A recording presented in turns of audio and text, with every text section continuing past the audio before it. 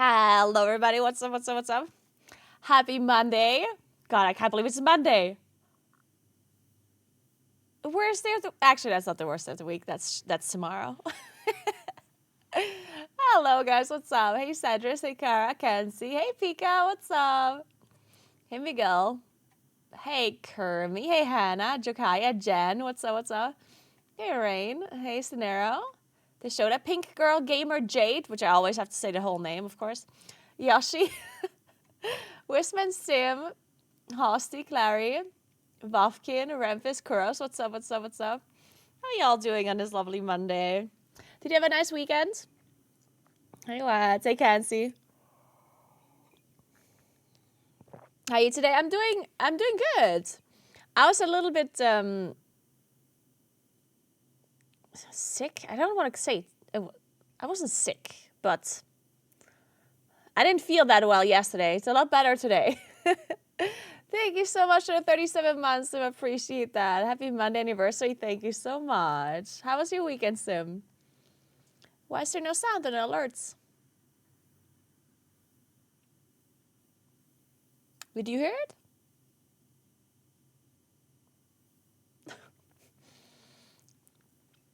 Why do the alerts always break? I don't like this. There's always something wrong with them. There's always something not working with them.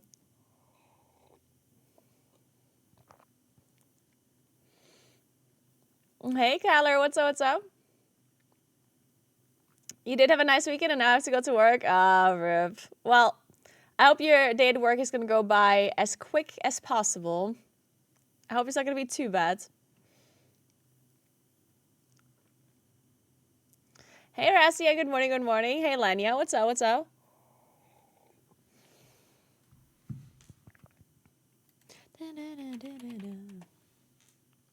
What are these Labubu's? Man, I swear to God, everyone's talking about these. What? They're like collectibles? They're like collectible plushies, the ones that get like... Why are they so famous? Why are they so famous? Hey, Rafamar, what's up? Somebody needs to explain this to me. This Labubu thing. I'll play Moonkin 11.2, yes. By the way, I uploaded a video on what you should focus on the first week of the patch. So if you guys are confused on what's coming with the new patch and everything, then check out the new video. It's on my YouTube channel.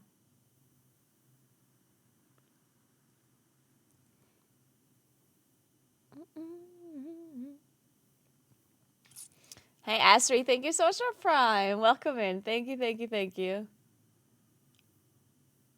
Can you actually confirm or deny if you're hearing the alerts or not? Because I don't hear them. You're not hearing them either, okay. Chris, do you know what's wrong with them? Hey, Mela, what's up? They're muted. Why are they muted? I mean, do you know why, Chris? You don't know why. Well, that's just great. Hey, Mela, what's up? I follow you now for a long time, but never knew that we have the same name and that you can speak German. That's funny. Yeah, my name is Caroline, and I do indeed speak German. Nice to meet you, Caroline. Sunplage, thank you so much for the sub. I appreciate that. Welcome in. Thank you, thank you. Okay, before we do anything, let me see if I can fix... Oh, I know why it's broken. I know. Don't worry, I'll fix it. I think. Yeah, I fixed it. Wait.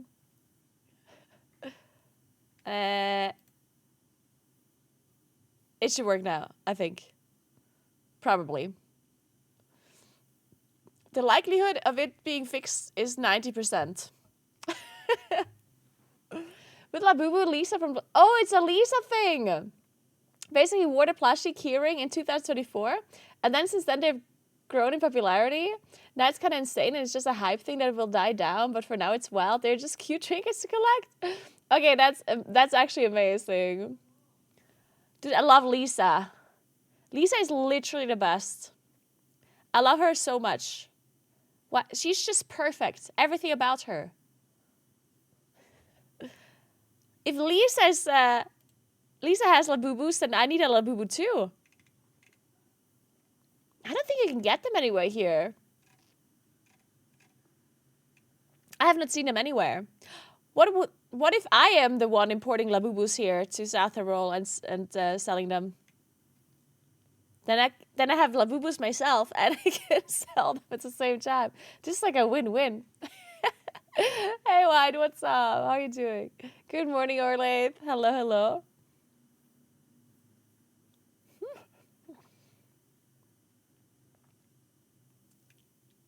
Your business strat just dropped, yeah. And they're pretty, I mean, they're cute as fuck, yeah. They're creepy cute, which is the best kind of cute. If a Labubu like this would chase you at night, would you be scared? Or if you would meet a Labubu on your way at home, you should do a collab with Labubu. I don't think they would be collabing with someone like me. I think I'm certainly not famous enough for that one.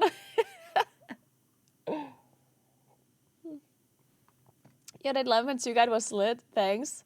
You're welcome. I'm glad you enjoyed the guide. I tried to keep it straight to the point and informative.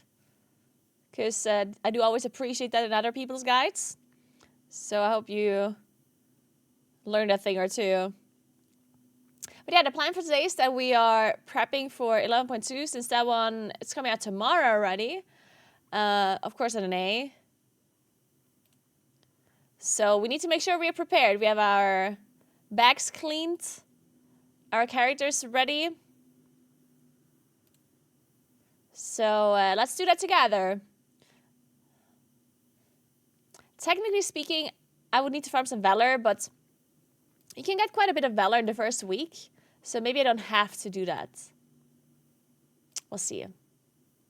I could play a bit of PTR as well to learn the dungeons, but I can learn the dungeons next week too with like doing them. Well, to be fair, Mythic Seer is not quite the same thing. Also, maybe I learn how to play Moonkin properly because I haven't looked into the Moonkin changes that much. I only know that it's bad.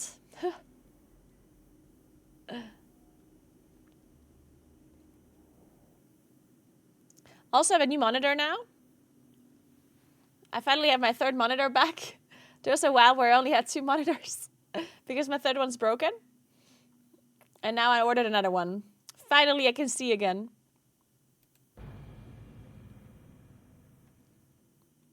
I'll be at Gamescom, Quentin, yeah. And no, I can't do Racewell first and... well, I will say hello at the Cologne venue. I will go to the Echo people, to the Echo venue, to the SK Gaming thingy. I'll go there since, I mean, it's in Cologne as well, so.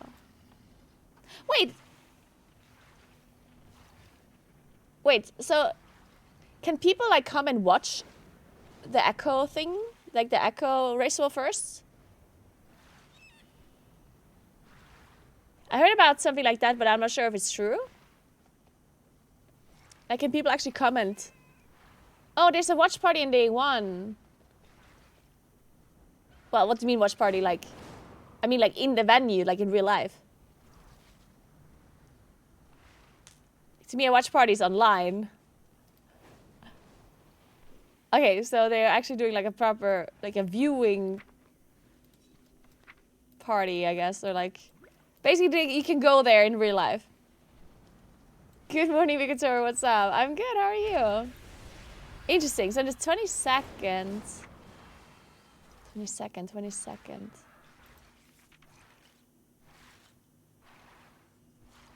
Wait, that's not day 1, right? That's...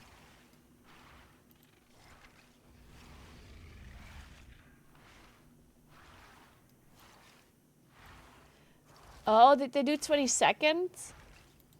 Because they're thinking that's when the boss dies?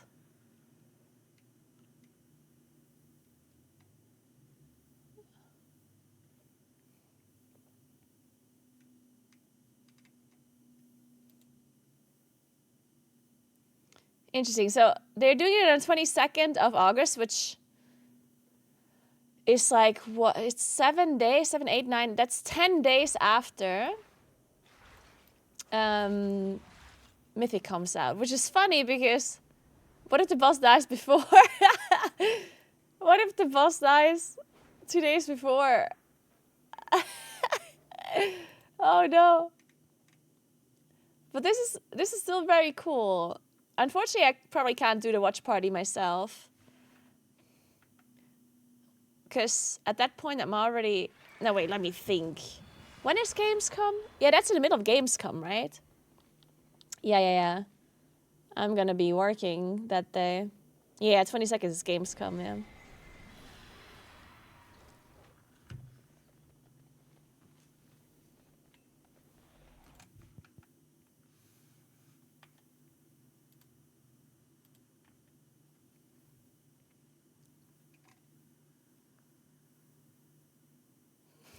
How are you feeling about Gamescom? Or is it a I don't want to think about it because it's too anxious thing?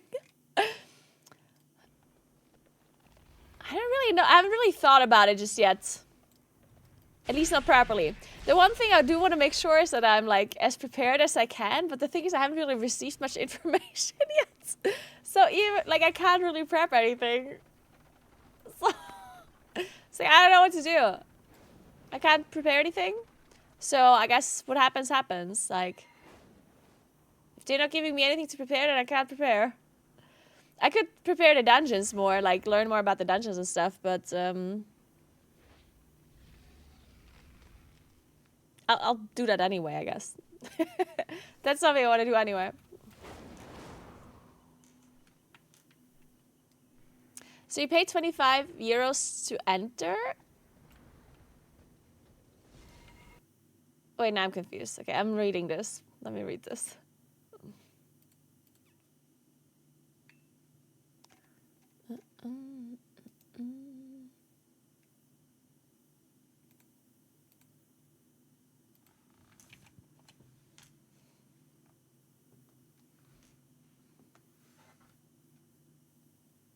Oh.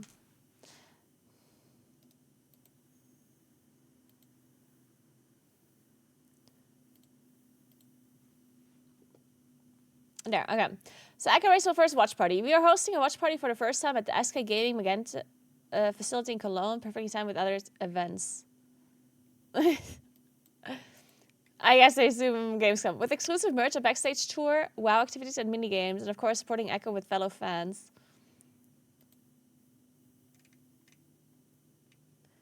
So it's from 1 p.m. to 9 p.m.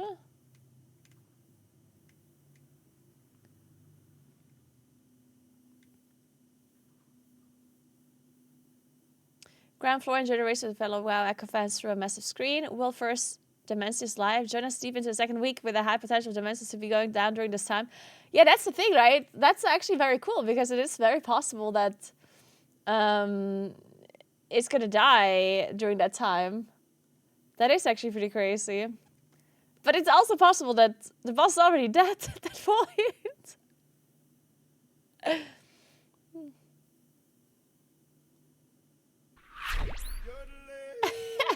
Hey, Cran, what's up? Thank you so much. 8 months. Welcome back. How are you today? How was your weekend? Hey, Limdar. Thanks for the 81 months. Welcome back. 81 months. That is so many months. Thank you, Limdar. And Aithirine, thank you so much for 7 months to you as well. Thank you so much. Hope you all had a nice weekend. It was so cold during this weekend here. It was actually so cold. On Saturday, the maximum temperature was 13 degrees. Maximum. It snowed on top of like the mountains. If you could see around, like you saw the snow all over the mountains. It was crazy in August. Thank you so much for 14 months, Rusty, and thank you so much. Oh my god, we got a scam train. Let's fucking go, guys. Winter's coming, yeah. Winter's fucking coming, guys. Oh, man. Thank you so much, everybody. Are you going to be doing Boomy Guides for 11.2? I don't know yet. Depends how much I'm actually looking into Moonkin. Depending on how much I feel like doing a Moonkin guide. These YouTube guides are always a bit annoying with like they. I'm probably not gonna do one. Let's be honest here. There's so much time and effort, and then a week later they're wrong. It's crazy. So the likelihood of me doing a Moonkin guide is pretty low, to be honest.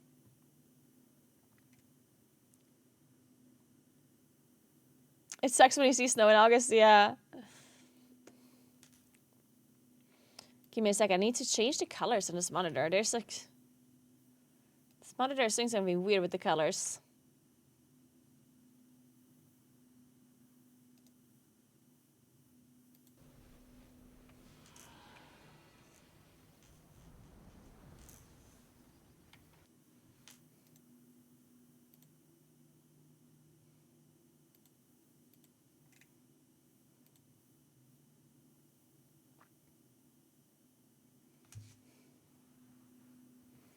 Why is it doing this weird thing? Interesting.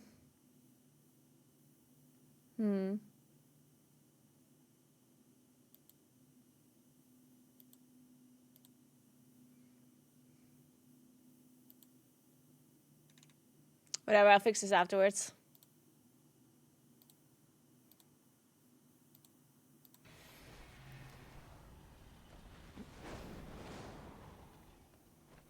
Is the playstyle mostly the same, or did it change a lot? Moonkin playstyle?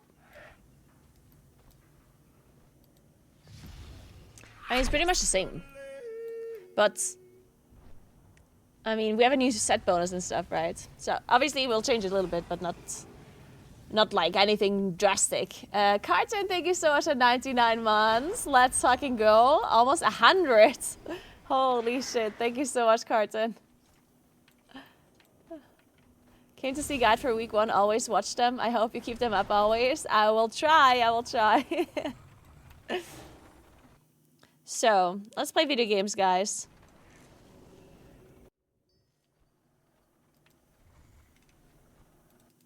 Oh, I played RuneScape last. I have the RuneScape camera. There we go. So, Cran, thank you so much for 5 sub gifts. Oh, thank you so much. Damn, we reached another hype train, hype scam level. Cran, thank you so much. You're the absolute best. Welcome to Jespa, Jimio, Weapon, Dan Robin, and Norcrow. Thank you so much. Hey, J-Gats, what's up? How was your weekend? Hey, Quintetza, thank you so much for 2 months. Welcome back. Thank you, thank you. Some good news for Boomies. I saw Moonkin toe-to-toe with Bond last night, so maybe later in the season we'll be fine. I mean, Moonkin is, from what I know, definitely looking a little bit questionable. I mean, especially for the raids. I guess I personally don't really care how Moonkin does in the raid because I'm not, like, raiding myself. But I think raiding is a little bit, yeah. Yeah.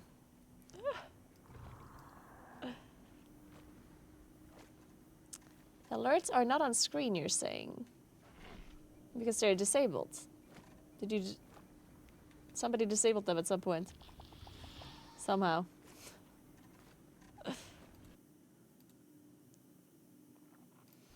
Now they're enabled. Some tips to make gold at the beginning of Season 3. I am not a gold making person. I don't know anything about making gold. I mean, probably the usual things, though. I mean, at the start of season, just selling things that people are going to need a lot of, I would assume would make you a lot of gold. Like when it comes, like stuff that is for like crafted items, consumables, that kind of stuff, I would assume makes a lot of gold, right?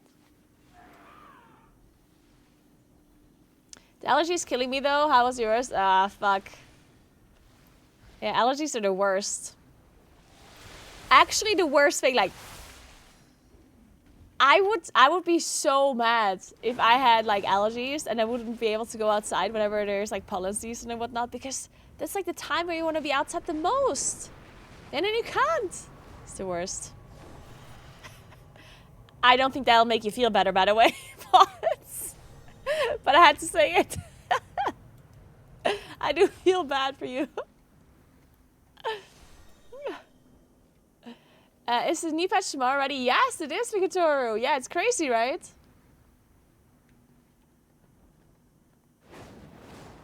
When titles discussed Moonkin on Max's list, the entire chat was spammed with sandbagging. Yeah, it's like the whole meme. He even said Farrell had the biggest victim complex, and the chat went wild saying from a Moonkin. It was so funny, whichever side one may sit on. I do think the whole Moonkin thing is going a bit far when it comes to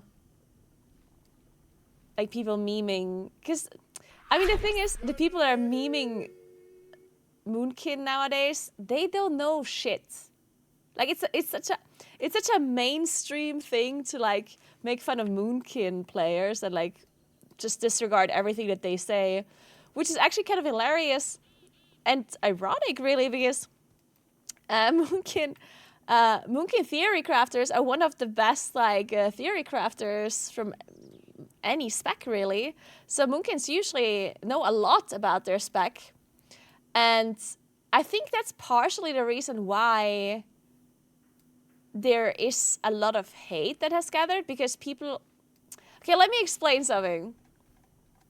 Hey, Pi, thank you so much for 16 months. What's up? How are you? Are you going to Gamescom, Pi? But yeah, so I think what has happened with Moonkin, is the fact that Moonkin does have such good theory crafters is causing the wide community to be generally basically people think that the Moonkins are lying because other people don't keep up with the changes. So sometimes what happens is we have a patch cycle, right? A PTR cycle. So let's say a new patch comes out in 3 months. And currently in PTR, we already get some class changes and whatnot, right? And then Moonkin gets changes, and the theory crafters and the Moonkin players, they look into it, and they're like, oh wait, this is shit, right?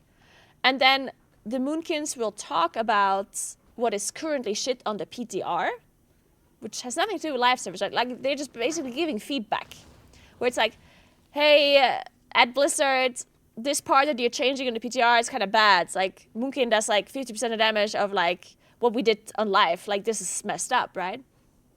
So then people hear the Moonkins complain, right? They hear like, oh, Moonkin's complaining again, blah, blah, blah. But then Blizzard changes, like Blizzard buffs Moonkin because it was actually bad. Because like the theory crafters weren't making it up. It was actually bad, right? So Blizzard then buffs it because it was, it needed a buff. And then when Moonkin gets live, or like when it gets on live servers and Moonkin does good, then people remember that they talked badly about it before, and then in their minds they think Moonkins were lying. Like basically the people that are listening to the Moonkin feedback, they're missing the steps, Because if all you remember is, oh, didn't they complain about Moonkin being bad 2 months ago? And now they're good? Oh, so they must have lied. When what actually happened was that Moonkin was bad, Moonkins complained about being bad, Moonkins were buffed because they were bad, and then we did good, or like okay, and then people see that and they're like missing the steps, you know what I mean? So people are like, oh, they must have lied, when,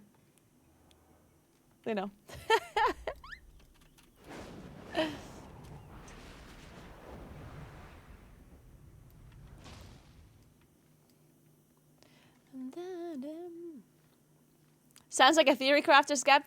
I mean, it has been true for quite a long time that the Moonkin theory crafters did a really good job, while some other theory craft, or I don't want to say theory crafters from other specs are like bad necessarily. They might just not have anyone that really is putting a lot of time and effort into it, because why would you do that? Like, theory crafters have such an ungrateful job because they put so much time and effort into doing all of the math and writing APLs and putting so much and testing stuff, right? They're putting a lot of time and effort into it. And for what? Like, what are they gaining back? like, think of the Moonkin theory crafters, for example. All they get is hate. And people accusing them of lying. It's like they put so much effort into it, and then people just like hate them for it. It's like, what the fuck, dude? It's like, these poor people are just trying to help the community and get some data and give some feedback, right?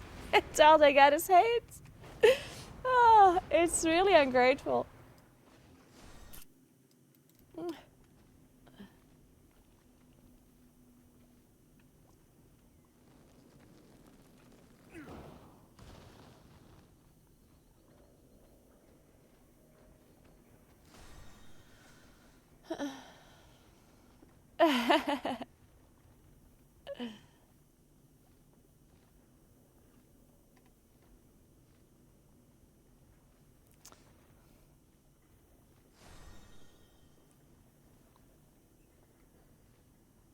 Yeah, exactly, Kinra. Yeah, it is true. It is true.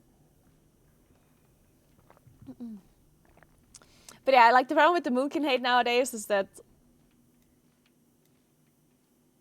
it almost like, I feel like it almost impacts the tuning a bit, like the actual tuning of the spec.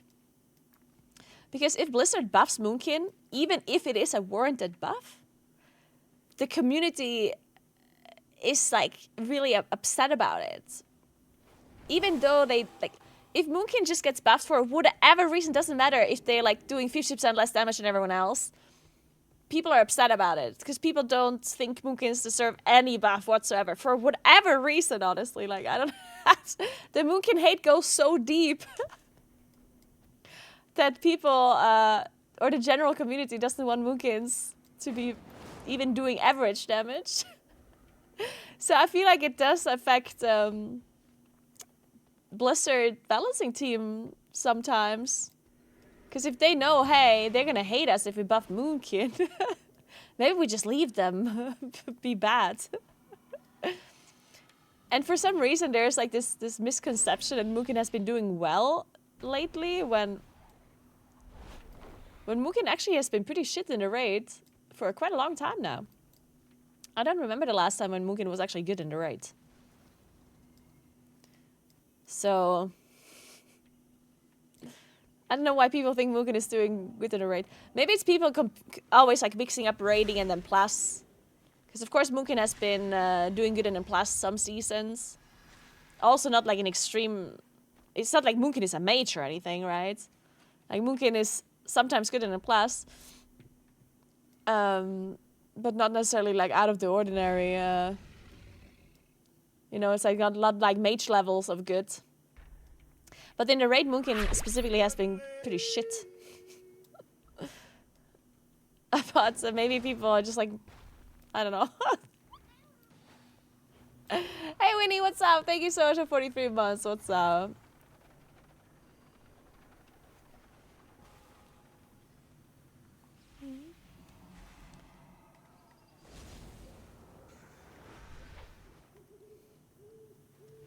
People are tired of the same class and then plus every season.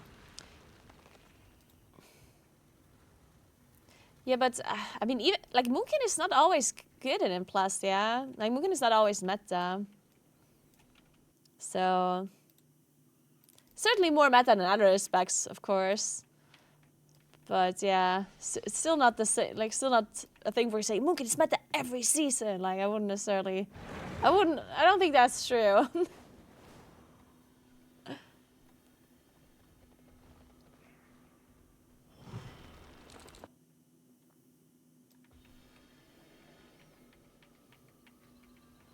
If you were a betting person, who do you think wins the race till first?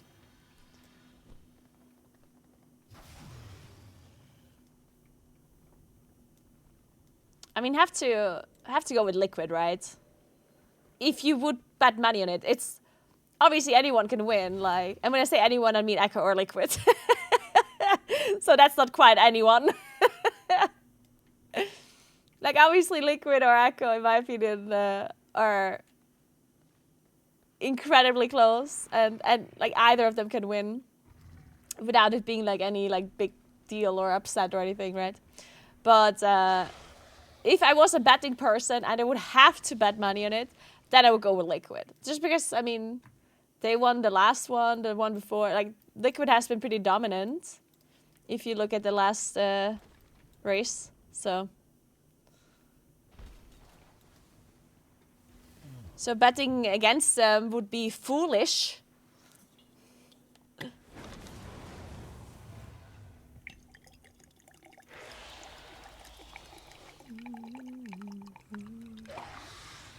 Of course, I would like to have my Echo Boys win, though.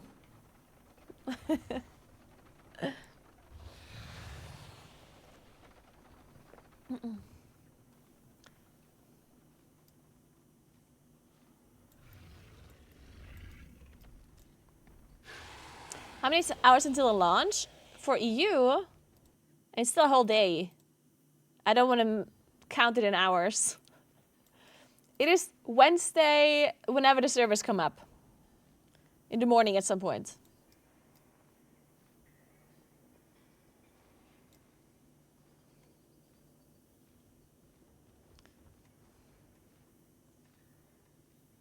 What about Method? I do think Method can also win. I do think their chances to win are just not as high as Liquid or Echo winning, right?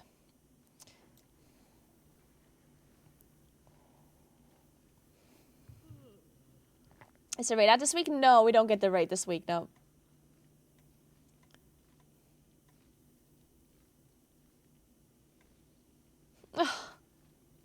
Hey Quintetza, I'm good, how are you doing?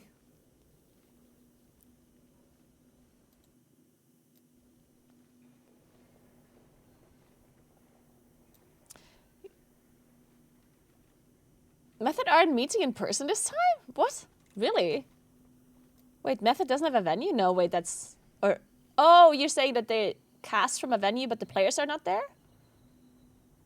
Oh. Interesting.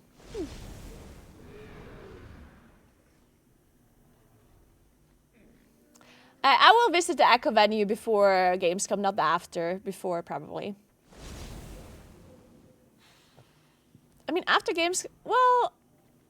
I mean, I guess after Gamescom, maybe if people are still around, I could... You know... generally, like, meet them for lunch or something. But other than that, I'm gonna be at the venue before that.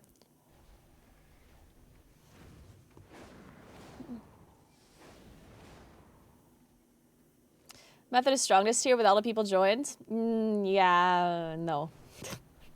Like, I'm not saying they aren't strong, because Method is good, right? Method is very good. But people think because they got like a handful of new players that somehow they now have a much better chance, which is just not true, in my opinion. The new players that they got are obviously good players, but they had good players before. The players that they got are good players, of course, but they're not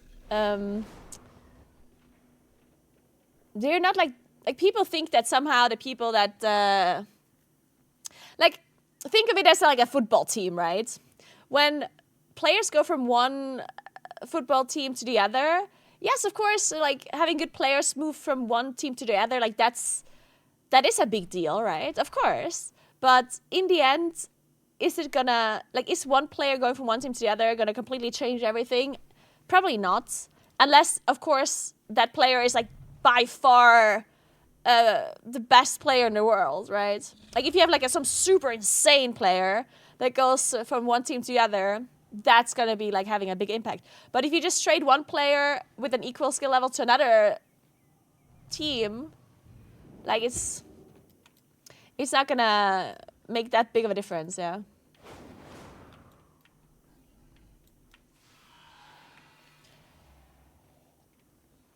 Not to mention the fact that World of Warcraft is not really that dependent on individual player skill when it comes to the race to first. The individual player skill is a lot less important than people think it is. Of course it's important, right? But it only, like, the skill ceiling of World of Warcraft is not that high. That's why maybe comparing it to football was a bad thing, because the skill ceiling in football is like infinite, basically. But the skill ceiling in World of Warcraft it's not as high as if you look at Counter-Strike or League of Legends or whatever, right? So of course, trading one good player for another good player is going to have an impact. But the thing that has the most impact when it comes to the race is like really just like the guild as a whole. Like everything that comes together in a guild, like when it comes to like figuring out strategies quicker, figuring out certain weaker ass add-ons quicker, having like a faster process between things. Like it's basically the organization and everything that is that comes together. If one individual player is like a little bit better than the other between a team, that's not gonna make you win race well first. That's just not how it works.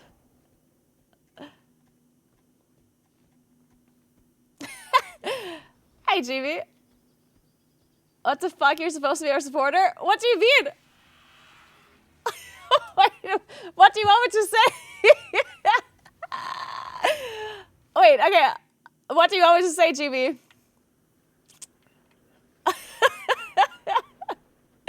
You want me to say I think you're winning? Method will win, they got Jimmy. Okay, guys. So I think Method will win this time. I think they have a high chance. Particularly because they got Jimmy.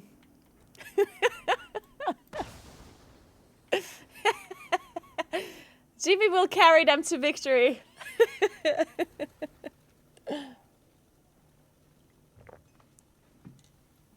Clipped and shipped, yeah.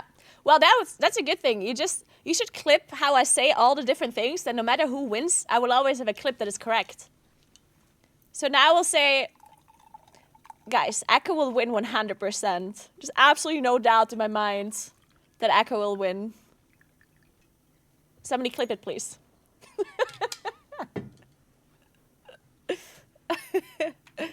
And I already said that Liquid wins, so we got them all now.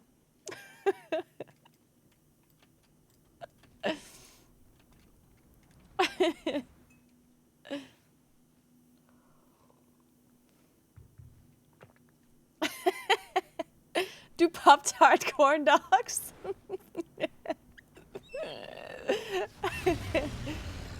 For that one I want money, yeah. That one I won't say for free. That one you have to pay for.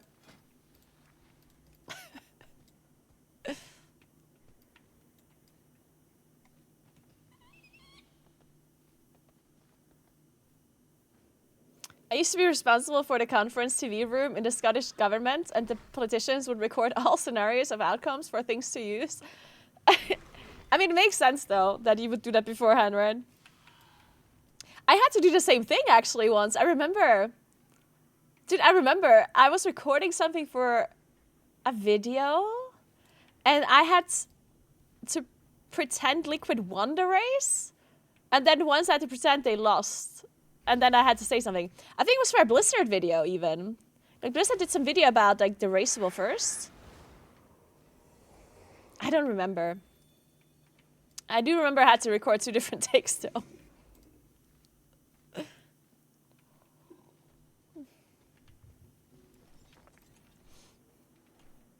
So what is we have to do? Okay, I have absolutely no Valor Stones, but I think it's not that big of a deal. I did recraft a cloak. Did I not? Wait. I don't have a different cloak. Ah, true. I need to wait for the new cloak so I can equip the other ones. True. I remember now. I should probably use the dinar. Wait, how many dinars do you need to buy something? 6 or 3?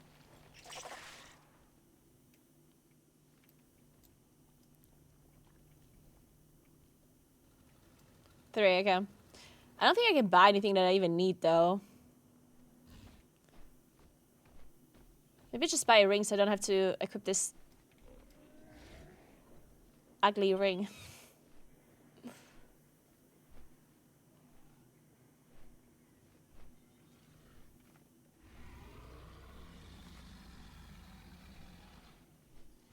Yeah, maybe we do that.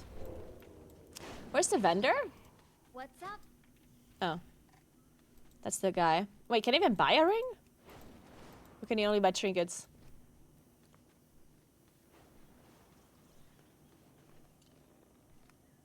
Oh, this was here. Oh, oh shit. Can I buy a M+ ring? Yeah, fuck. I think you can only buy trinkets from M+.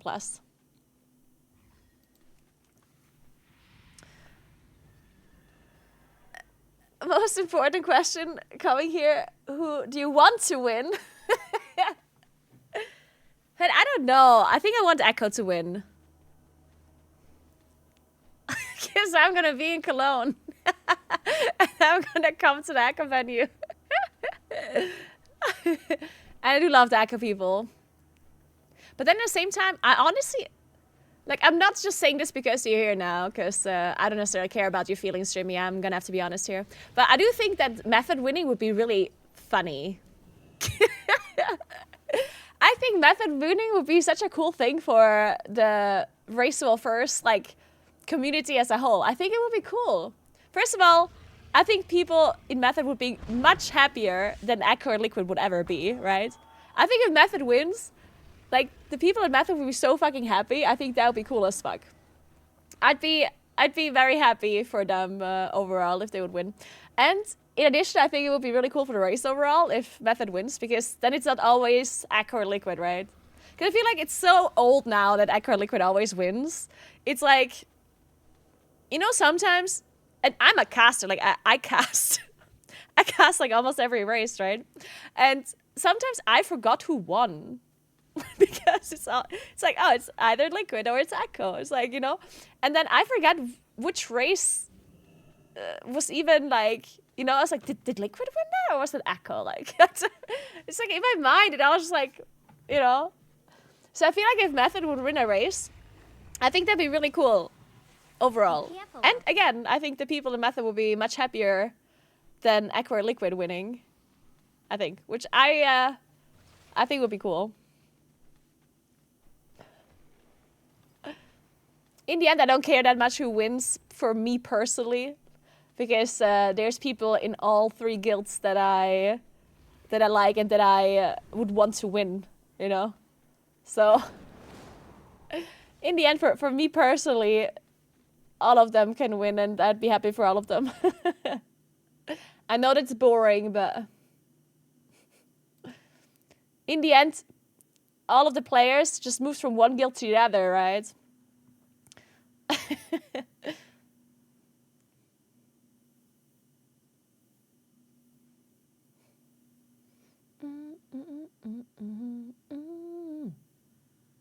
Ooh. Give me a sec.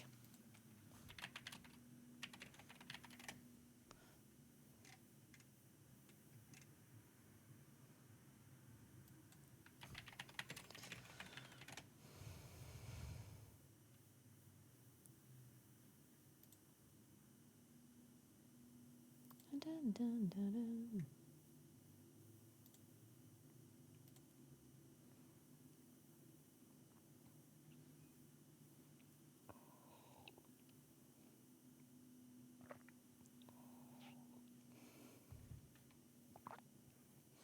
I'm doing an interview on Thursday, guys. Half an hour with Maria and Gabriel.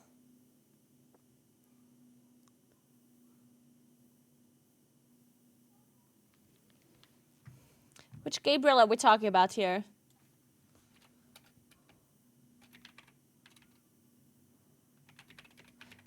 I assume it's Maria Hamilton? Which is really cool. I do love Maria.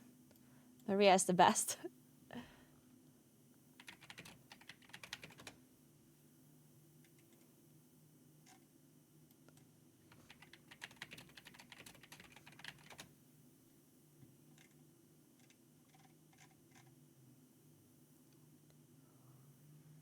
Visual development.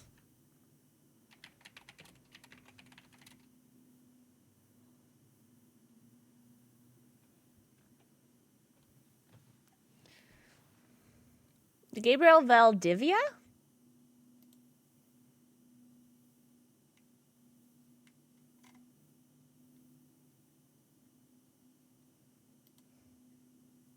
Okay, wait, I'll ask Varia.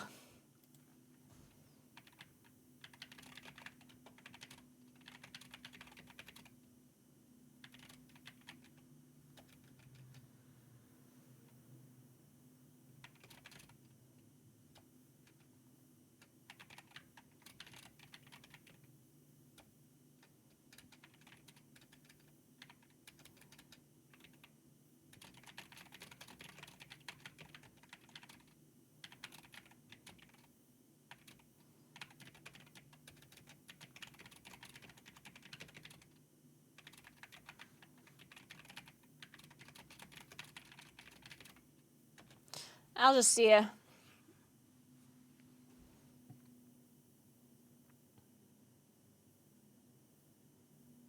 So that's Thursday, 5:30 to 6. All right, this done. Apparently you have to run. So Varia asked me if I want to do an interview with developers at Gamescom, and I was like, yeah, sure. And she's like, you might have to run. Because I'm hosting the WoW stage at Gamescom, right?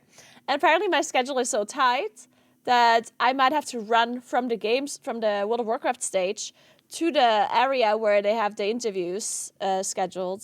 So I might have to sprint from the stage to be able to do the interview, which sounds great. I'm gonna arrive all sweaty and out of breath.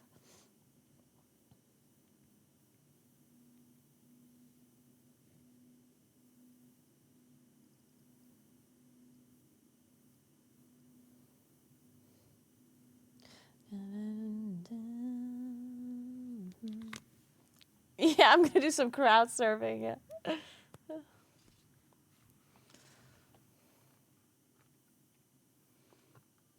Okay.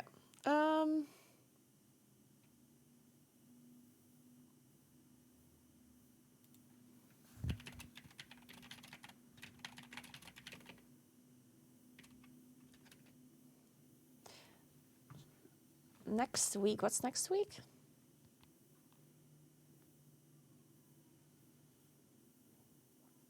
Oh, yeah,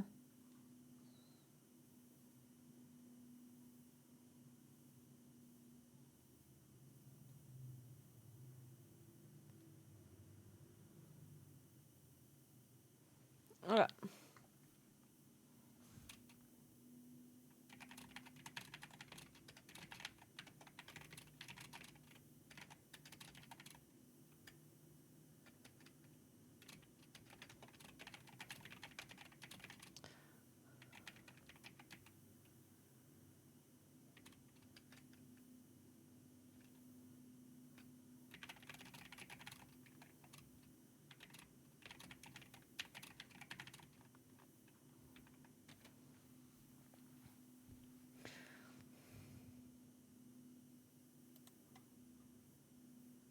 Do you want to help me with a 16 key?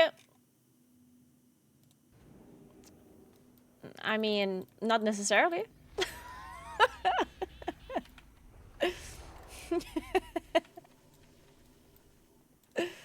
I just have to figure out some stuff first before I'm doing any kind of plus.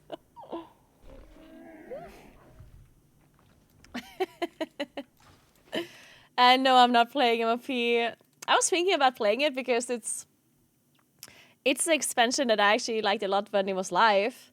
It's also when I got my first world firsts in. But it just came out before... It came out before 11.2, like so close before 11.2. And people generally weren't super hyped about it, honestly. So it felt like there's no one that really wants to play it. So I don't know. I ended up not checking it out because I would also have to pay for a boost, like a level boost, because I didn't play Classic before. And then I was thinking, fuck it. I'm not going to spend money on a boost just to play MOP for a week, and then I might not even be max level and stop again.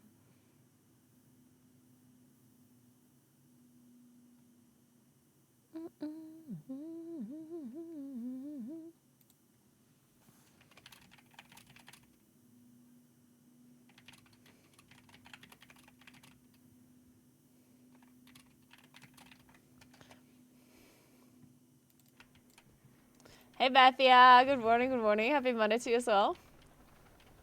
How do you make your coffee? I drink just filter coffee. Or Americano, whatever. Whatever I feel like. Kind of the same thing anyway. Pretty much.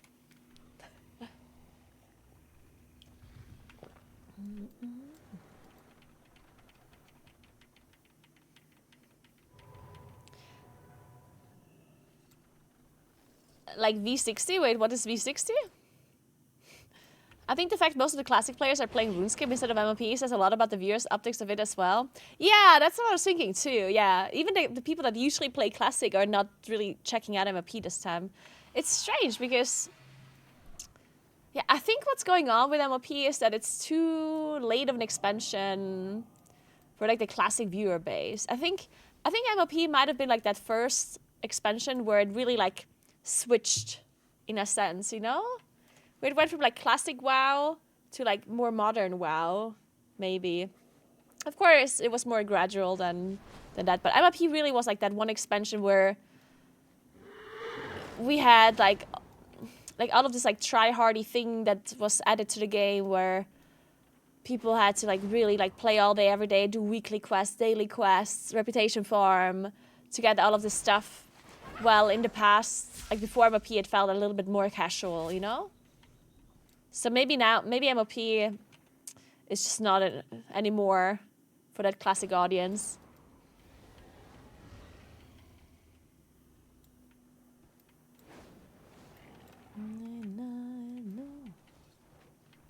I loved MLP. Yeah. I mean, I did love MLP when it was MLP, you know? But not to play now. And that's the difference between, like, classic players and, like, retail players. People that love retail, they might have liked certain expansions, but they don't want to play them again. Like, I liked Legion, right? But I don't think if they bring out Legion again, as in like Legion Classic, I don't think I want to play Legion again, you know? Like, yeah, I liked it back then, but I don't want to play it one more time.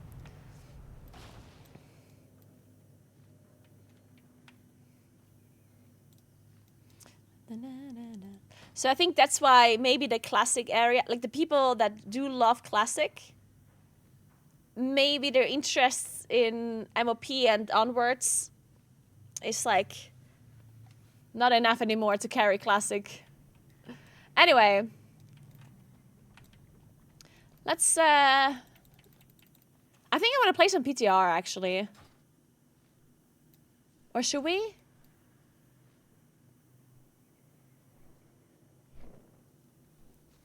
Yeah, let's play some PTR. I mean, I don't think I have to really prep anything on this character for the patch. Like, what should I really do for the patch?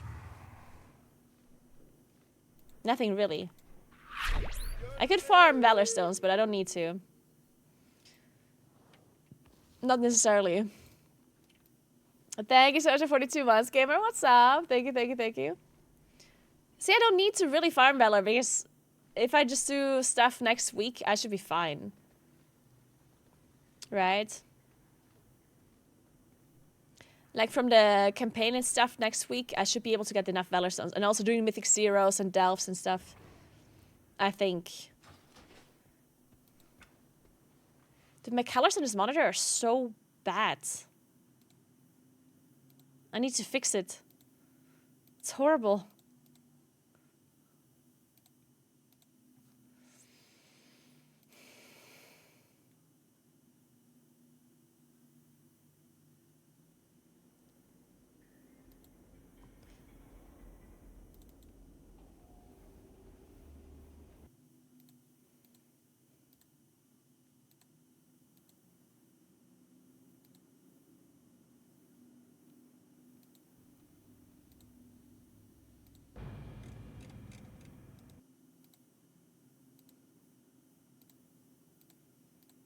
Hey, Nicole. True, they do the bank changes. True. I don't really have any important stuff. I mean, nothing that I really care about anyway. So it's okay. I don't have to get it out of the bank. But yeah, that's a good point though. So if you guys have anything like super important on your bank that you don't want to lose or that you need on patch day or whatever, you should probably get it out of your bank and put it in your inventory, because it is possible, since they are doing some changes to the bank, that maybe they mess something up. You never know, right? Or maybe the bank is unavailable for a little while, or maybe like something breaks, right? So just make sure you put it in your inventory just in case.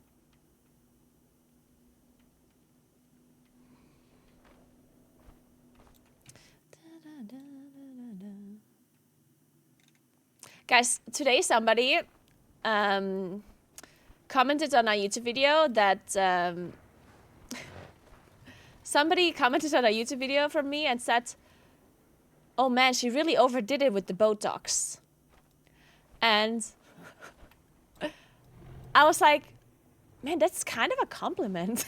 Yes, of course, I'm not using Botox. So I was like, huh. But then at the same time, he was saying I overdid the Botox, so that would imply that I look bad. But then at the same time, he thinks that my skin is so smooth that I did Botox, right? So I was like, is this a compliment now, or is this... I don't know.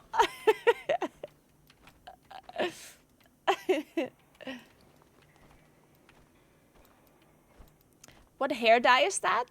I dye my hair at the hairdresser. I don't know what color or dye they use exactly.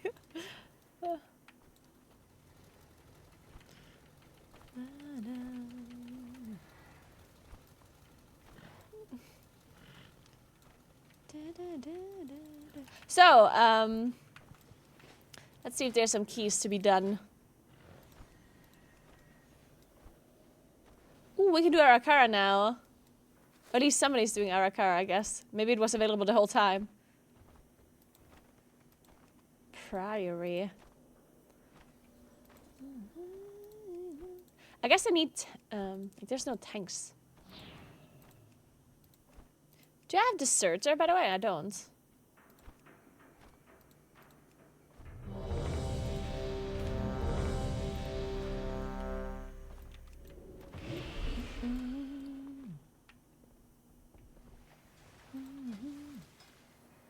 Where did I get these Valor stones from?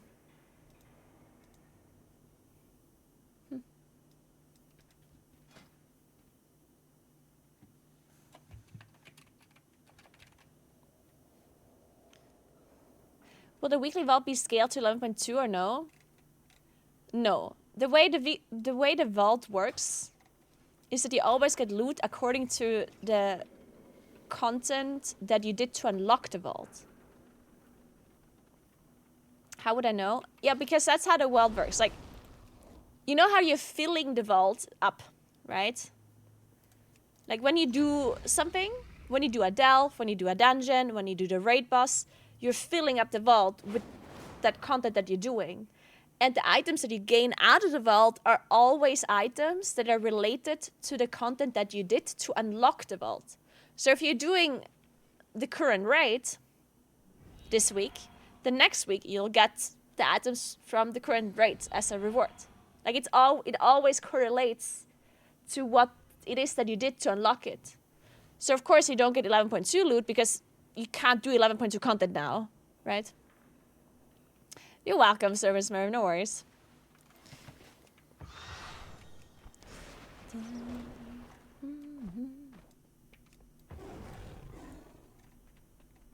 But if you guys want to know what you should be doing next week, if you're a little bit confused on what's coming out, like what kind of content gets released, what should I be doing to min-max my blah blah blah, right? If you're just generally confused, then you can check out my new video that I posted on YouTube today, where I'm going through... I basically give like a checklist on what you should be doing, what you should focus on, and I'm trying to contain it in like a very short amount of time, so it's not like a super long video. I think it's only like 8 minutes or so.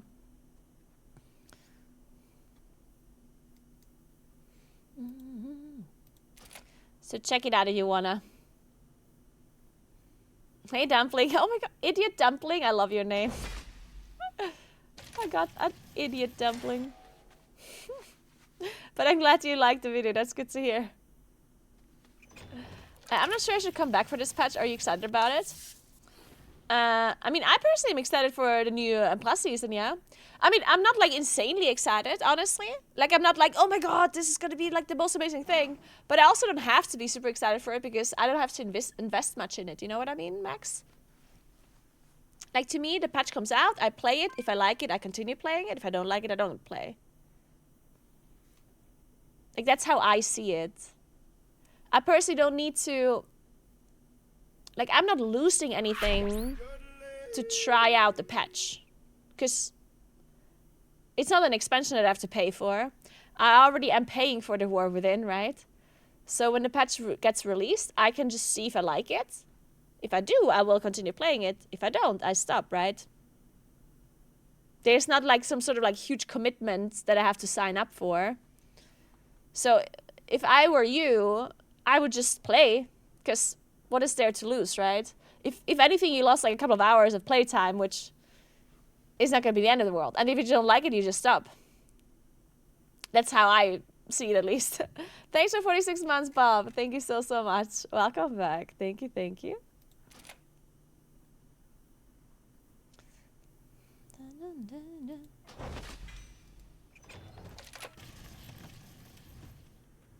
Yeah, the dodgeable looks very nice, yeah.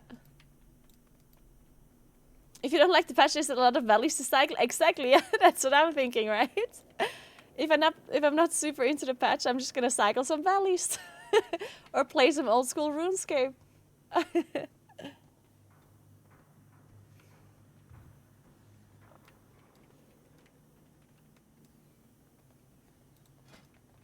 Oh, we're missing a tank, guys.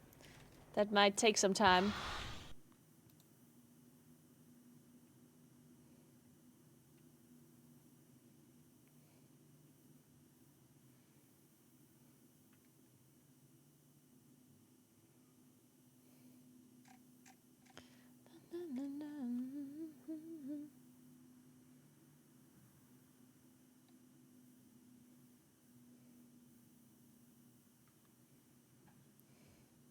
I wanted to do something and I forgot.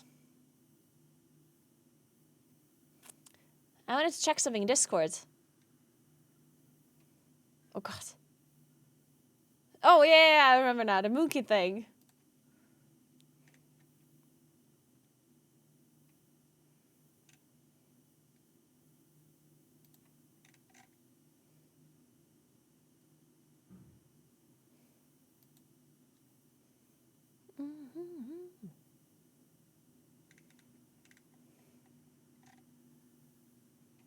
What are we playing on PTR? Keeper or Eloons? Eloons just seemed so bad the last time I played it.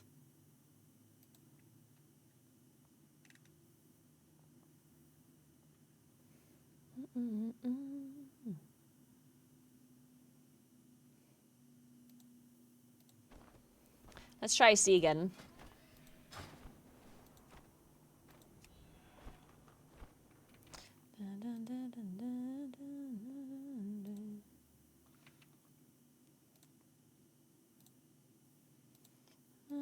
Asking.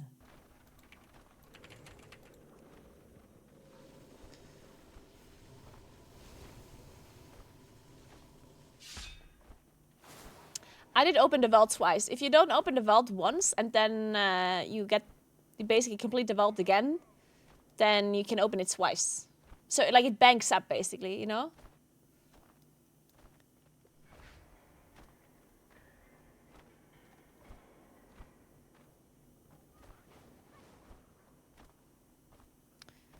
So you cannot unlock the vault twice.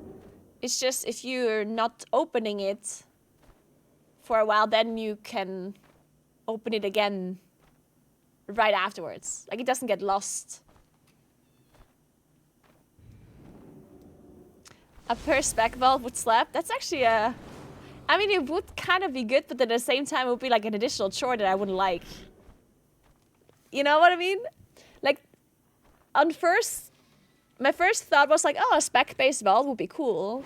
But then in hindsight, if each spec would have it in the individual vaults, then me as a druid, I probably would want to unlock it for all 4 specs. Because then I get 4 different items, right? That I could potentially use all as a Moonkin.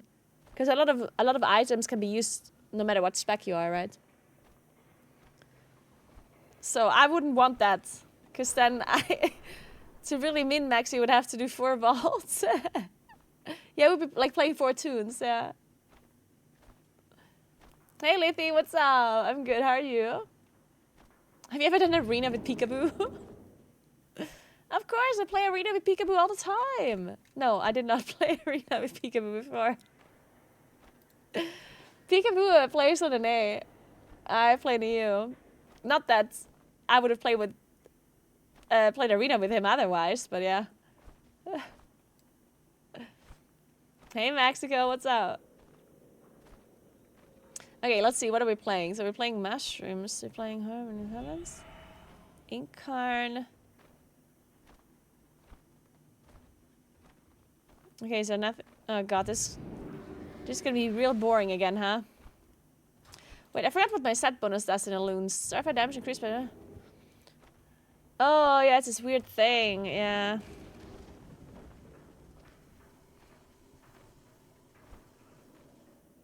The Gathering Moonlight thing.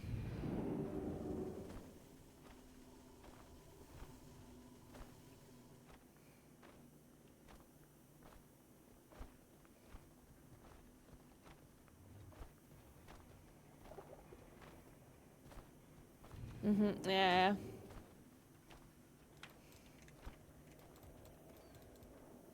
We'll see in Arena today. I do not play Arena. I'm not a PvP player. I do only play PvE. I mean, okay, I do sometimes play PvP, but very rarely. Do you ever have the PvP bug in your WoW career? I mean, I did play PvP before, yes. I do sometimes really enjoy PvP, but like very occasionally, very randomly, very rarely. It's usually just... I mean, the main reason why I almost never play PvP is because you just never have the time to commit a lot of time into PvP if you play PvE. Right? Like, if you want to be a high-end PvE player, when do you have the time to play PvP? You know what I mean? Especially if you want to be competitive. Because if you want to be a competitive PvP player, you need to play a lot of PvP.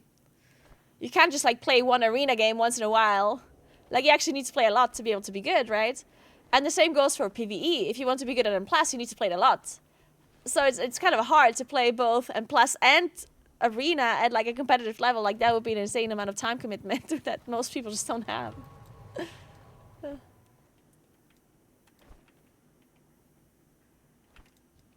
So usually you just have to choose one or the other.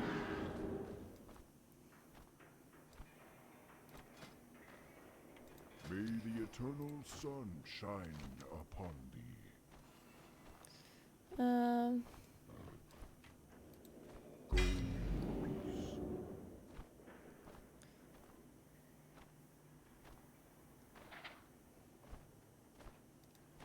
Can you only put one secondary stat into the cloak, by the way?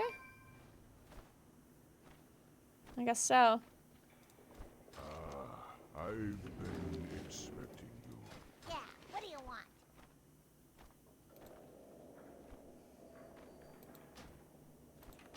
Glad I could help.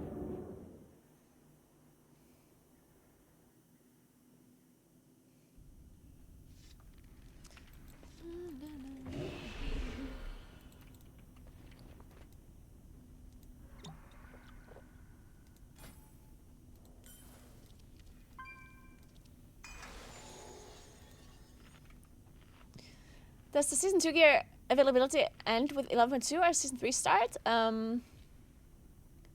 What do you mean Season 2 gear availability? You mean PvP gear?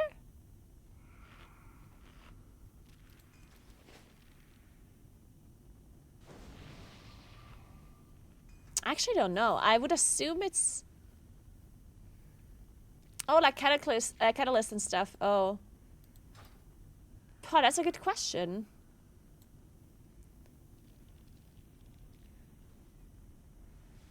I think it's already Like, I think the patch already removes it. But I'm not 100% sure. 5, 4. Does anyone know? 3, 2, 1. The void beckons us onward.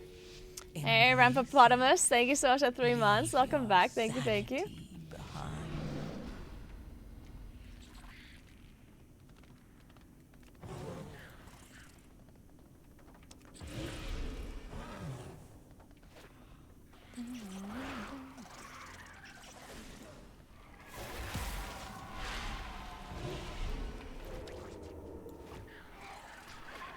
Oh my god.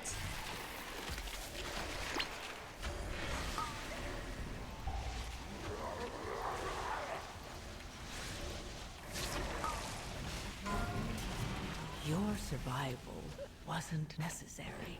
Okay, well. Let's try again. I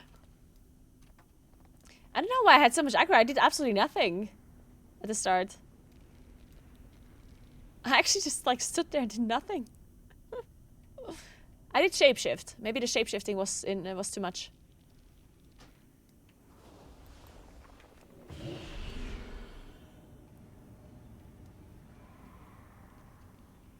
Hey Morley, what's up?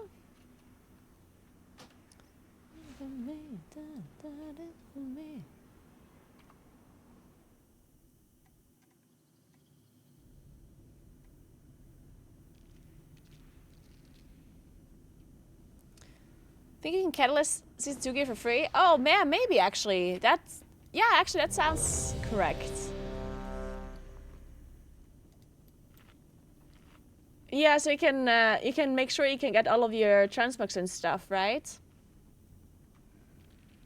5, 4, 3, 2, 1. And about the belt, the overcharged belt, Embrace it. I don't know if you can still obtain that one.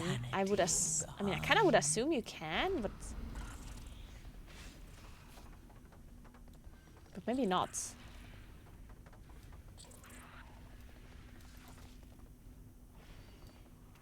It's not really that big of a deal because it's not going to be best in slot or anything, right? They don't have to get the belt. But obviously it's going to be better at the start, so...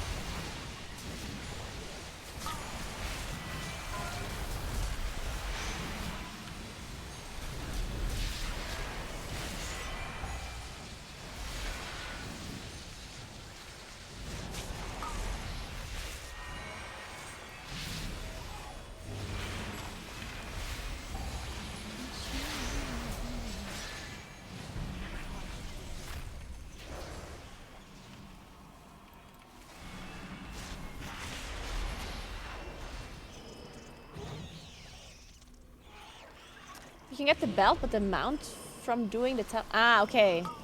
Yeah, okay, but that's the most important thing. Like, the most important thing is that you can still get the belt, because, of course, it would be really stupid if you can't get the belt anymore for people that it would still be an upgrade for, right?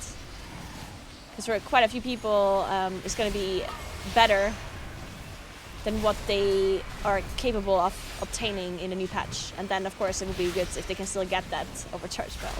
Because otherwise you feel like you missed out on something, which would be stupid.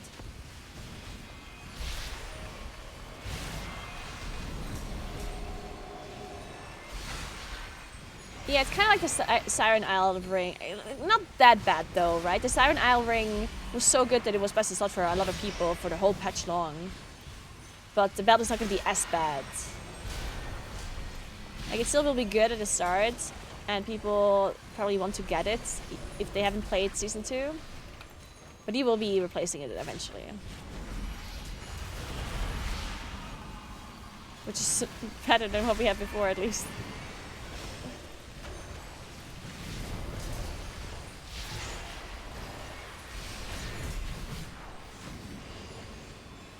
Guys, I've been doing so much IRL streaming with the TTS in my ear that it feels bad if I can't hear TTS now. Because I can't read the chat 24/7, right? Because I'm playing. And whenever I'm playing and I can't read the chat, I actually wish I could hear the TTS voice. Oh my god, maybe I'm gonna start using TTS even when I'm on my PC. Oh my god, I'm addicted to the robot lady reading messages into my ear. What does that say about me? Oh my god.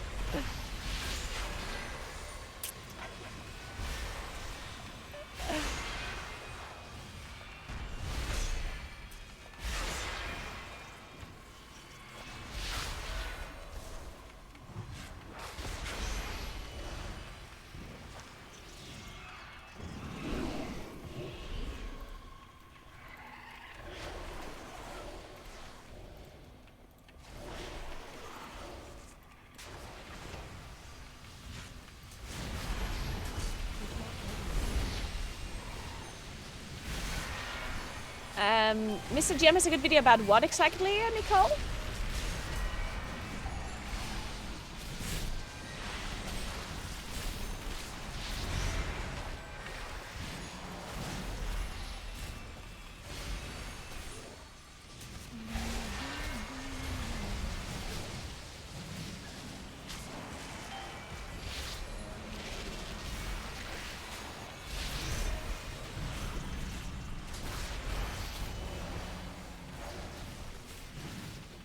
Oh, about delves. Ah, okay, okay.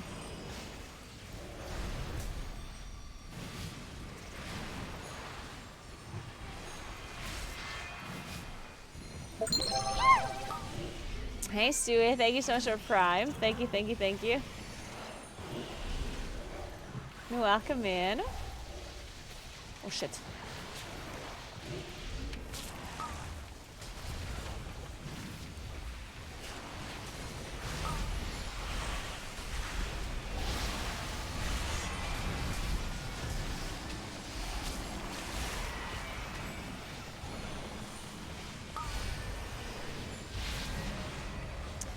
I made a weaker for the Gathering Starlight once, I think, and now I don't see it anymore. Or am I... Did I not save that weaker? I swear I made a weaker like that. Or did I only make one for the Keeper buff? No, I made one for Eloons too, I'm pretty sure. Yeah, I made one for Gathering Moonlight. Where did it go? Hey Faraday, thank you so much for Prime, I appreciate that. Then every time I see the name Faraday, it reminds me of this book that I read. By the way guys, I can read. This book called Arc of a Scythe. One of the scythes was called Faraday. Man, that was a good book. I liked it. Not as good as Project Hail Mary though, which they're making a movie about now. How fucking cool is that? Have you guys heard? They're making a movie out of Project Hail Mary, which is a book by Andy Weir. The same guy who wrote The Martian. So excited for the movie, I can't wait. I can't contain my excitement, guys. It's not gonna be until next week, next year though.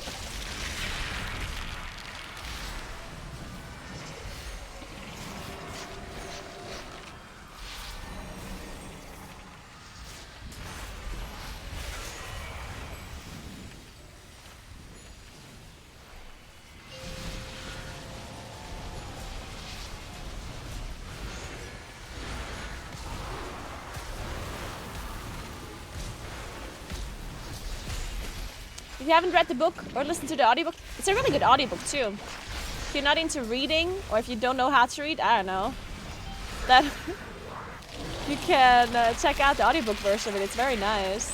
Actually very, very well done, the audiobook.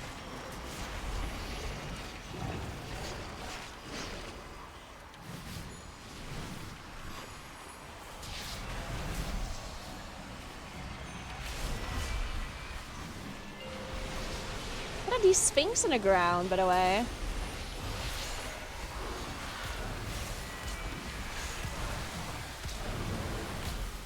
Like these bubbles. These black holes.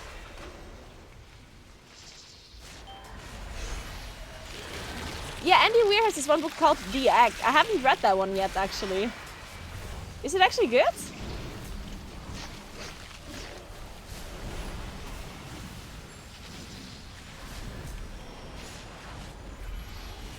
The Egg is amazing. Oh, really? Maybe I should read that one.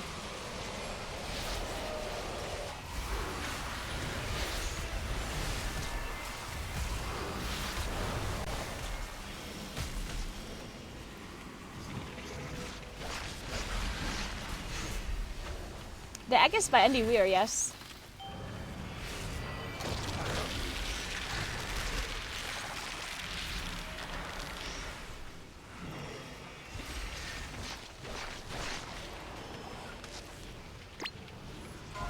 Oh my shit. Oh god, this is just not good. We're so dead.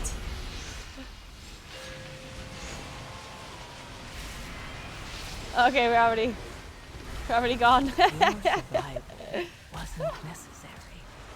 Why is this boss taking an eternity, by the way?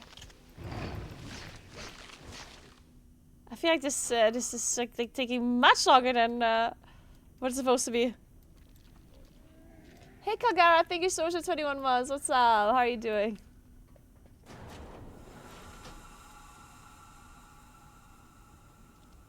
Hey Savannah, hello, hello. Big HP. Yeah, this boss has big HP. Oh no, the boss does eat the spiders, unfortunately. Wait, what happened? We're in an abandoning vote, but one person already left. Oh, another player has left the instance. You can now leave without penalty. It says in my chat. Good, I guess.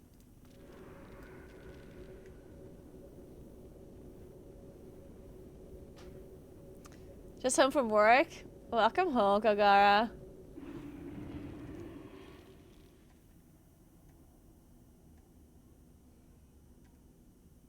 Hey Ace, good afternoon. What's up?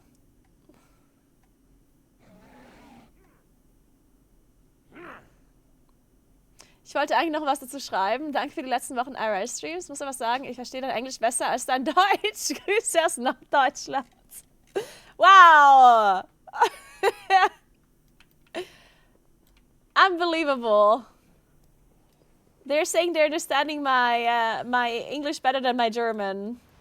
I cannot believe it. Dankeschön, Stu. Danke, danke.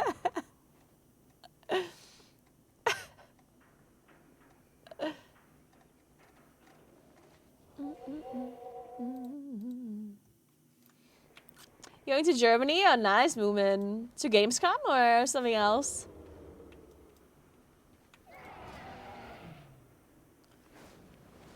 Okay, wait, I need to fix my Uyghur thing.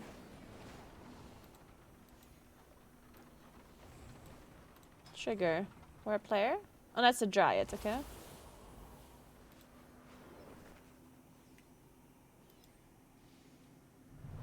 Dryad's favor?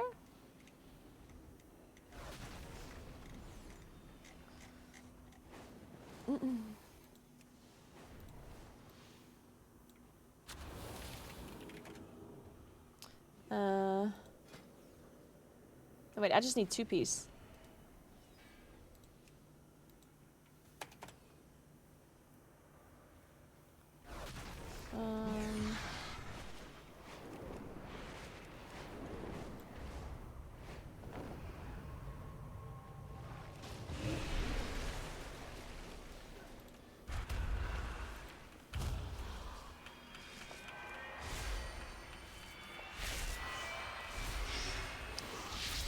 Okay, gathering moonlight.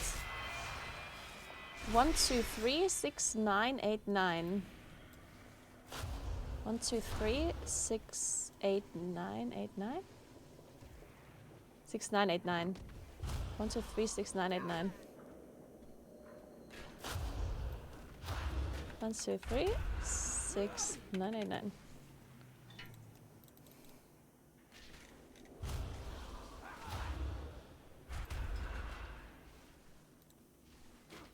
Sex. Next 2% P.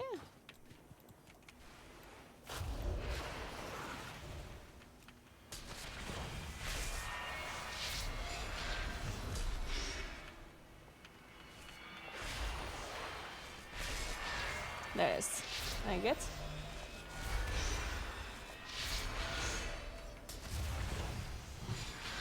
Where's the buff now? Moonlight Suffusion. 1, 2, 3, 6, 9, 9, 0.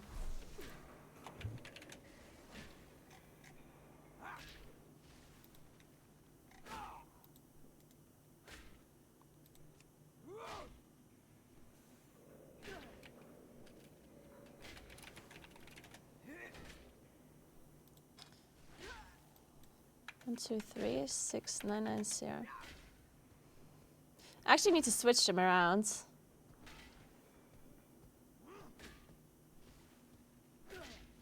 That makes more sense.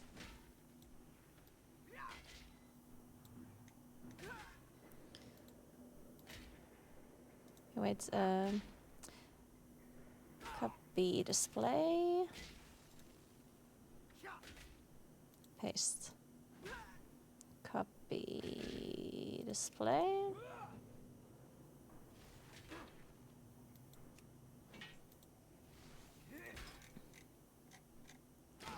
Oh no, I don't have... Or do I? Stacks. Okay, 4-piece, 2-piece.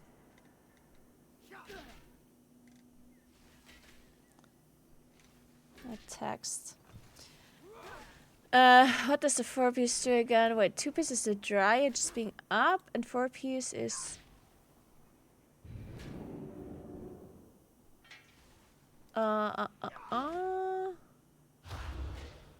Okay, whatever.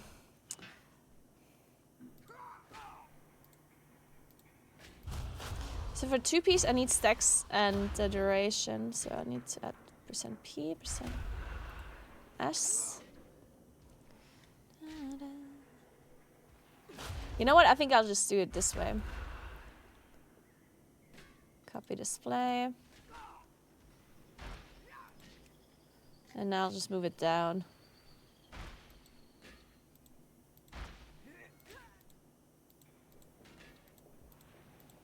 No, wait.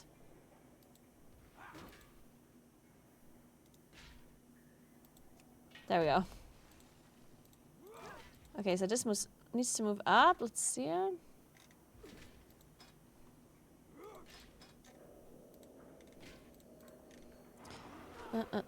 40 minus 23. Minus 23. Okay,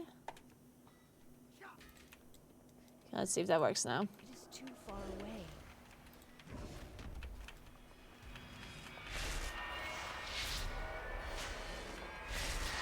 Alright. So I got the stacks and the duration. And now let's see if the other thing works. Wait, why does it have stacks? Oh, it does have stacks. No, wait, why does it have 4?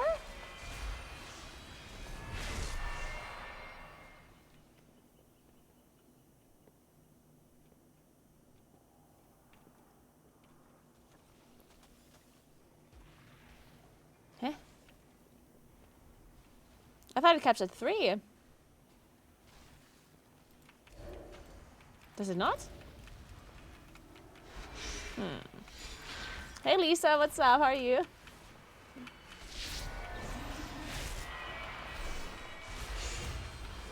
Does the 4-piece, does the bonus not stack at 3? Cap at 3? Oh no, it doesn't. What does it cap at then? 4? Oh, does it cap at 6?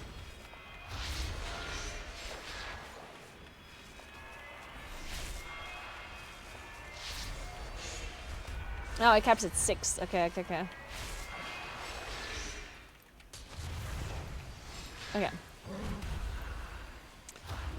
Okay, now that we have a weaker for this, we can continue.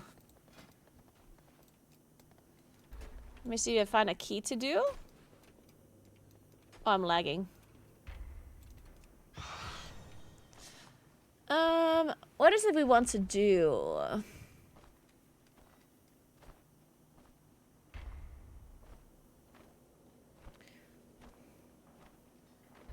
We need a good healer.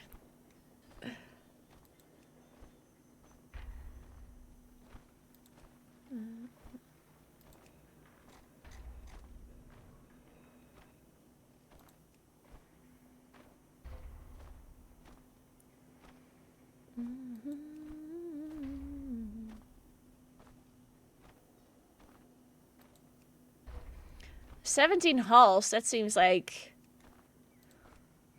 a key that is certainly not going to deplete after the first pull. Oh, Dawnbreak. I don't even want to do Dawnbreak on PTR. Ugh. What is the dungeon that you guys look like the least forward to? I feel like it might be Dawnbreaker for me.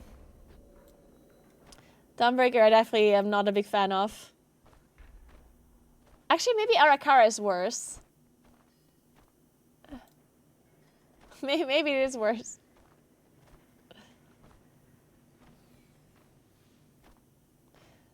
Gonna start playing my druid a lot more, so I've been watching you. Oh, that's good to hear, Lisa. I hope you enjoy playing druid.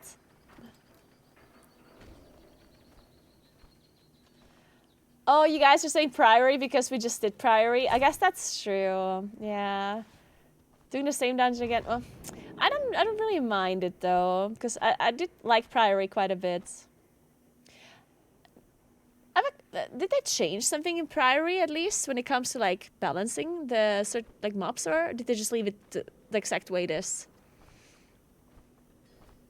Because sometimes when they reintroduce a dungeon that we already had before, at least they're like changing some abilities to do more or less damage.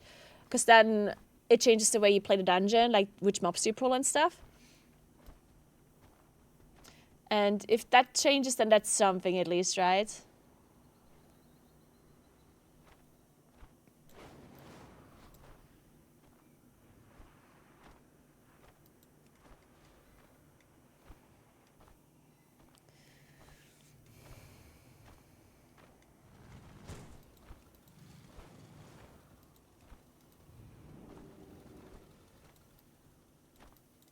I think you go right side now. Okay, that's interesting.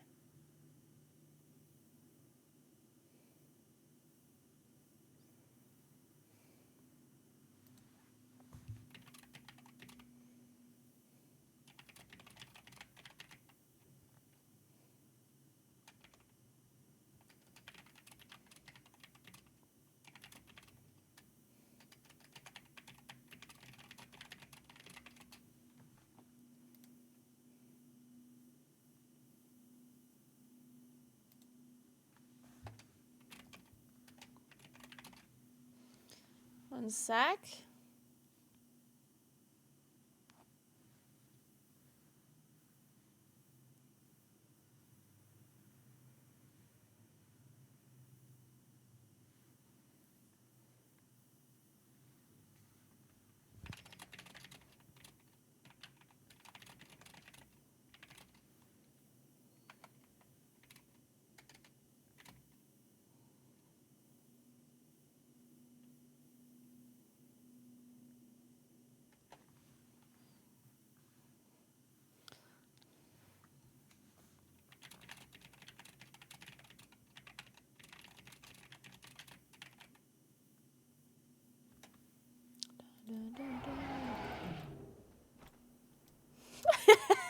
Did they remove the damn fish after the third boss in Floodgate? Remove? Bro, Swampface is smashing that fish to the ground when he spawns.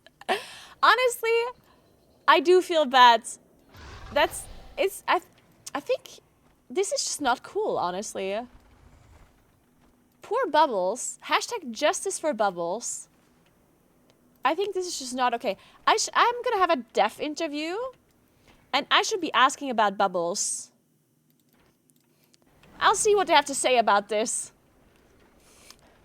I'm gonna talk to Maria and Gabriel and I'm gonna be like, so, about bubbles. Who made this decision?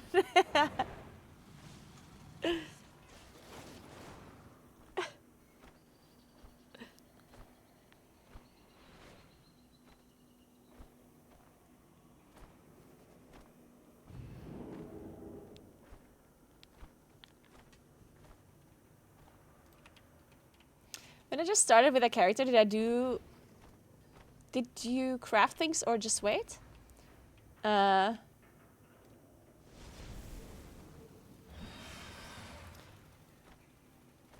mean, we're literally like 2 days before the patch, right? So I guess you can just craft something now if you want to. Like, it depends though, like how much gold you want to spend, right?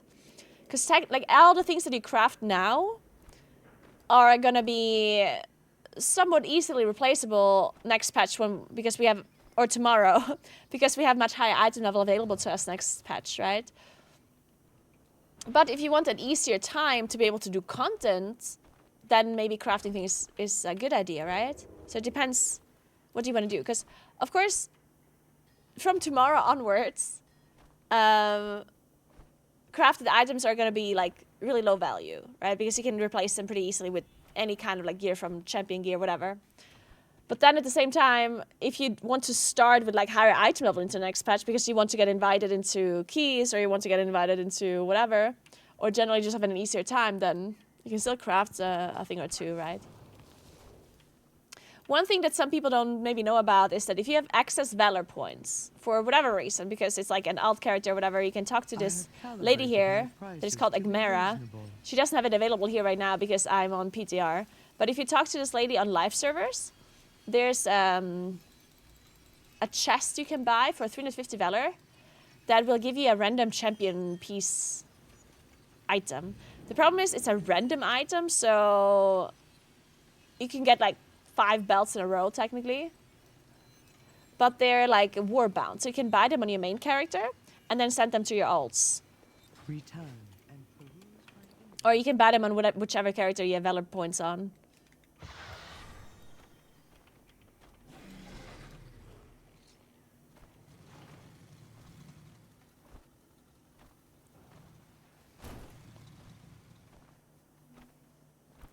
Should we save Valor Stones for Season 3? I mean, yes, you can save Valor Stones for Season 3. You don't have to save like an insane amount of Valor Stones though, because during the first week you can get quite a lot of Valor Stones when you do the campaign quest and the delves and everything they have to do.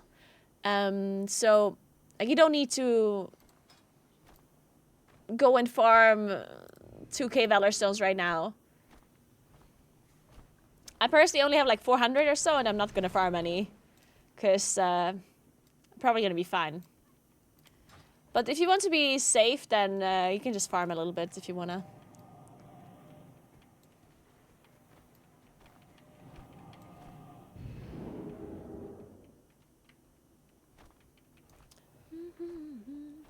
Yeah, keep in mind that when the patch hits, or when the season starts at least, that you cannot transfer Valor anymore between characters. So if you want... If for whatever reason you have like a lot of Valor on some character that you're never going to play next patch, then make sure you transfer it to another character that you're going to play more likely. But then again, also don't transfer everything to your main, because the main character you're probably going to play a lot, and you're probably going to get a lot of Valor from just doing quests and stuff. So I'm going to be right back 1 second, and then we're going to try and find a proper key that we can do.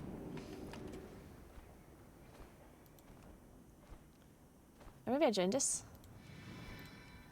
The invites.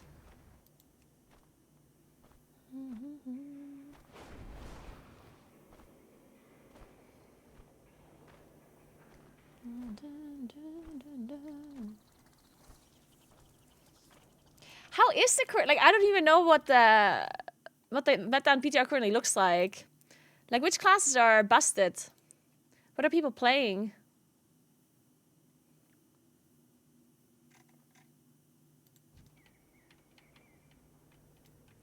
DK Mage Hunter? Yeah, I heard about... It's funny, everyone says something different, so I guess it's not that clear, huh? Maybe it's not as obvious.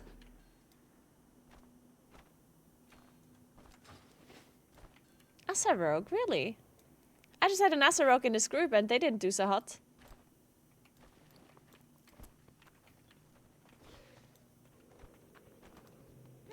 Interesting.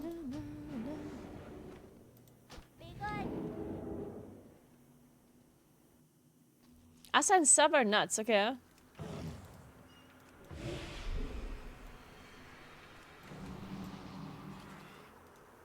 Wait, so we're getting a melee meta? What do you think? You think we get melee meta? Huh.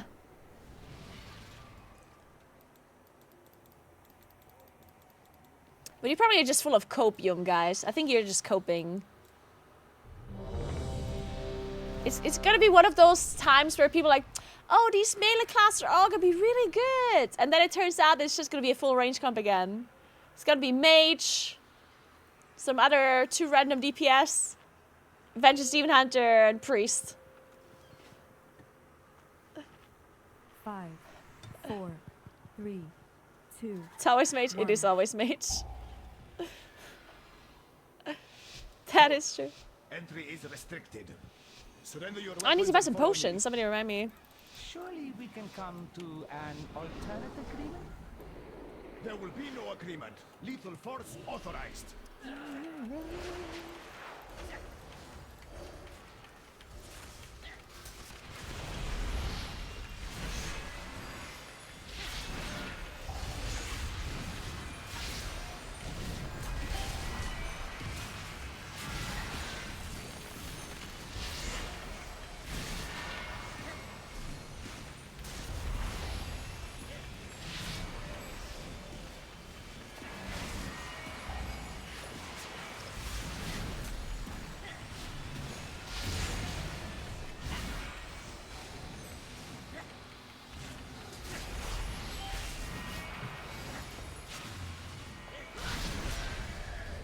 I never know what to do with this set bonus. I like, cause if you have a Lunas right here at the end, but I don't want to use up my stacks, right? I kind of want it at the next pool, but then at the same time, at the next pool, it's probably gonna be run out because it's only 20 seconds, and I just don't know about this bonus.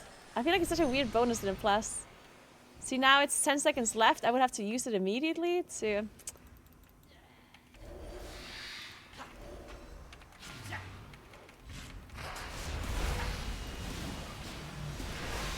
I don't know. Maybe if you play with a group that is like properly coordinated, that actually pulls somewhat fast.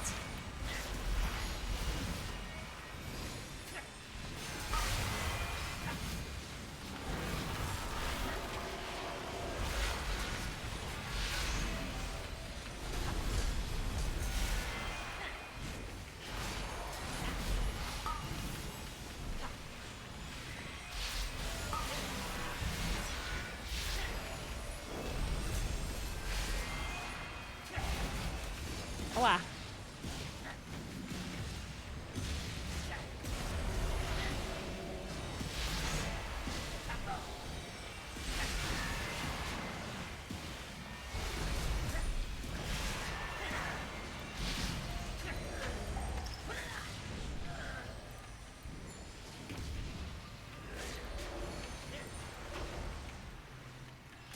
Or maybe you just want to. Ah, fuck.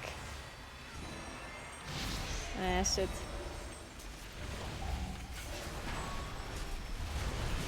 Oh!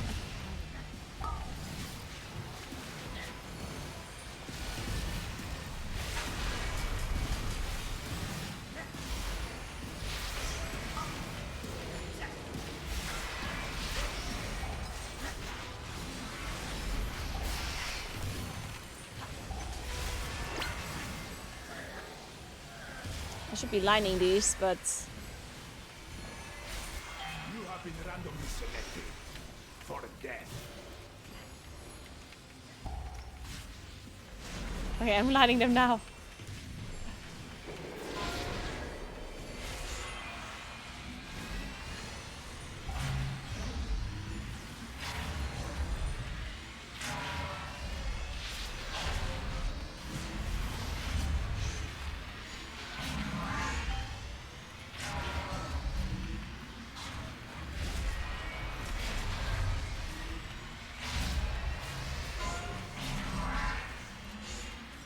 Hey Shazam, what's up? How are you?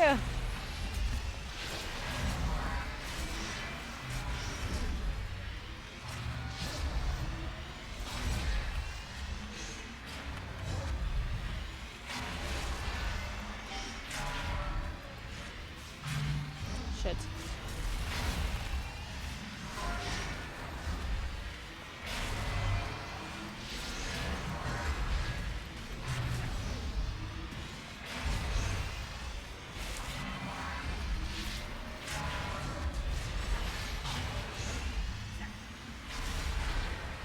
I'm actually doing a decent amount of damage. I don't know. I mean, I don't know if the other people are just like not doing a lot of damage or. I mean, it's always so hard to tell when you play PTR, right? Like, I don't know any of these people. They could be playing completely wrong talents, completely wrong buttons, pressing wrong items. You know? So I don't know if I'm doing good damage or if the other people are just doing bad damage. You know? Because obviously this is PTR and people are testing stuff out. So they could be trying like some weird talent build or whatever, or they could play without prepper and chance prepper. Anything really. So it's kind of hard to tell how good you're doing. Because I played Illusions some time ago and it was so bad. I was actually just like so bad when I played it the last time. But that's a while ago, so I don't know, they might have changed something until then. Or since then, rather. They might have changed something from when I played the last time. Hey Lisa, thank you so much for Prime. Thank you so much. And again, I hope you like playing Druid this season.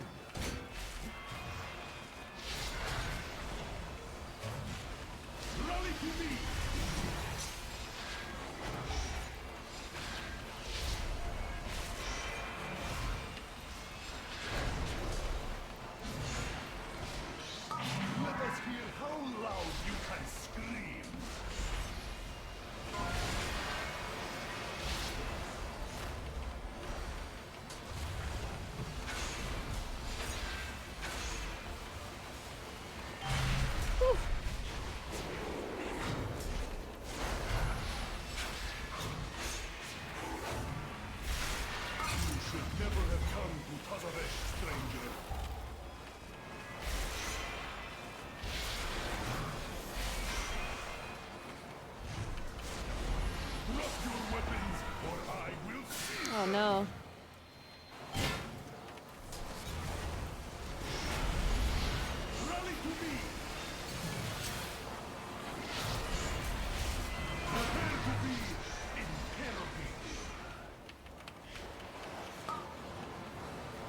You can't shadow melt this, but you can, but then it will just target someone else, right?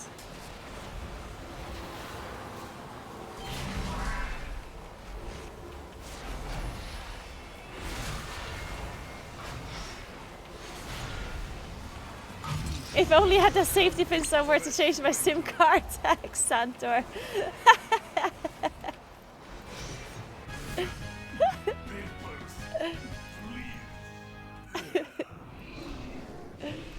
A necessary tragedy. Unfortunately, we have now joined the ire of Cartel So.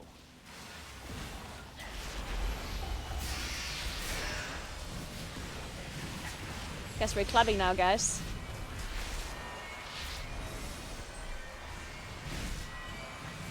What is this animation here that I have? Is this the new animation for Mage Barrier or something? Void Glass Barrier. What the fuck's Void Glass Barrier?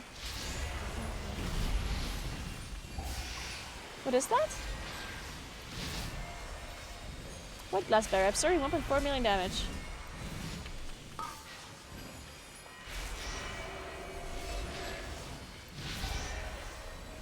Oh, it's a weapon. Ah, okay. It's my weapon, or I guess it could also be someone else's weapon. Because it can also buff other people, right? Yeah, because the tank has it as well. Hey, Active Slacker, what's up? hate when you go left. It's so annoying.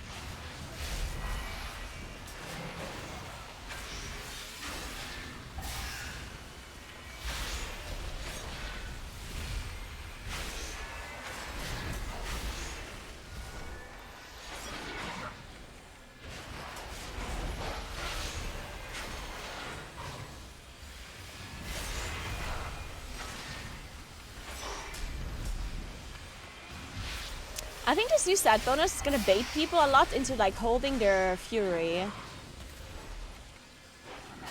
When like, I don't think it's probably just never really worth it to hold your fury, right? Like I think you just want to send it, no matter how many stacks you have of your 2-piece.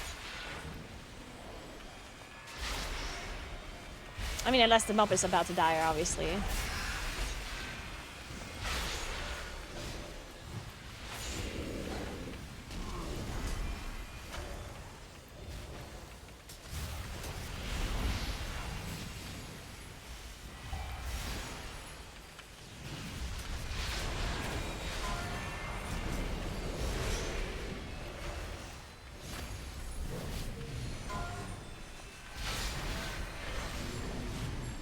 Can you still line this charge? Or when I say line, I mean... Whoa! I mean, like, make it not cast.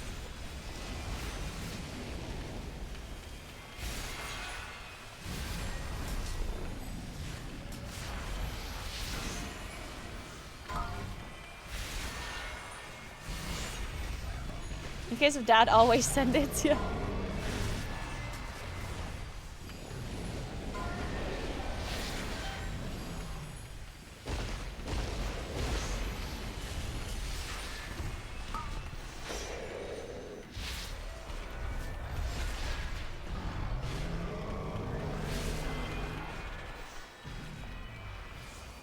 Yeah, I definitely think we're gonna get more balancing, or at least one more tuning patch.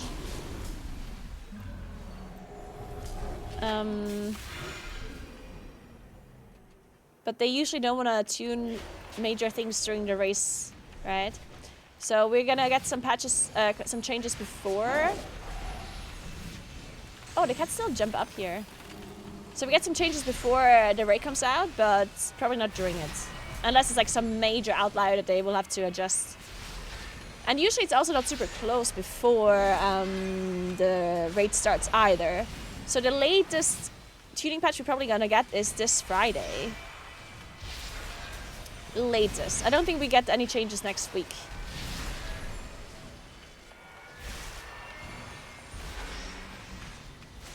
Unless, as I said, it's like a major outlier that requires some last minute tuning. And then usually they will also announce it. If that is the case. Cartel Zai has a Shit, profitable my venture. buff is running out. This inclines them to aid our own. This is stupid. What I need is a distraction. The kind with sharp teeth. I'm leaving for Cologne probably. Probably Responsible for any loss of limb that occurs during this on the demonstration. 17th? In 2 weeks?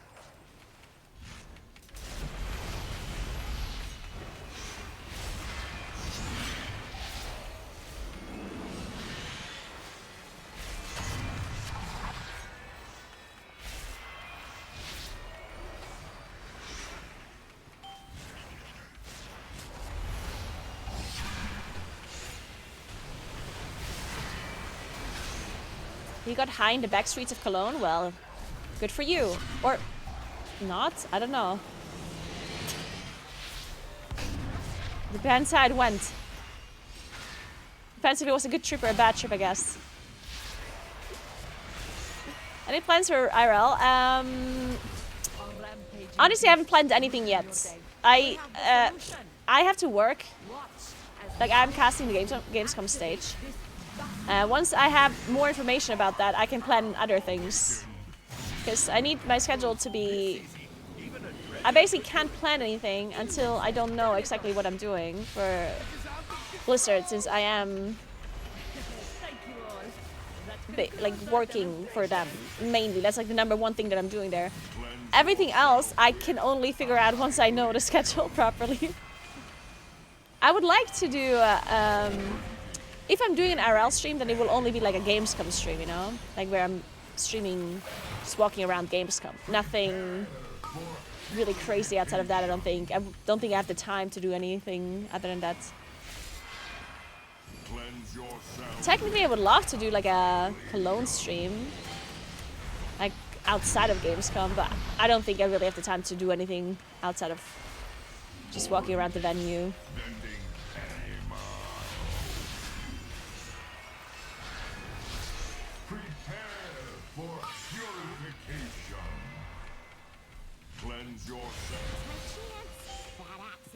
But I would for sure love to stream Gamescom itself a little, walking around with you guys.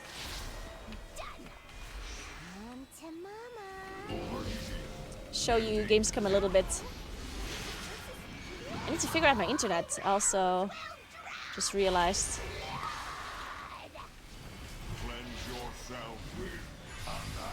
I might have to buy like a SIM card or something if I want to do an IRL stream. I don't think the Wi-Fi is going to be good enough at the venue. I think.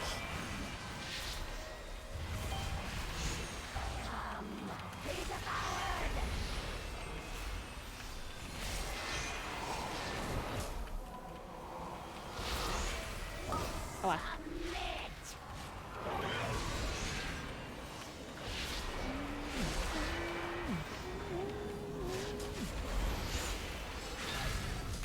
How do you get out of this again? With freedom, right? And shapeshifting.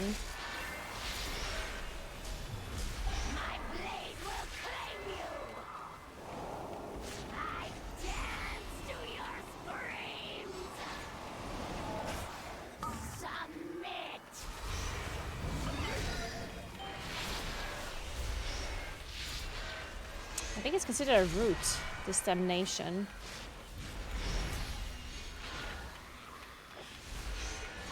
The Star Search from Tears at Proc Starlord? I don't think so. No, I don't think so, no. You mean the Loon's Star Search, right? No. I didn't notice that. Or? Wait. Oh, it does! It actually does proc Starlord, yeah. I just paid attention, it does. That's kind of nice, I guess. Well, yeah. I mean, better than nothing.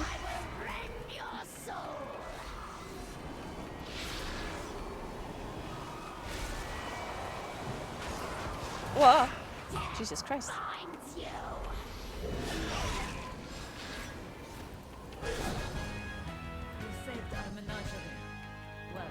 Probably could have rest. A simple matter. In return, we ask only for Katel-Zai's signature. Does it feel nice, the stat bonus? Our signature is a fair I honestly like the Keeper stat bonus, like from the way it... Okay, so the Keeper stat bonus is horrible, damage-wise.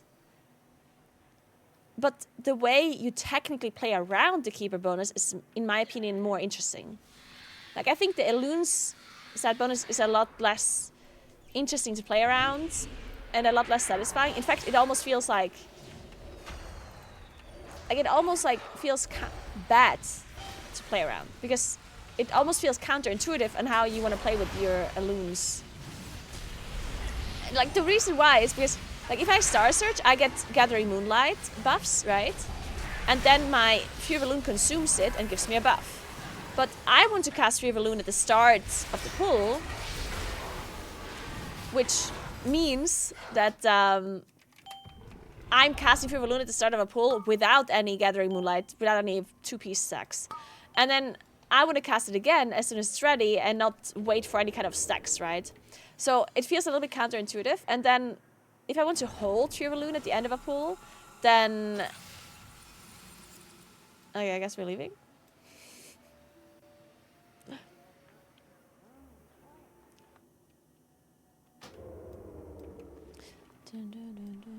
Well, we tried. Why do people never finish, like, dungeons? Whatever, I guess.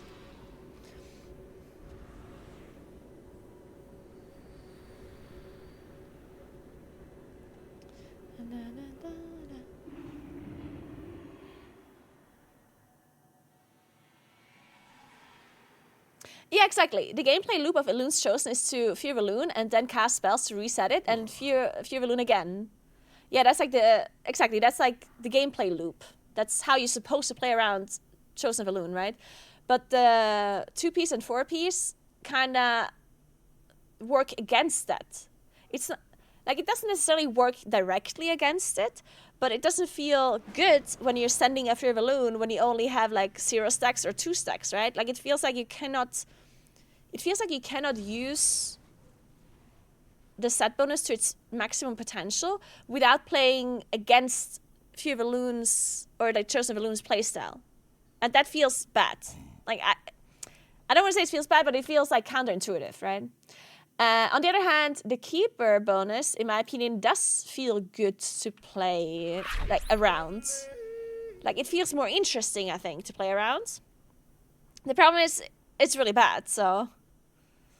Like, the Keeper bonus is just like, absolutely horrible. And it's not worth it to play around it, really, so it's just kind of dumb. But I do, in theory, like the Keeper bonus more. The idea behind it, if only they wouldn't have nerfed it into the ground for some reason.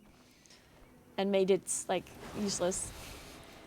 Thanks for 32 months, Eruption. What's up? Thank you so much.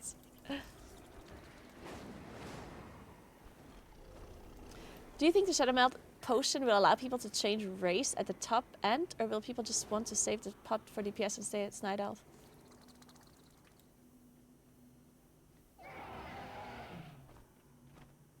I mean...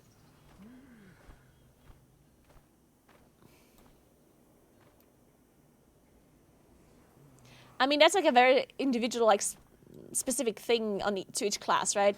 There's certain classes who gain a lot of damage from certain ratios and others who do not, right? It also depends on the season.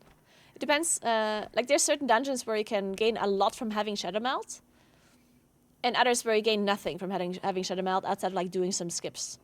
So it depends on the strategy that people are running, what mobs you're pulling, and all that kind of stuff. It also depends on, like, do you need dwarf ratios for anything or not? Because there are certain dungeons where dwarf ratios are super insane. Like, if you think about, like, Uldaman, for example, dwarf ratio was super good, right? So if Uldaman would have been a dungeon this season, then it would have been really nice if you can be dwarf, and then you use Shadow Melt potions in case you ever need Shadow Melt, right? So, I mean, in the end, I think Shadow Melt wasn't even that important to begin with, right? Like, yeah, it's nice to have Shadow Melt, but it wasn't really a necessity for anyone to really have it.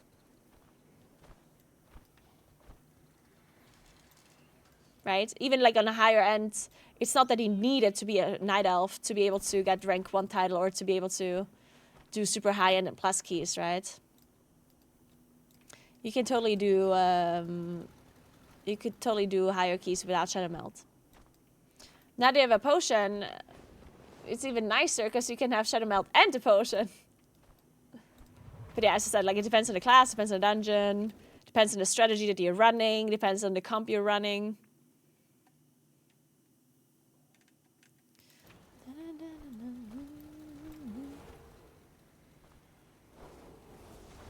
Do you ever change your druid's forms like the bears and owls? Not very often. Not very often. They will actually not stream... Okay, so Gamescom will have an English stream that is they will broadcast Gamescom on Twitch, the different kind of events that they're doing, but they're not broadcasting like the WoW stage, the one that I am hosting. They're broadcasting the English version of it. So basically, whenever there's something happening at Gamescom, for example, let's say there's a PvP event. Let's say there's an arena match, right? Then the German casters will cast it in German at Gamescom. That one will not be broadcasted anywhere. You can only see it if you are at Gamescom and only hear it. But then at the same time, there will also be English casters that are commenting the same game in English from Gamescom as well. And that one will be broadcasted on Twitch and YouTube and whatever, right? So you guys can see the stream for Gamescom. You can see the events and stuff. But you can only see the English broadcast, not the German one. And I will be in the English broadcast a few times, but not all the time. So basically, whenever I'm doing the English cast, you will see me. And whenever I do the German cast, you won't see me, because obviously then... Well, unless you're at the Gamescom. If you're at Gamescom, then you can see me cast.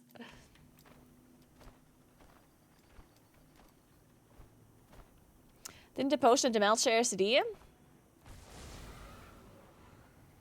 I doubt that.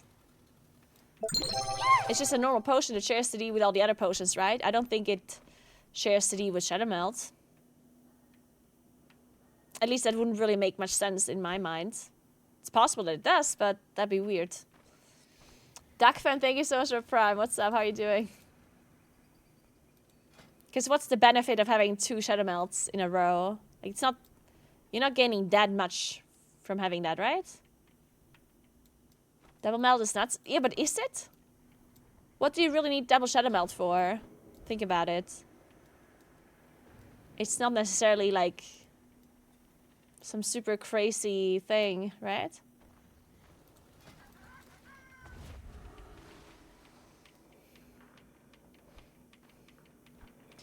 You can use a DPS pod when Night Elf.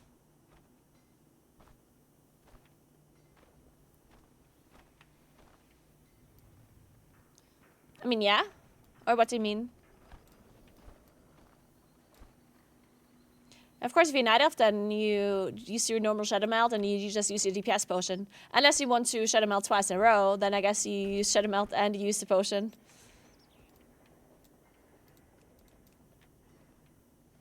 For Dream States, yeah, I don't think it's worth to lose a DPS potion to get Dream States. Hey, Dynamic Crown, what's up? I don't think the math is mathing on that one.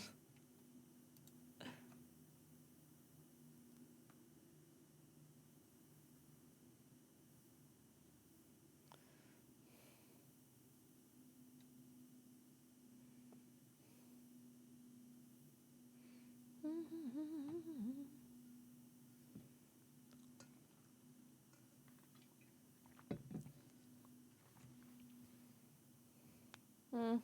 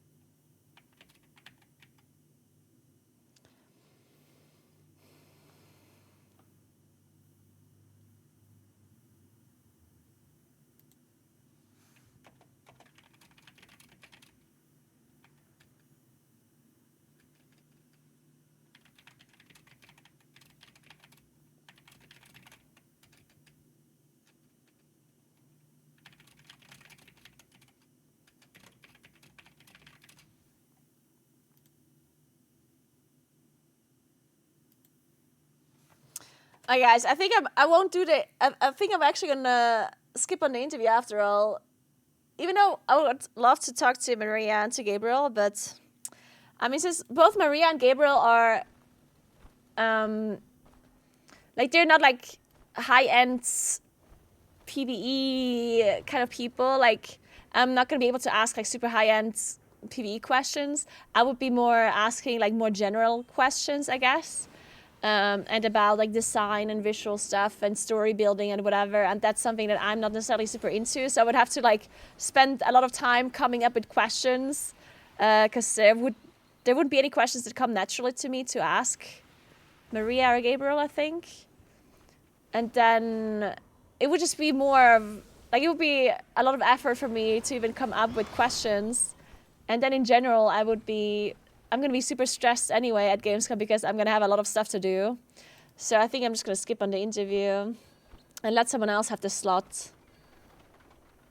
Because then I'm sure there's other people who are super interested in story, world building, visuals, design. Like, I'm sure there's a lot of people that would love to ask questions about all of that.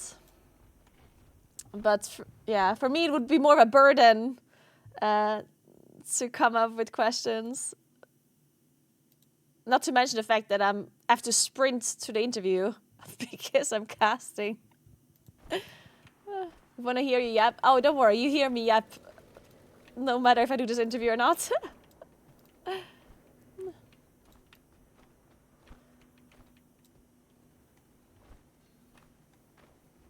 Good morning, 50. What's up? How are you doing? Yeah, I think I'll skip on the interview. I remember the last time I did an interview, generally doing these interviews is really stressful because for me at least, I'm not sure if other people find this like less stressful, but for me it feels like I have to come up with all of these like interesting questions, because if you don't ask super interesting questions, then people are like, oh, you're only asking lame questions. So you have to come up with super interesting questions, but then at the same time, they can't be too, like, basically when you're interviewing a developer at like an event like this, they're not going to give you like big announcements, right? Like, they're not going to tell me something that is like super insane that they're going to just announce in the interview. You know what I mean? They're not going to be like, oh, Naguura, of course I'm going to tell you the new spec that we're going to be releasing in 2 expansions. You know what I mean? Like, they're not going to drop any like insane news in an interview like this. Because obviously whenever they're dropping really important news, they're going to do it whenever they want to. They're not going to do it in an interview like that, right? The only time they drop important information in an interview like this is when it's like a big creator that they're interviewing, where they think it gives a lot of traction and a lot of like people are watching it.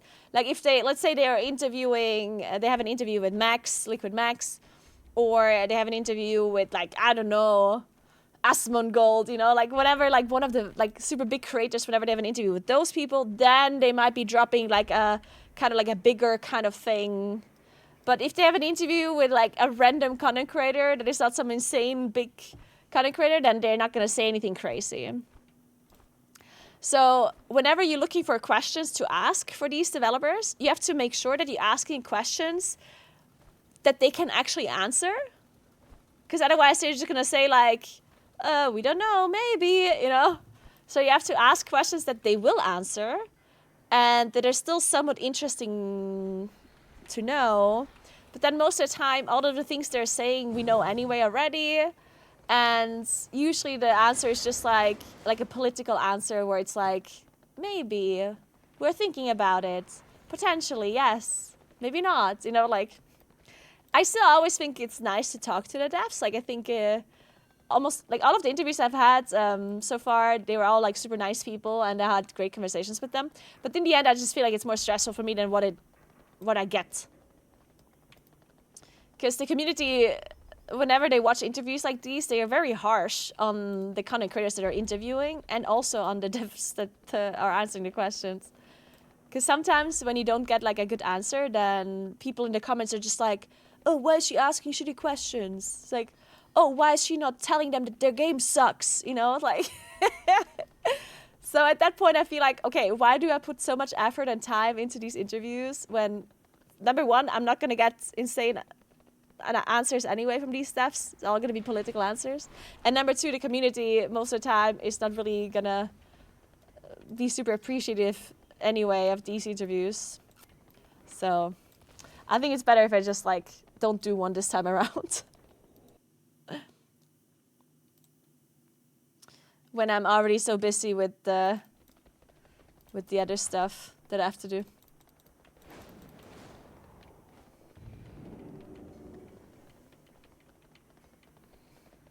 Yeah. If a big question gets answered in an interview, it's because they wanted it to happen. Yeah, of course. They will not. They will not announce something in an interview like that completely out of the blue.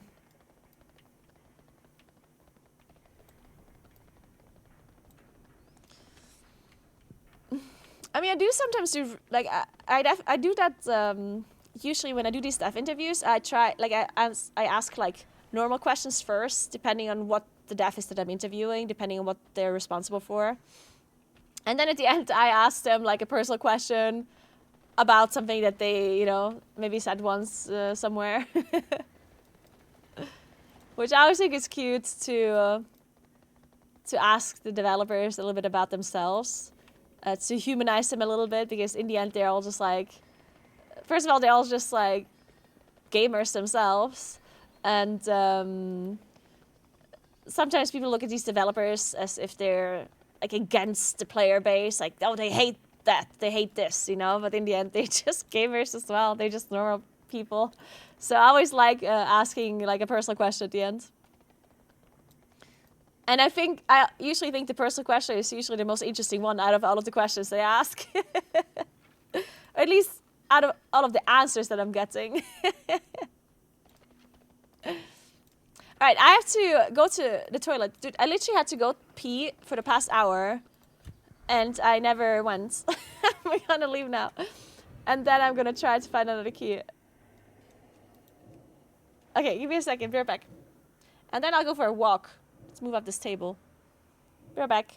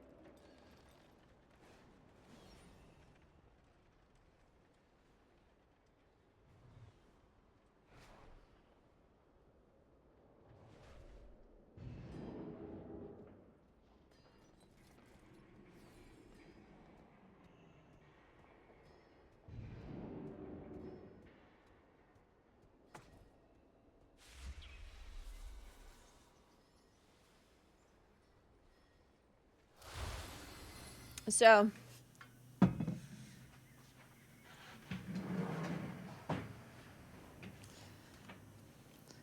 What dungeon are we playing? All I want is to finish a dungeon. I never finish any dungeons on PTR. It's just impossible.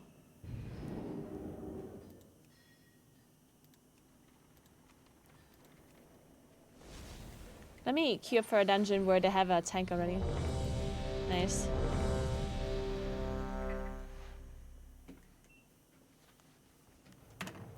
Did it release Augevoker? If that's not proof enough they hate us, I don't know what is. That is a very good point.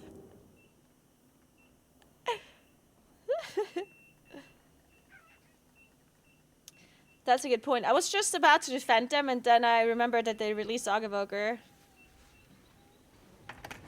I take it all back. So, Floodgate, right?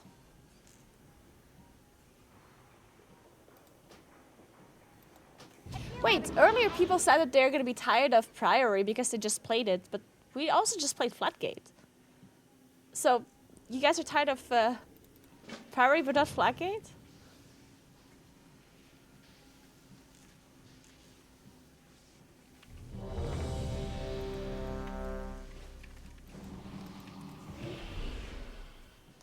When are they gonna give us a new Demon Hunter spec?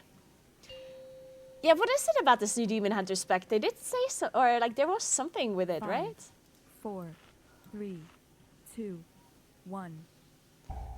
Hey Arthur, what's up? How are you doing?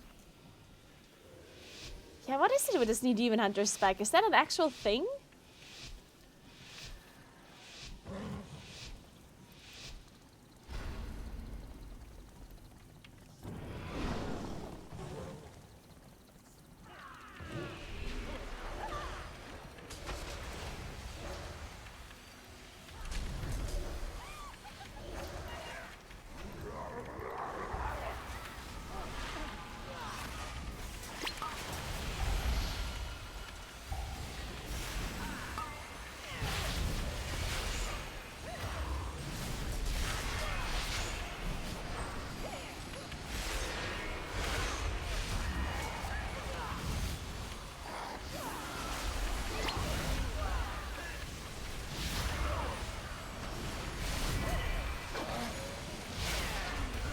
Wow.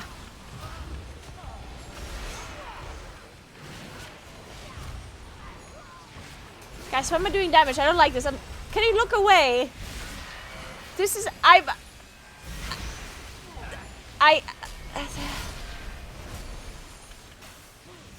Everyone close your eyes.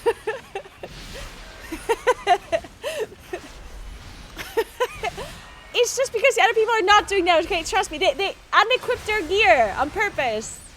I'm telling you, these other people, they unequip their items. They're sandbagging to make Moonkin look better.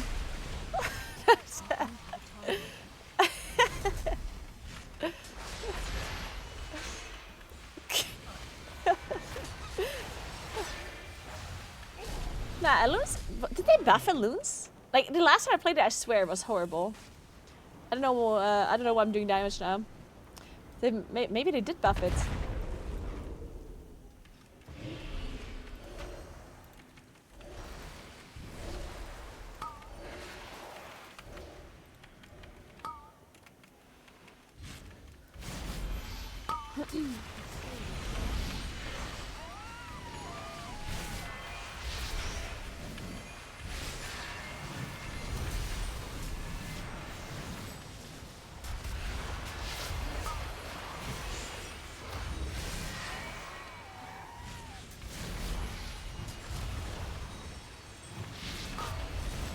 They buffed Keeper? Wait, when? Just recently or what? Because Keeper was really bad, wasn't it? Or like they nerfed Keeper quite a lot. And then they... Oh! Wait, I did not realize that this water's... I've never jumped into this water before in my life.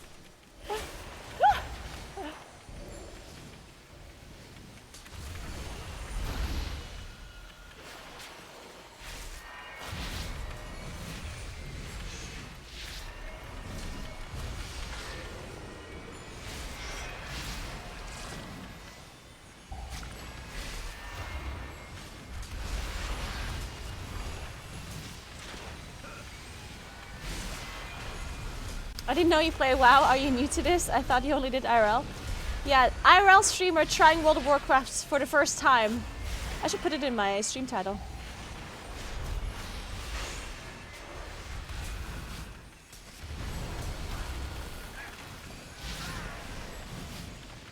Yeah, Keeper was broken and then they nerfed it to the ground, right? But then somebody just said they buffed Keeper. So I'm wondering if they buffed it again recently, after they had nerfed it so much.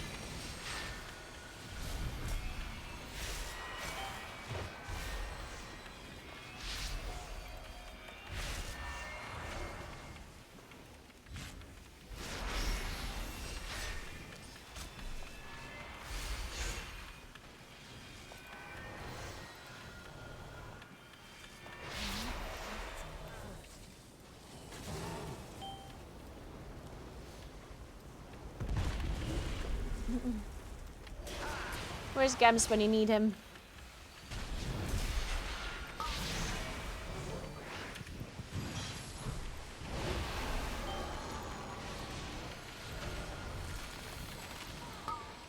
Oh shit.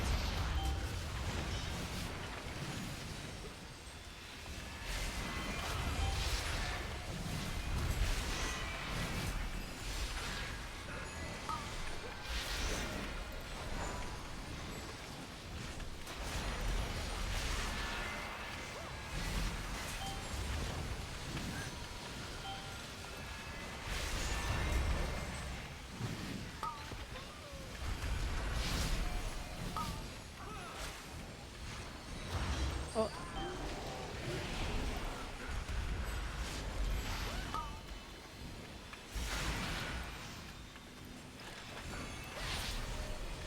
Why did that harpoon not hook me? Because I was rooted by the nail gun?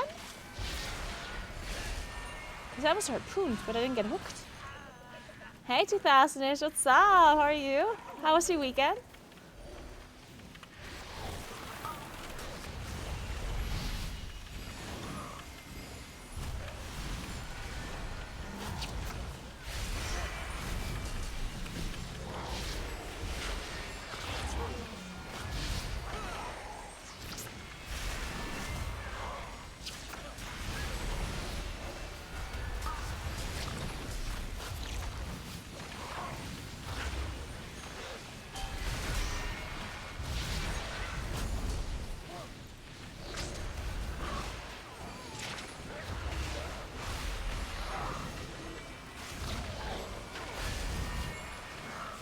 Hey pals, what's up?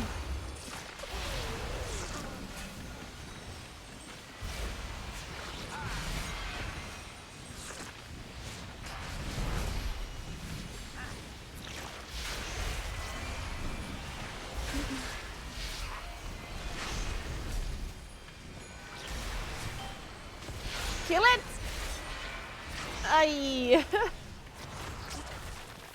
Okay, good.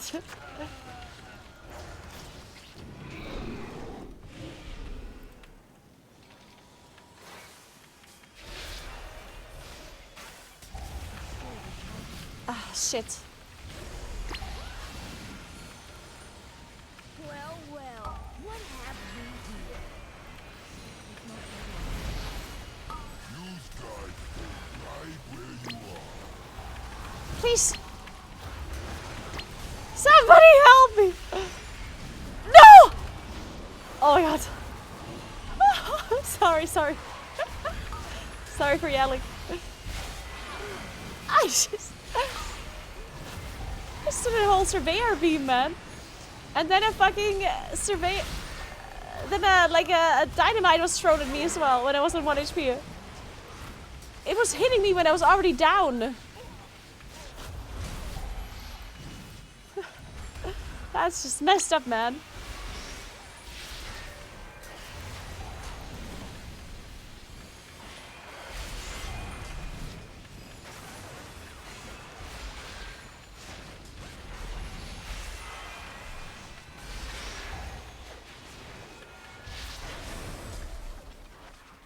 Rude mob, yeah, fucking rude. Welcome to the firing range. It's flaking. Playtime! Playtime!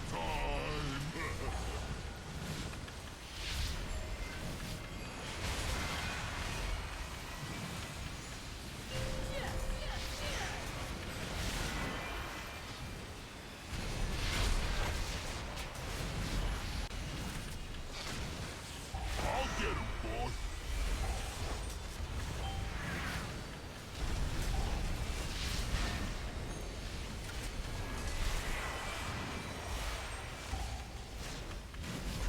Man, I feel like I'm currently listening to like a teenage girl playlist and I love it. I feel like I'm 17 in my and I'm in my I'm at home in my parents' house, in my bedroom, lying in bed, looking at the posters on my wall. I ain't done with you. Do girls still do that nowadays? Do they still have posters on their wall?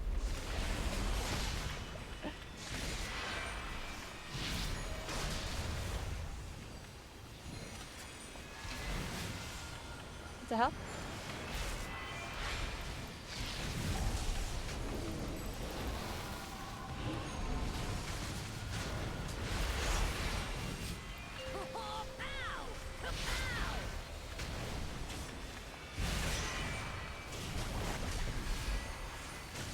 I'll get him, boy!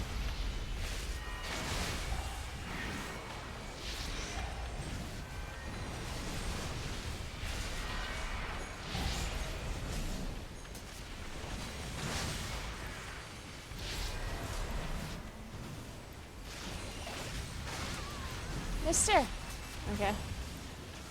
I guess not.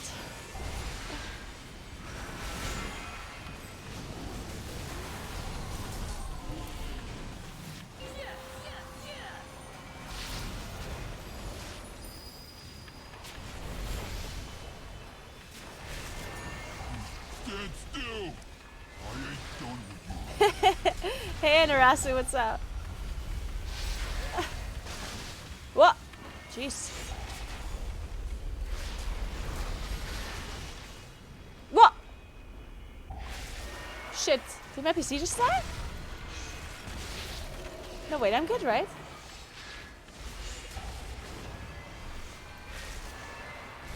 Dude, my screen just froze for a moment. That was very strange. Hmm.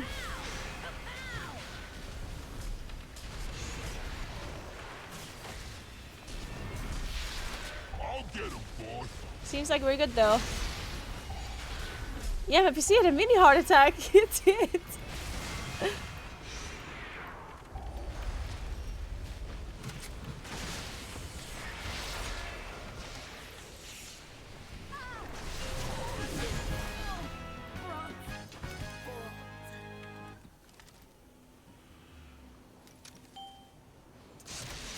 Typical WoW pro, no.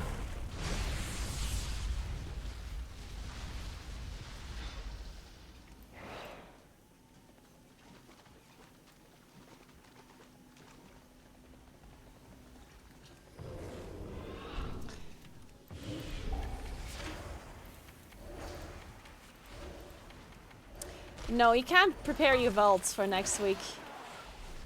That's not a thing. Like, no matter what you do, you won't get higher item level on your vault next week. It will all be the items that you get from, like, it will all be season 2 items. Because the way the vault works is that the vault always rewards you with items dependent on the activities that you did to unlock the vault, yeah?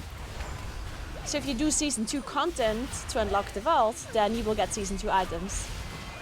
And since there's no season 3 things we can do to fill the vault, we also won't get season 3 items.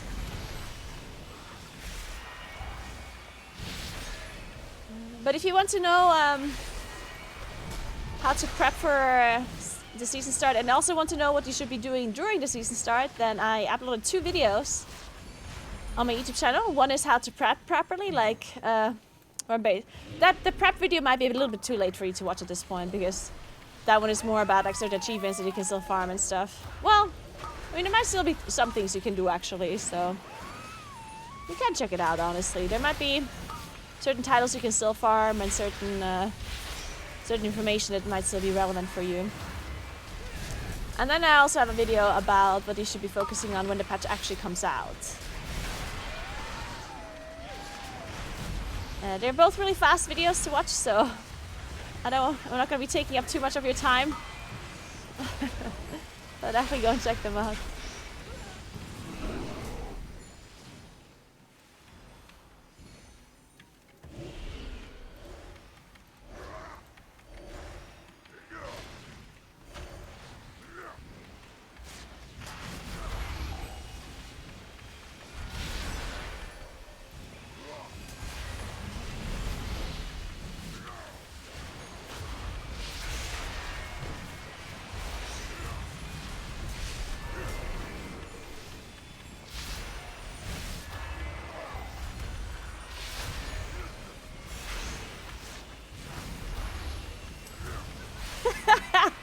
Christian could have watched it while we were waiting at the train with you.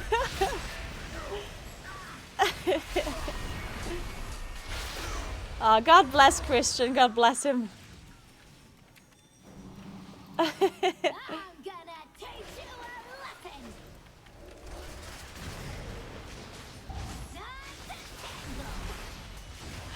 Oh no, I almost lost my 6 buff there.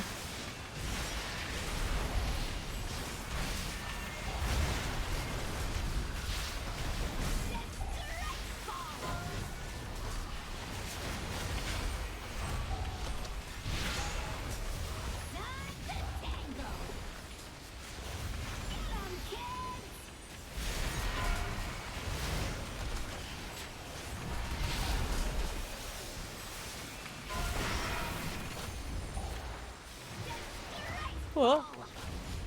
Almost jumped into that one.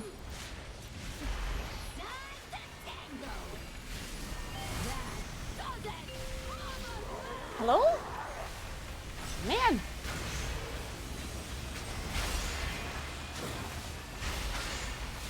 Where's my Gathering Moonlight buffs?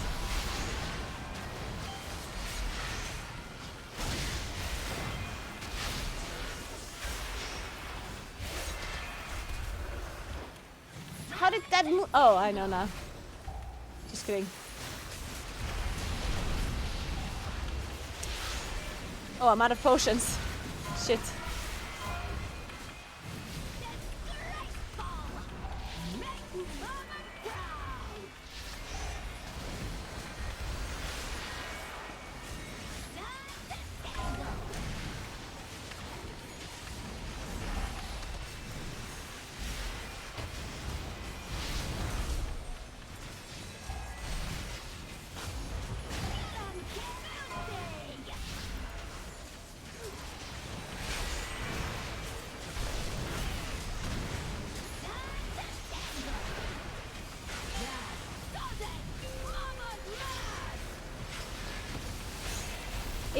I think the Gathering Moonlight procs on cast impact rather than cast finish. That's a bit annoying. Because, like, if you cast a Starfire, then immediately afterwards if you Raloon, then... Oh, yeah, because it's... Yeah. That's actually a little bit annoying. Yeah, because then you cast Starfire and immediately afterwards cast your Raloon. And it just, like, if it gives you a stack, or if you get a proc from that last Starfire, then you're not consuming it, basically. You can't use it. That's a bit annoying.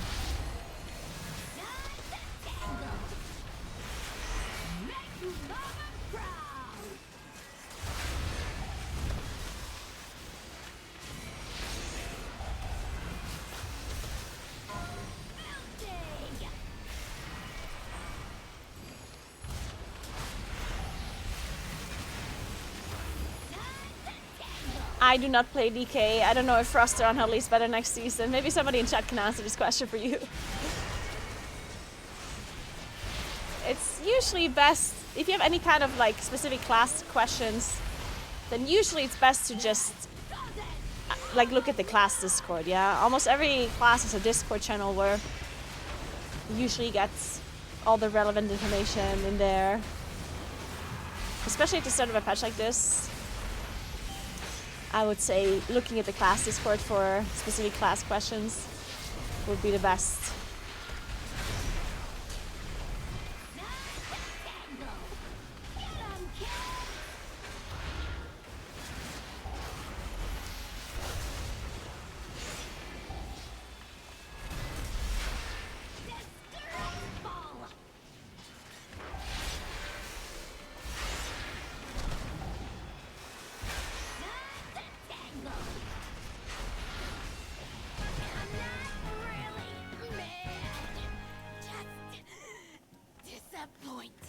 Wait. Oh, they removed the mobs here. They moved it over there, the Blood Warper. Huh. That's good. That's really good. That's a good change. They should have done it a lot earlier. But better late than never, I guess.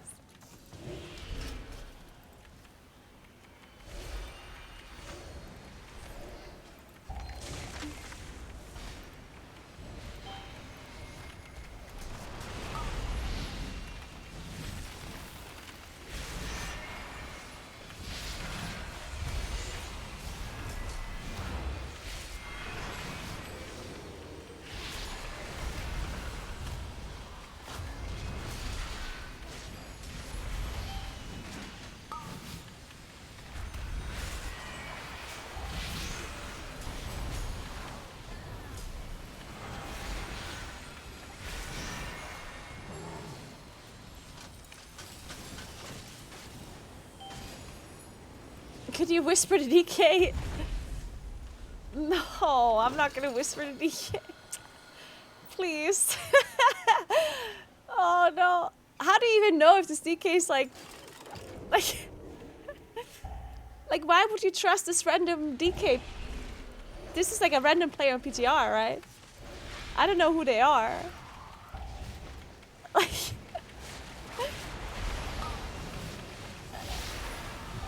Why would you trust them over anyone else that is currently in chat?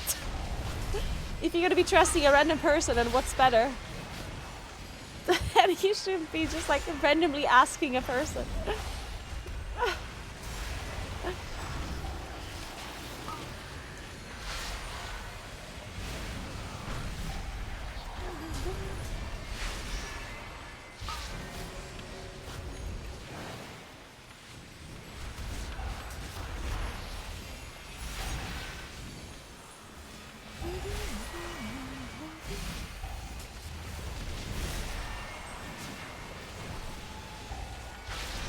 Also, I don't like talking to strangers. It's usually that, like... It's actually so funny how... Well, I don't know if you... That should be... I don't know if you should actually call this funny or not, but... If somebody asks me something that involves me talking to another person, then my first reaction is... No! I won't do that. And then I have to find, like... a reasonable explanation on why I don't do it. But the initial reason, or the main reason why I don't want to do it is because I have to talk to another human being. And I don't want to do that.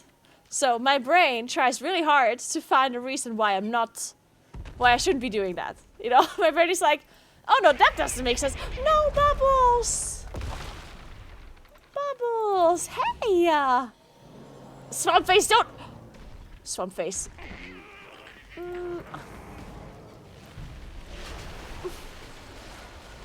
Guys. Alright, Swamp Face. You're gonna pay for that one. You fuck. How dare you do this to Bubbles?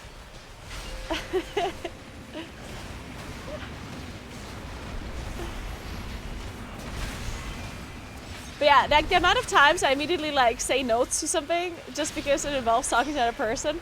And then I like really like rationalize it in my brain too. And it just totally makes sense, you know? In my brain, I'm like, oh no, of course I'm not gonna ask that person. Like, why would I do that? Like that, nah. Like, there's no way, like that makes no sense.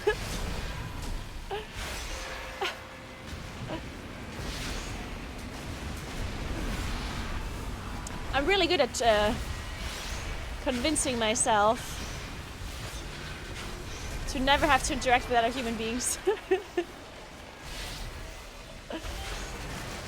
Which is funny because I'm talking to a lot of human beings right now, live on stream. It's not the same thing though. Before you say anything. I didn't realize how violent that was, right? Some face really like violently smashing bubbles on the ground. That's just messed up.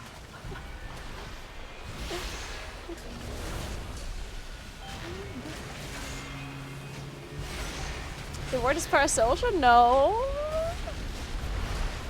That's something else? Or what do you mean?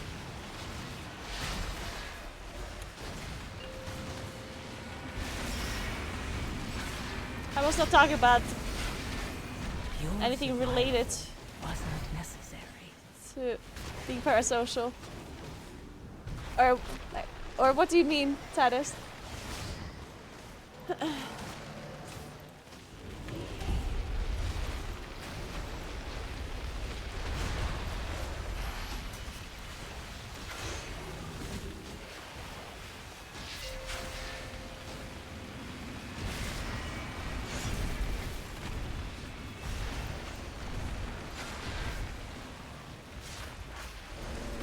They're not talking to other humans, but talking to chat.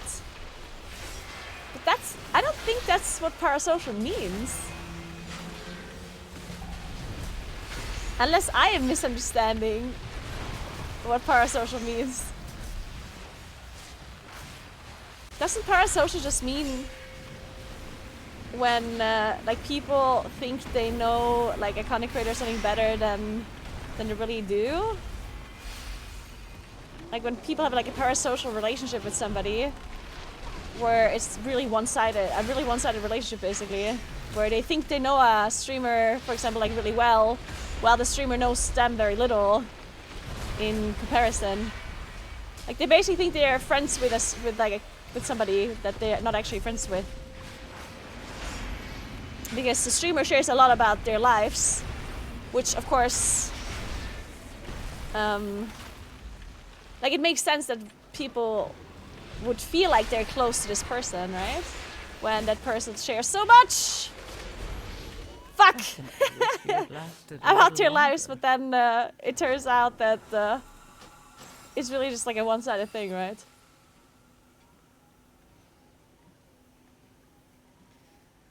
So yeah, the thing that I was explaining is not, like that has nothing to do with parasocial, right? We've got another incursion, and we need some defense. Well, I guess if I would have rested, we could have made it.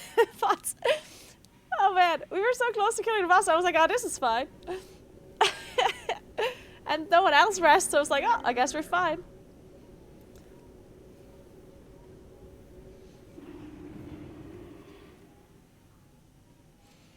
Hey Norton, how was your trip overall? You mean last week? The trip was really good overall. I mean, the last day was the last day sucked a little bit because it was raining so much and it was so cold, and then everything else broke, and oh. But overall, the trip was very nice. I did have a really good time.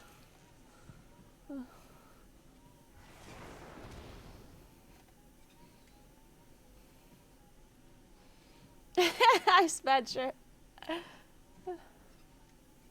It's antisocial. Yeah, it's antisocial, not parasocial. Parasocial is thinking you're actually friends with a streamer, whereas you're basically still just a stranger for the streamer. Yeah, yeah, that's what I understood parasocial to be. Hey, Vajin, what's up?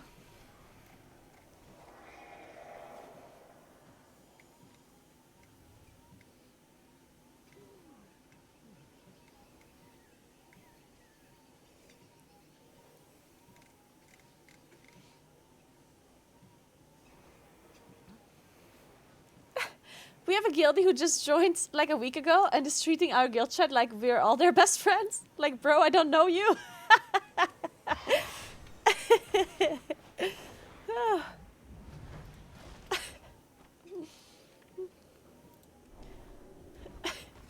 I mean, the thing with this whole like parasocial thing, I mean, honestly, I totally understand why it happens, right?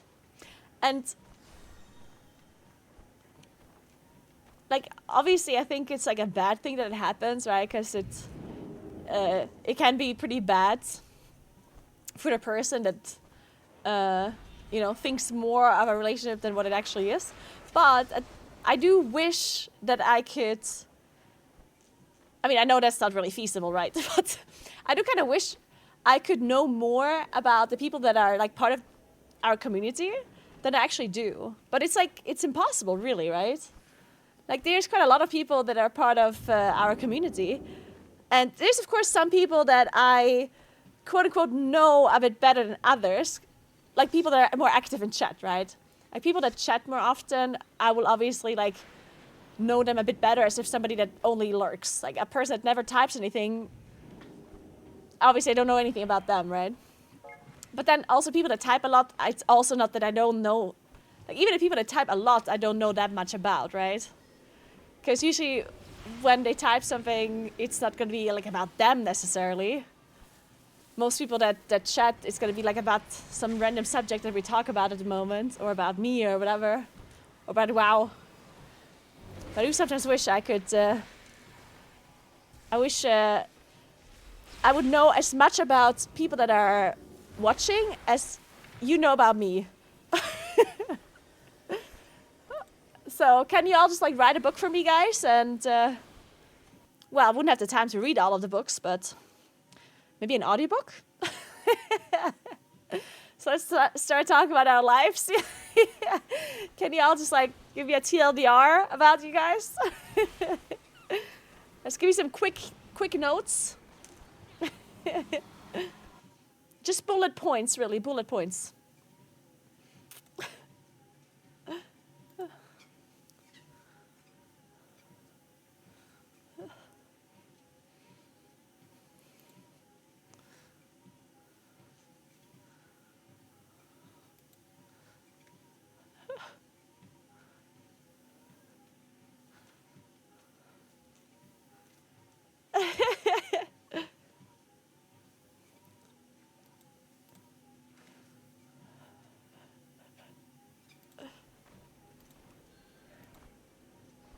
Let's try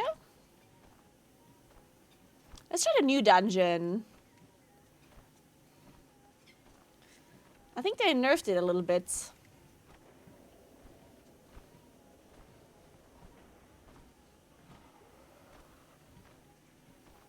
Let's try halls, actually.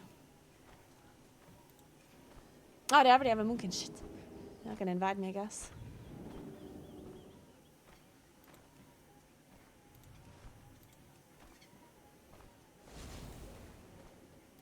Dawnbreaker. I don't know about that one.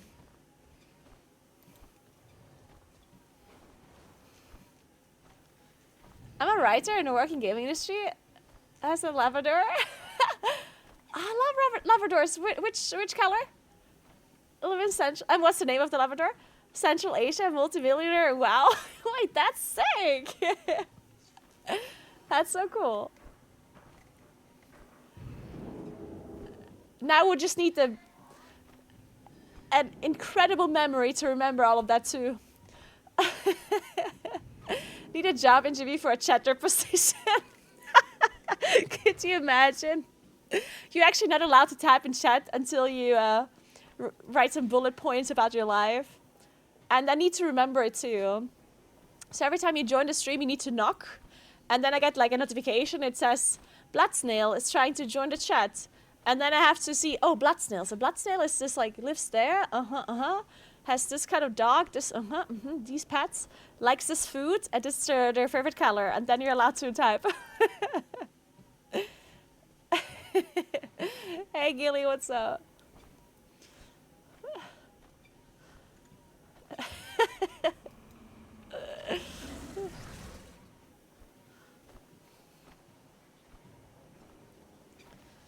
How is Healer Mage? I just bought the expansion because I had so much fun healing mages in SOD. Tell me it's good. You can play healing mage in SOD? That's a thing? Like a mage that actually heals? That's a thing? The chat just be like, let me in. Yeah. Let me in.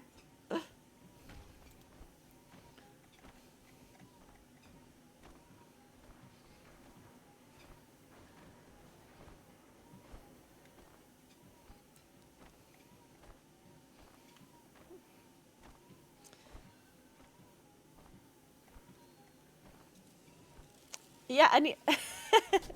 They should be quizzing me on it afterwards.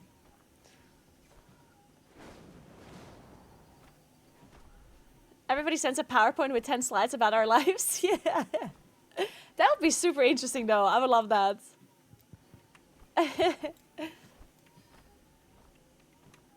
It always, like, whenever I hear a little bit more about people that watch my stream, like, for example,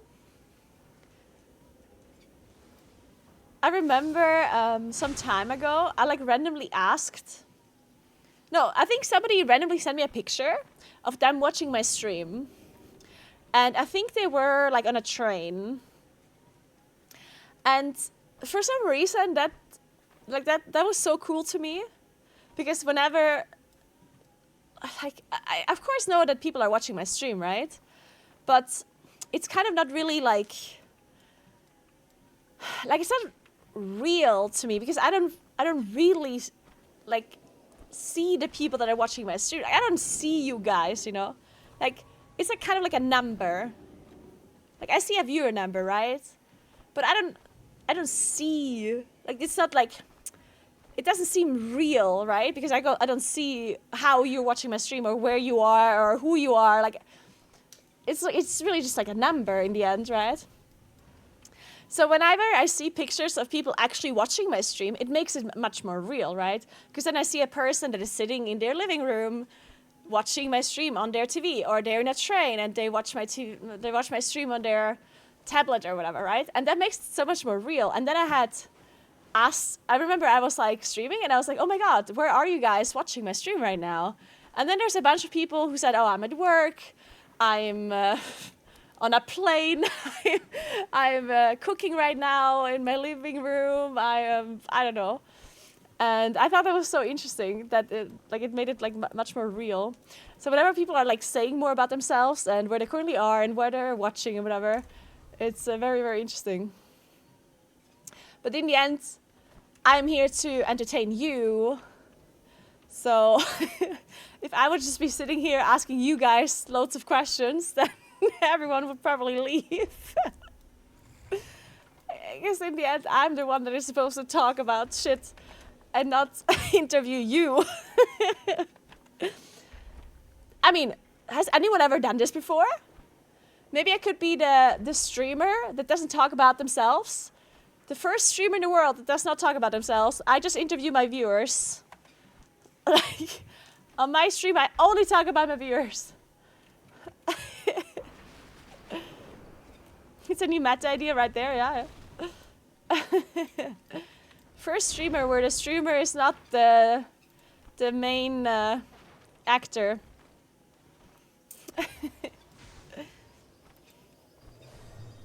No one gives a shit about the streamer here. It's all about the viewers.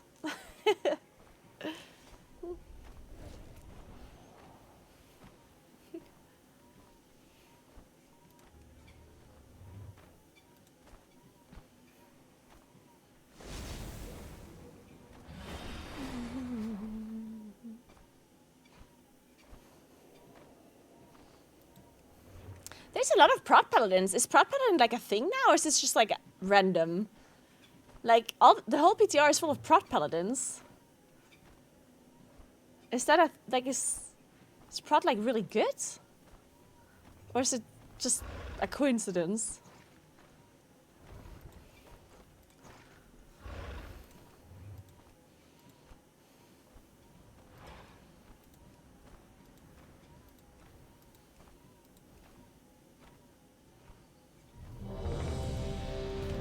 Oh, Max did the tier list, and he put Paladin up there. Oh shit, is that what happened? Oh my god, I didn't watch the tier list. The thing that is really useless, but still influences people a lot. Actually, it's not really useless. I take that back. I personally think that Max's tier list, whenever he brings in like the theory crowds and stuff, I think it's actually a very valuable stream. I always like it a lot when he does it. The only thing that is completely useless is the actual tier list itself. Like, the tier list itself is bad and doesn't like, it doesn't make any sense. But the people that are joining, that are talking about the spec, that's the interesting part, right? Because they usually give a very good insight. The problem is, of course, that if you have a tier list, but people, completely different people are ranking individual items, it doesn't make any sense, right? Because a tier list is always a comparison between different things. And if one person is not ranking all of the things, if you have like a lot of individual people that are ranking, then it doesn't really make sense for it to be a ranking, right? So that's why the tier list itself is not really something that you should be looking at. But you should be hearing out the people that are talking about the specs, right? Because that is valuable.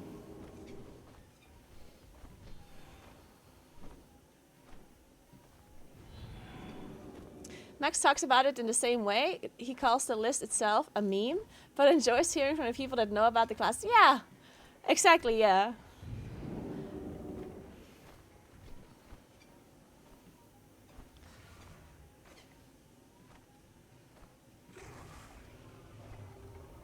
Hey Naguura, why does Blizzard bring M or Heroic Raid Finder? What do you mean? You're asking why there's no like LFG tool for like Heroic or Mythic raids? Well, for Mythic, I assume because there's an ID, I guess. For Heroic and for normal mods, in theory, they could have like a group finder for it.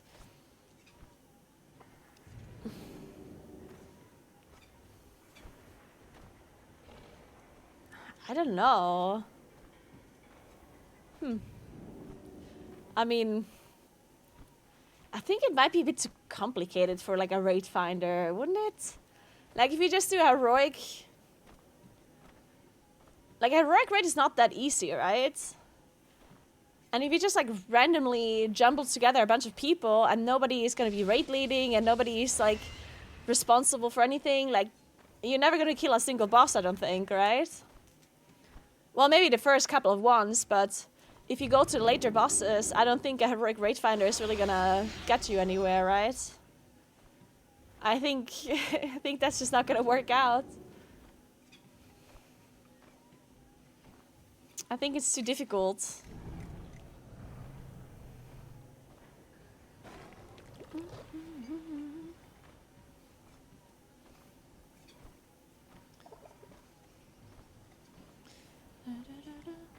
How do you feel about people watching your stream outside of Europe?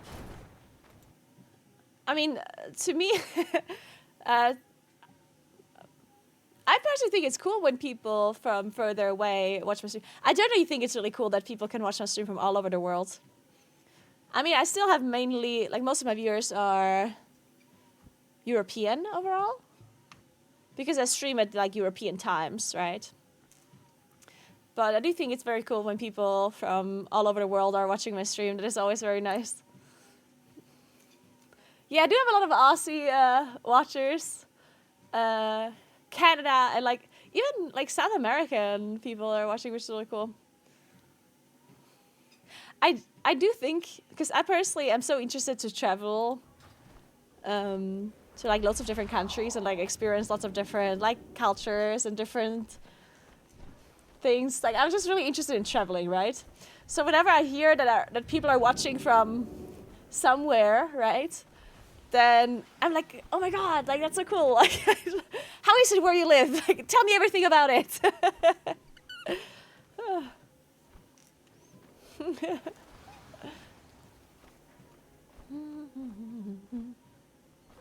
doing business with ya.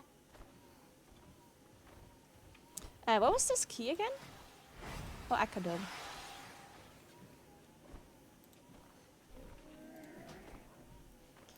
Keep it real. What do you think of the new dungeon, guys? Do you like it generally?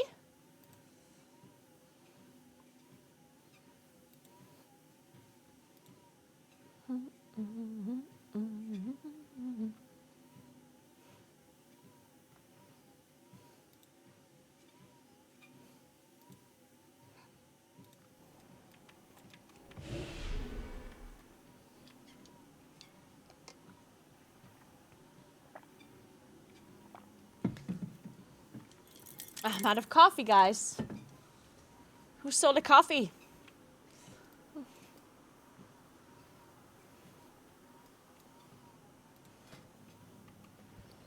Looks okay. So not like convinced. They fixed that Warlock gateway skip, or people might want to separate route if it's still there. Oh, is there like a gateway skip that is like super OP or something? Okay, okay.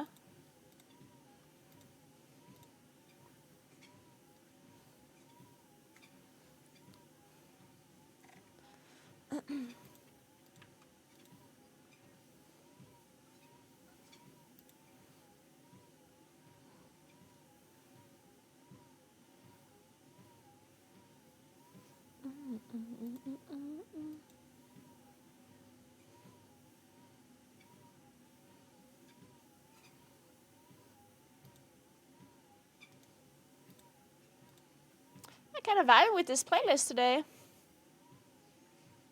I like it.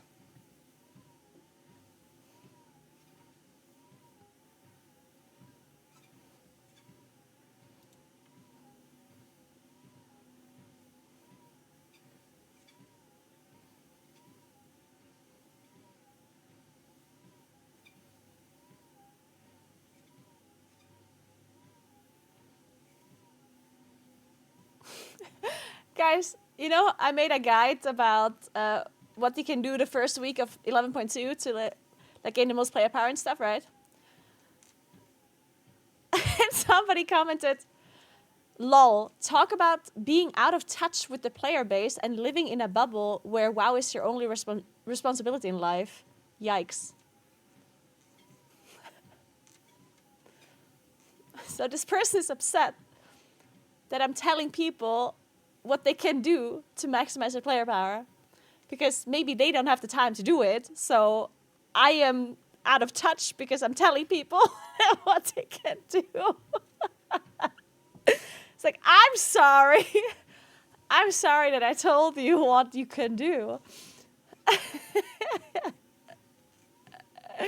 Oh man. We're the same guy that is upset about you not paying for the train tickets. You know what? It might be the same person, actually. A typical streamer being out of touch. I know, right?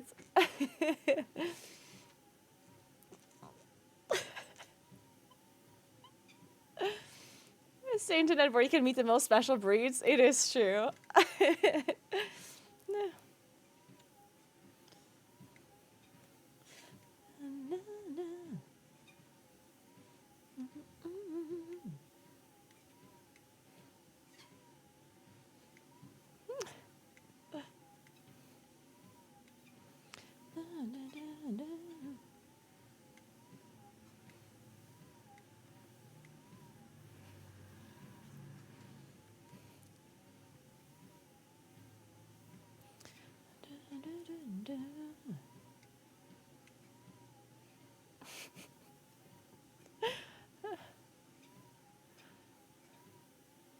The Karens of the internet, they'll tell you how to do things.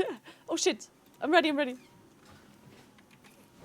5, Alright, let's do this. 3, 2, 1. Oh shit, I don't have an oil. I need oil.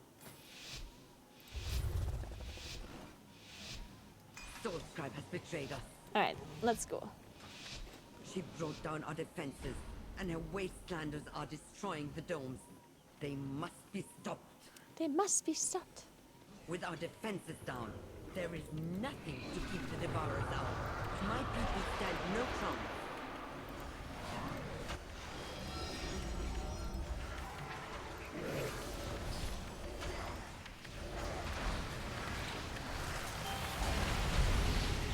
Ah, fuck, I didn't buy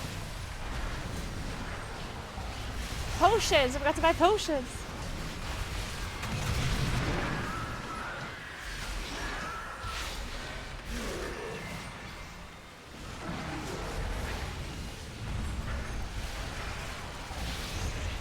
See, now I'm playing with real players.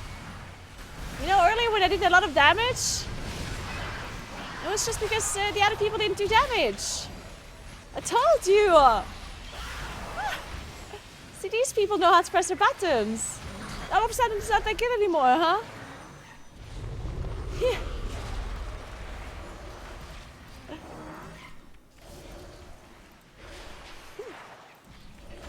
The Devourers seem to be coming from the Annex. Stop them at the source, so we can return our attention to Force Tribe.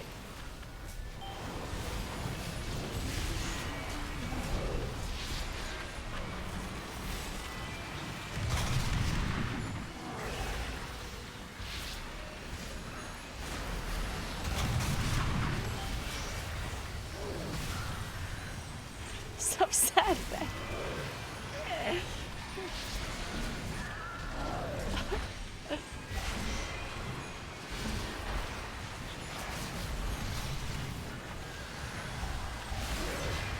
These guys are using the one button rotation. You mean the guys that are doing a lot of damage, also the ones that are using one button rotation, right?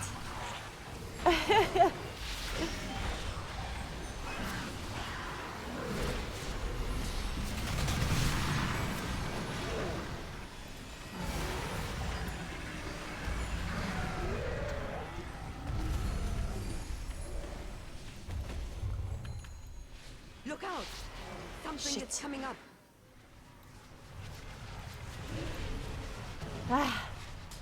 My gathering moonlight.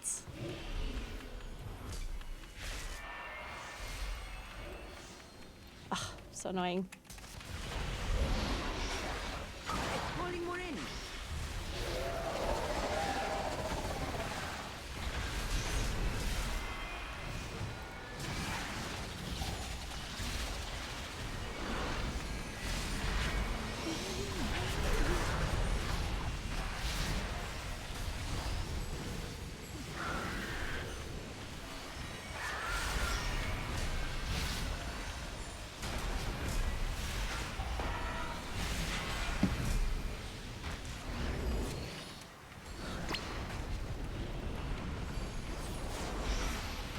Calling more in. Ew.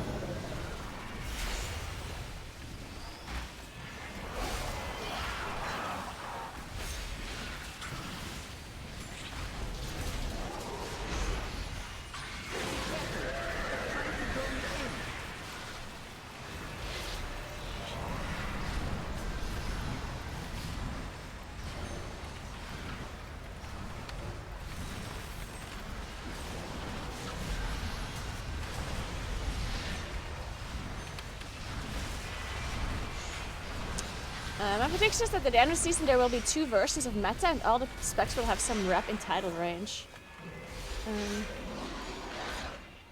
There'll be 2 versions, but you think so? You think there will be 2 like different meta groups or like comps? Huh, that's interesting. We never really had that before. Right? Like as far as I'm aware, we never really had like 2 distinct meta groups. Except, unless you count like the physical god comp as like a meta comp, then I guess.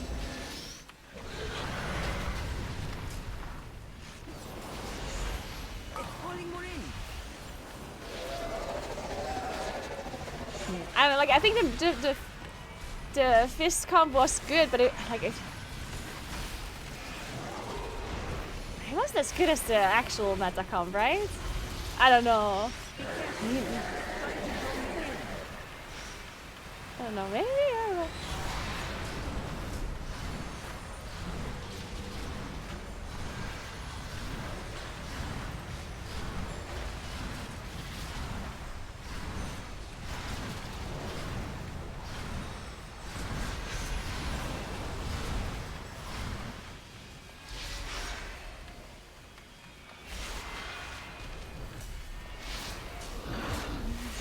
Calling more in.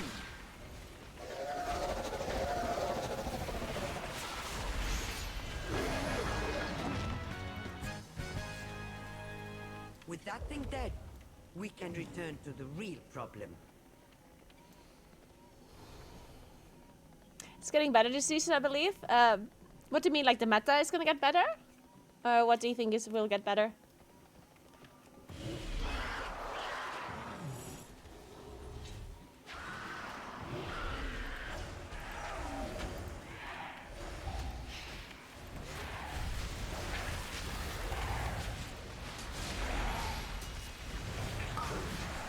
Oh, you mean physical god comp? Oh, yeah, but we are not gonna have. Well,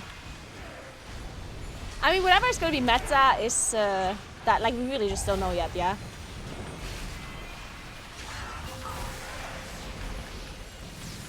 Like, that will. I simply Ow. wish you had lasted a little longer.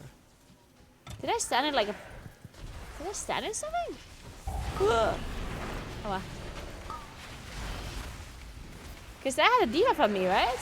That one was just attached to me. Oh, do you drop multiple paddles? With this debuff? Like more than one? And that just like stood in one that I dropped? Maybe.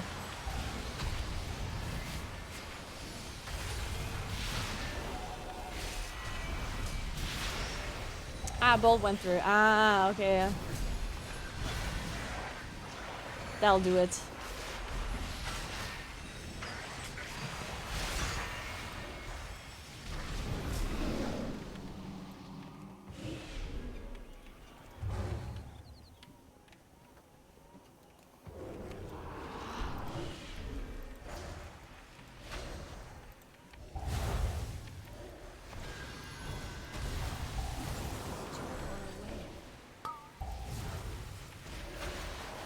They have brought so many. They seek the complete annihilation of this place. Your pursuit is pointless. Saltadar lives. My own stand. This place falls. All of this destruction for the traitors?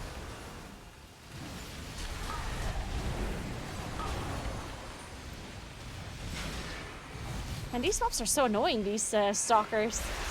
With their jumping around. Jesus.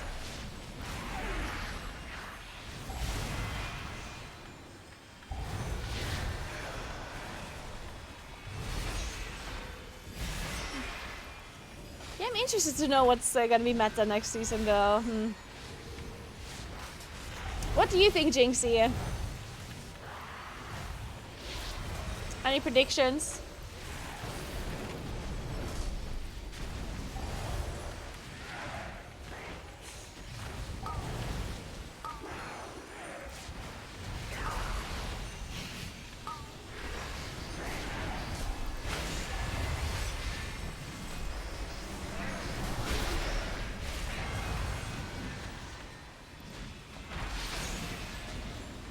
Buff Orc. I will ban you if you said it again.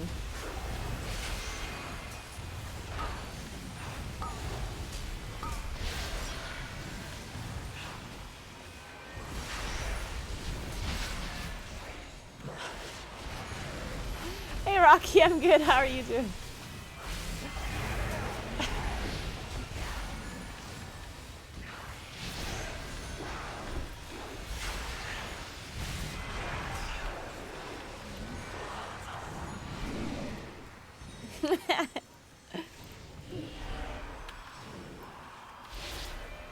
Come on. Come on! Are you kidding?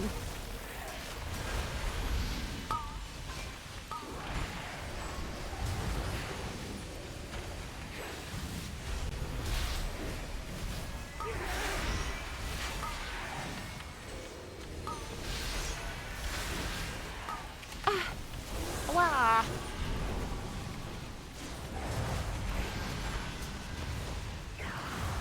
Dude, hunters are blasting. I thought I'm doing a lot of damage this pool, but then I looked at the damage meter.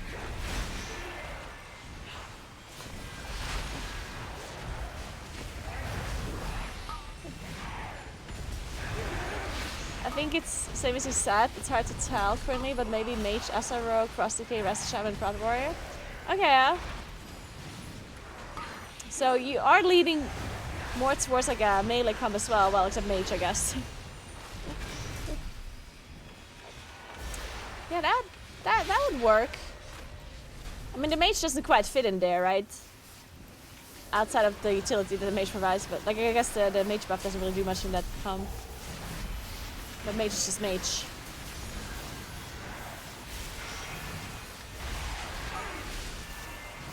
You see the drama that came from Max's tier list? I mean, was there actual drama that came from it, or just like the typical?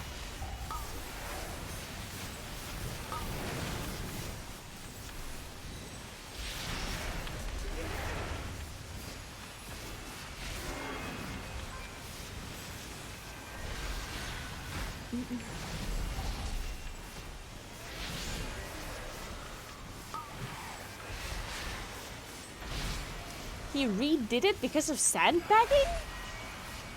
Wait, what? Actually? Have no time for this. And who was sandbagging? Be certain they follow no further. Get rid of him. Hunters? Oh.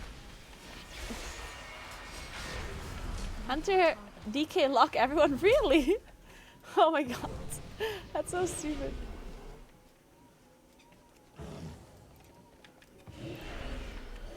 You will not even touch her, Shadow.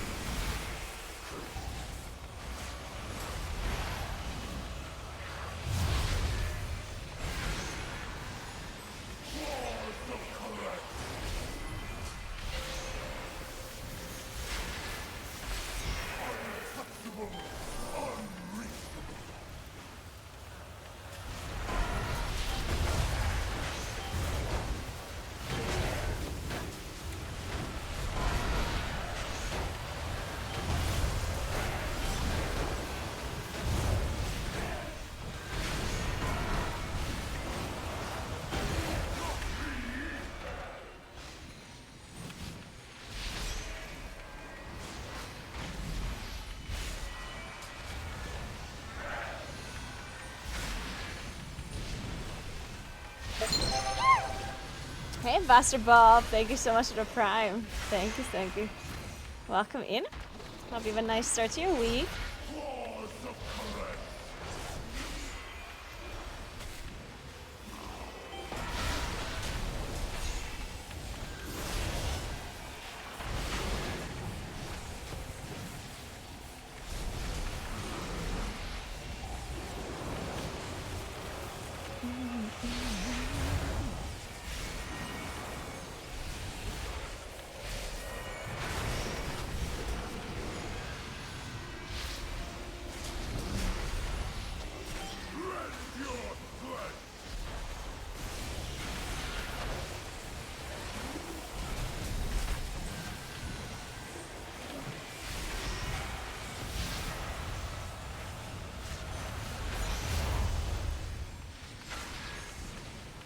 Punch him, I'm trying.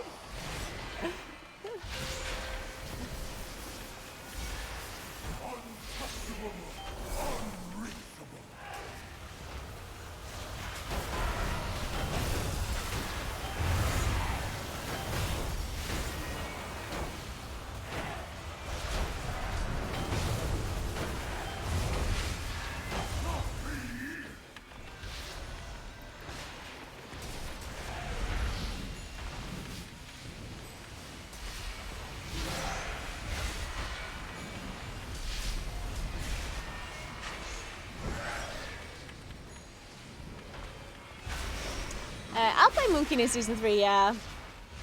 I mean, unless it turns out to be like really horrible, then I can always just change my mind. But no reason to, like, you don't really have to decide. Well, I mean, of course you have to decide what you're playing at the start of the season, but you can just change. Like, it's not, I think people are kind of putting a lot more importance into what they're maining than what you really have to.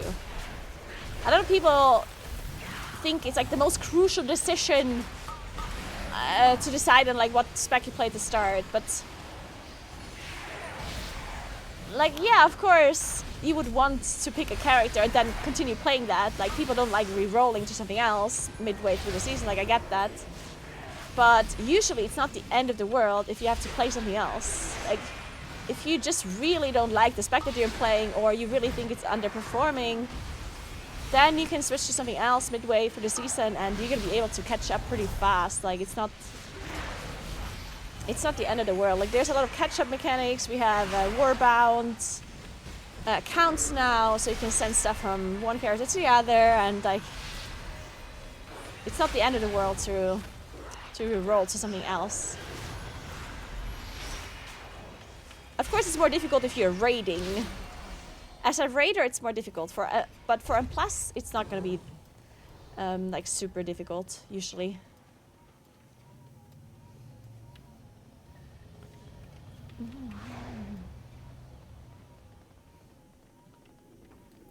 Yeah, I do understand it's a time commitment to level up a second, or to gear a second character. Like, I do understand that, but like, there's just no point. Like, I just don't know what to tell. Like, people, I understand that you would want to know what to play. Like, I get that. Like, you want to know what's good, but we just don't know. Like, no matter how many times you're asking, no matter how many tier lists you're looking at, it's just not gonna change the fact that we don't know what's gonna be meta. We just don't know. So if you really care about meta and you really want to play the meta spec, then you will have to re-roll. Unless you so happen to randomly have chosen the correct spec. Like, if you got lucky and you ended up choosing the correct thing that ended up being meta, well, that's good for you, right? But that's all it was then. It was just luck.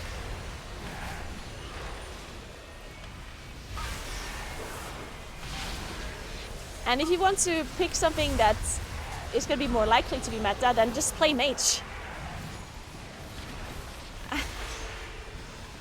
That's the #1 spec, or the #1 class that is the most likely to be meta.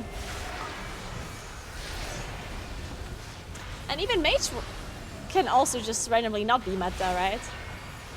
Even if it's likely that mage is meta because they're meta a lot. But doesn't mean they're meta every single season either. There has been seasons where where mage was not meta, right?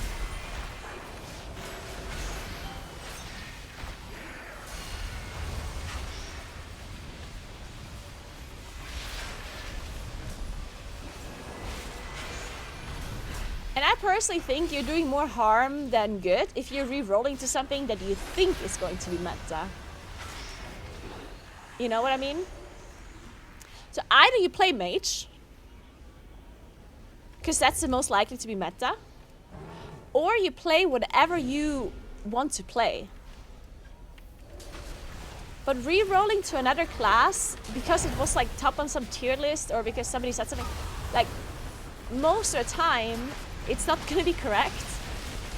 And then you re-roll to something that you maybe are not even that good at playing because you just like re-roll to it randomly, or maybe you don't even like it, or you know. So in the end, playing the spec that you want to play, that you like, and then just re-roll in case it ends up being really bad.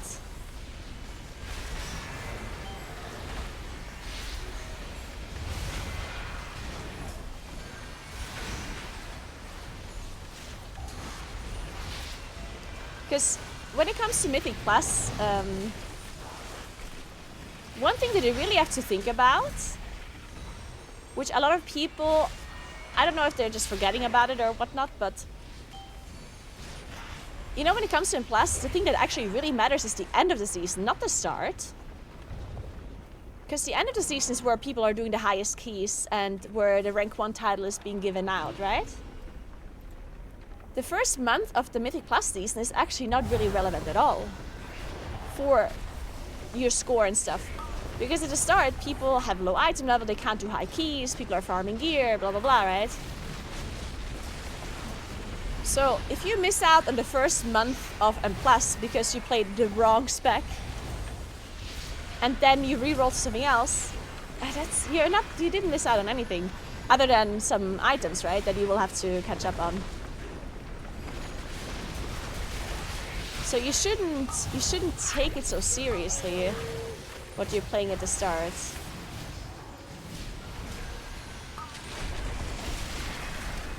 If you care about M+, that is in particular.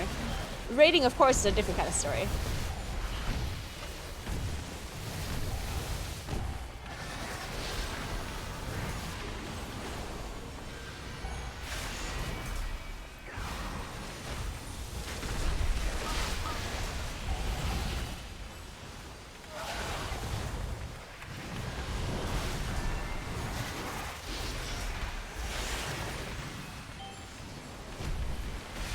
Hey Kate, thank you so much for 34 months. What's up? Thank you, thank you.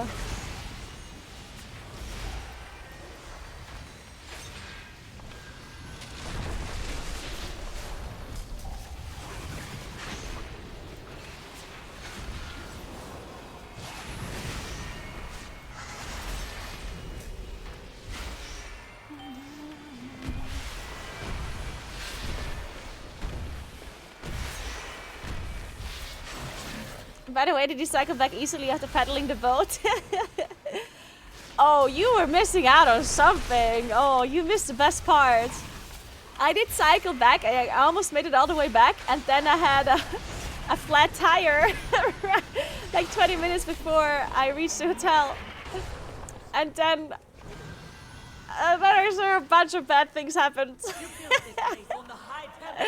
I ended up reaching the hotel at like 11 p.m. or something. I don't know. It was the only place our plans stood And a chance of success. I still didn't manage to fix the tire up until the very end. Nothing but destruction. You have no right to this power. We did fail you, but destroying the dome will only hurt the rest. It was something. It was good content though. For everyone except me, I guess. Everyone other than me probably had a good time.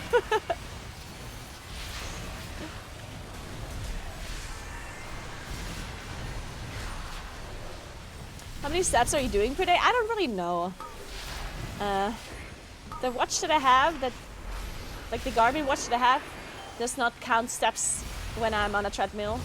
Because of course I'm not moving my arms and I'm not changing my GPS location, so it's not counting the steps properly. But Chris knows, like usually if I do one, like usually when I walk like this, then I walk for like 90 minutes or so,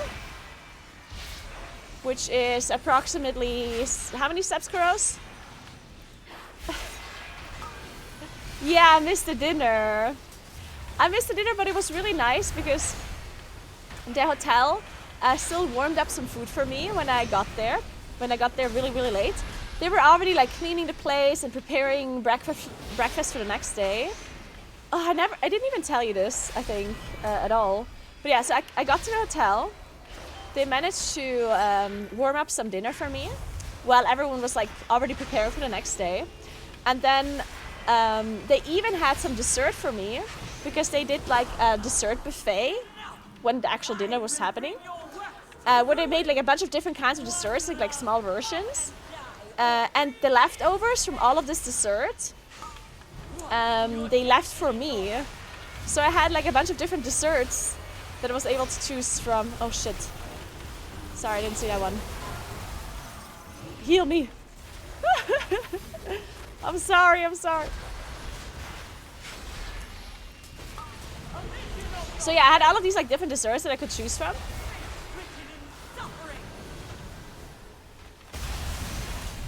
That I ate. And then there was like this, there was one person from the staff that was done working, and then she sat down and like talked to me while I was eating to make sure that I'm like not sitting there by myself. And it was so interesting. Like it was such a nice conversation I had with her. She was born, or she's from Morocco. And when she was 14, she moved to South Tyrol. And it was so interesting to hear her like experience and how it is like to move here, basically.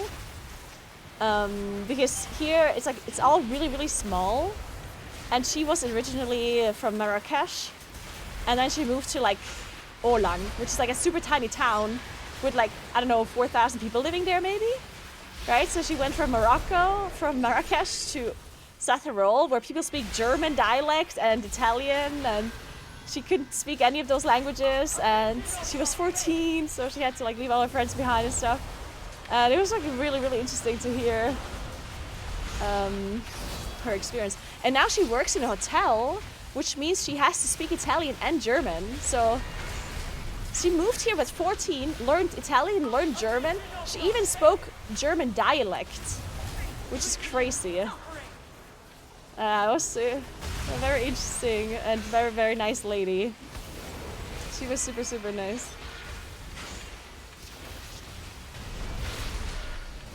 Hey Vanky, what's up?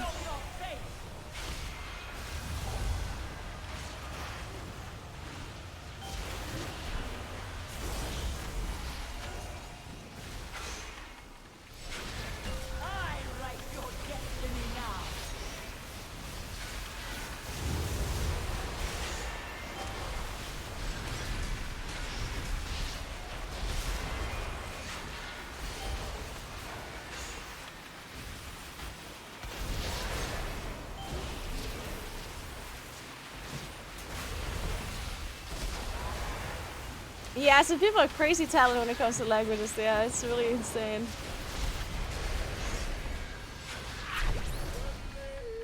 Hey Walker, thanks for 54 months. What's up? Welcome back. Hope you had a nice weekend. There was a tire accident? Yes, there was a tire accident. Oh my god. Yes, there was. We're timing this key, guys. This might be the first time that I'm timing a key on PTR. This might be the very first time. I'm so excited.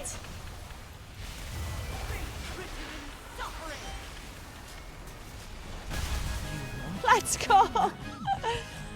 Incredible! I can't believe I did it. So much wasted. All to honor an oath for a dying, treacherous king. But there was always the greater oath to save Karash.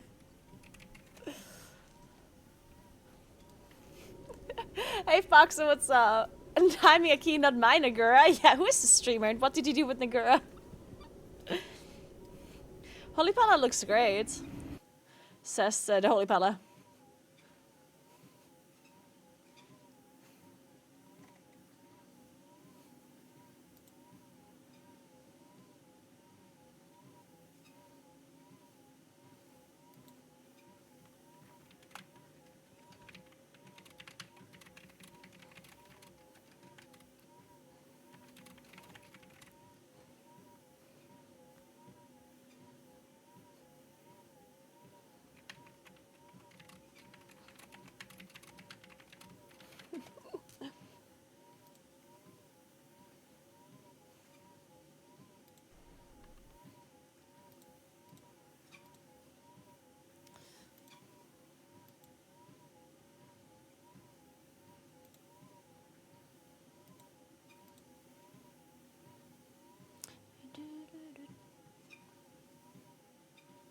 Just chilling today? Nice, sounds good.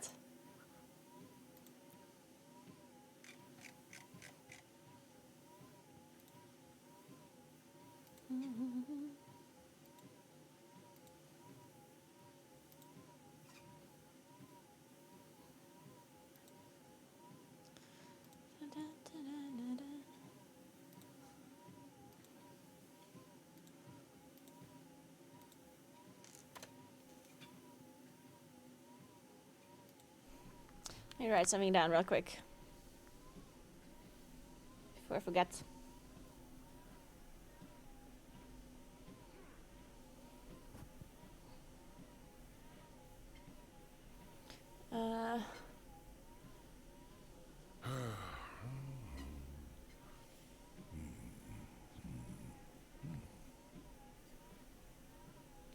So. The walking pad I use is pretty quiet. I mean, you can hear it for sure, especially if you like. If I wouldn't be wearing the headset, I would hear it more. But I mean, I listen to music all the time anyway, and to me, it doesn't like it's definitely not like something that bothers me. But if you want it to be like super quiet, then there probably might be better ones, like more expensive ones that are like particularly quiet or something.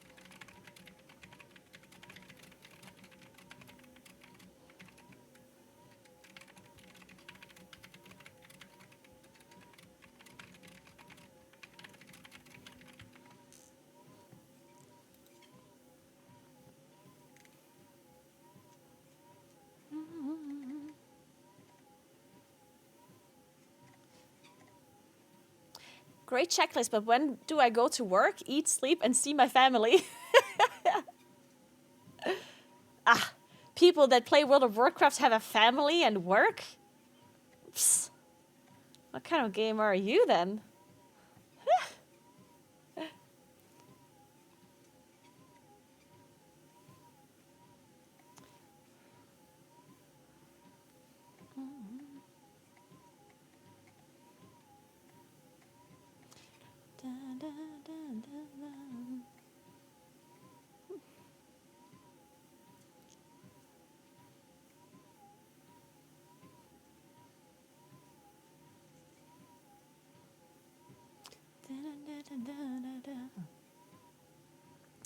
I'm in a guild called Mist, but I don't actually rate currently. I'm just there as like a social friend.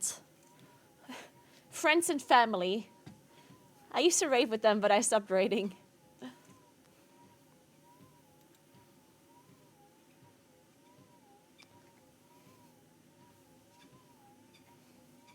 World of Warcraft players are not human and have no responsibilities. I agree.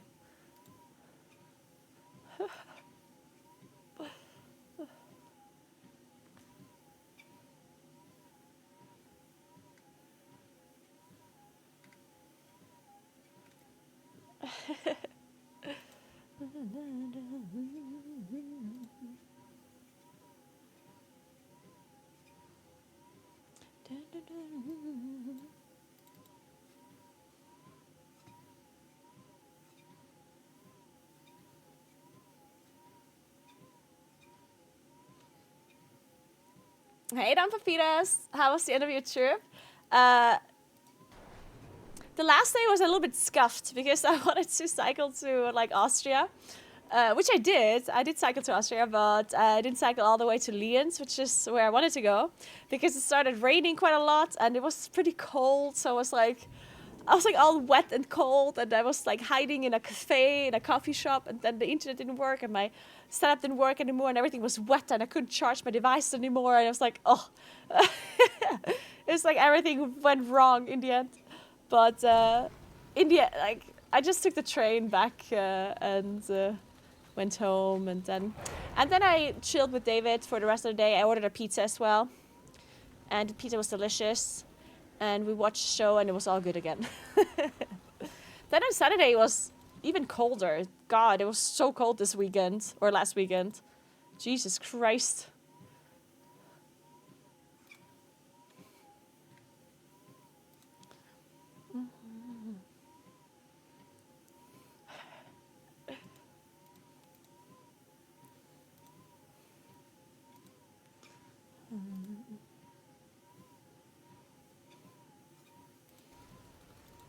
So, which dungeon are we doing now? Is there a dungeon that they changed quite a lot that I need to look at? I did look at, well, the problem is I did a lot of dungeons on PTR, but I never get to see the end of the dungeon because people always leave halfway through. The dungeon that I did see the full dungeon of on PTR is Gambit. I never saw the last boss of Streets. I did see all of Halls of Atonement. I saw all of Echo Dome. Priory I didn't do at all. Dawnbreak I didn't do at all. Floodgates. I mean, Floodgate I also didn't see the end of it, but I guess that's what it is. Maybe we should check out the ones that didn't do it all, like Dawnbreaker and Arakara and Priory. Yeah, let's do that. So the most boring dungeons that I don't like. Fine.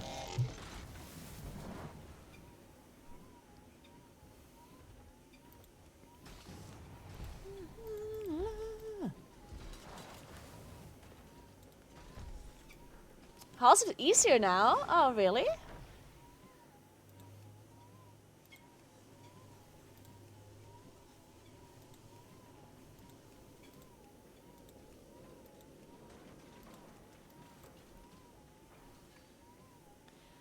The one thing that I think is so weird with the Halls of Atonement is that there's so much strategy you have to play at the start of the dungeon that it's, I don't know, like it feels like you are so locked in with your routes.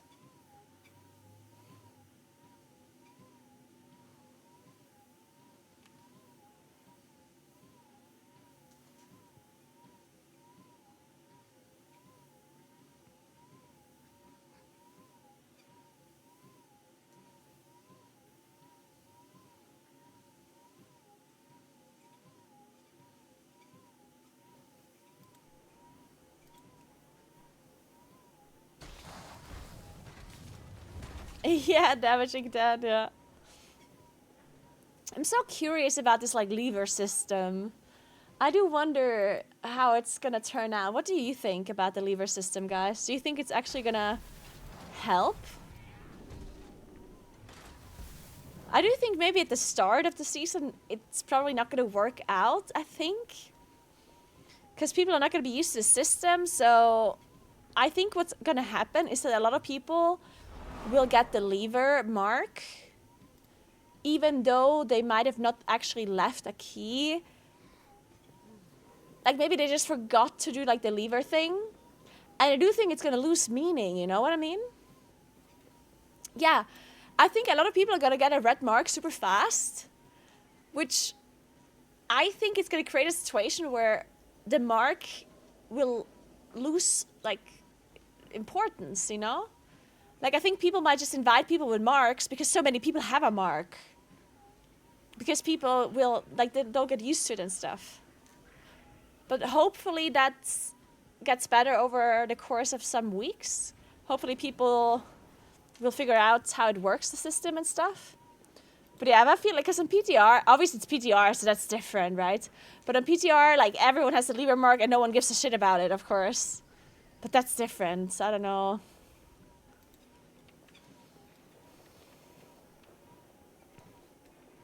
Do cover keys reset? I think so, but I'm not 100% sure. Who initiates a vote to abandon the key? Anyone can, as far as I'm aware.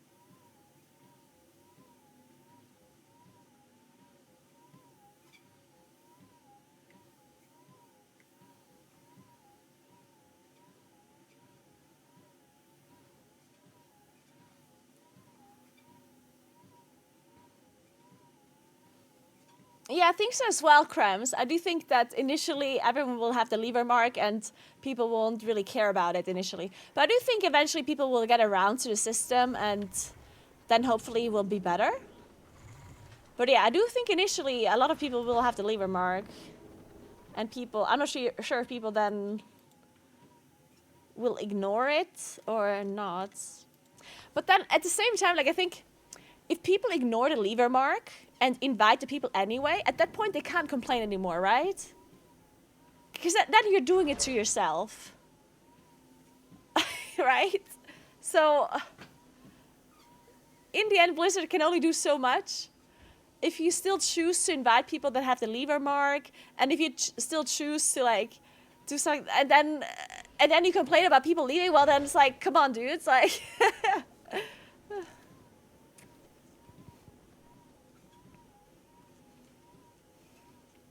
Why would a lot of people have the mark? Well, probably because people won't know about the new system initially, and then they'll just leave without starting the surrender vote, and then they'll get the mark, you know what I mean? Like, people will just not be used to the system, basically, and they will just get it accidentally, probably. Never underestimate what I can complain about. You think I'm gonna let reason and facts get in the way?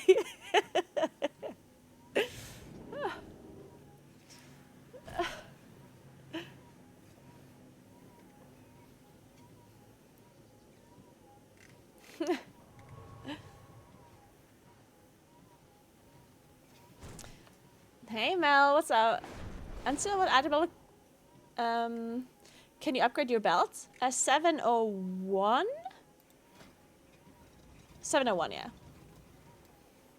Hey Instant, I'm good, how are you? Yeah, I know you're getting a warning when you leave, but that's like, there's like a million pop-ups that you get in WoW all the time and people just click it away, right? So you know when you die and you're not supposed to release, but you release anyway? Because there's something in the middle of your screen and you just click it. So, I don't think that's gonna stop people. Personally, I don't think so, at least.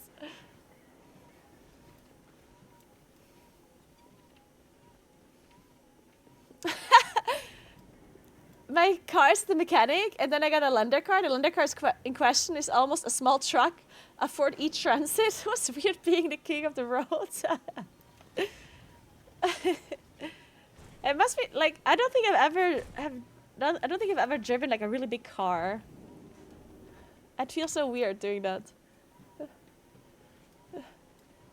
Hi Michi, antwortest du auf Instagram?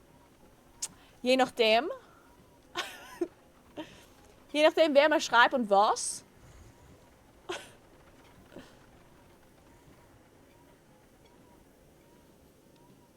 Was hast du denn geschrieben oder um was geht's denn? Ich muss schon mal E-Mail schreiben.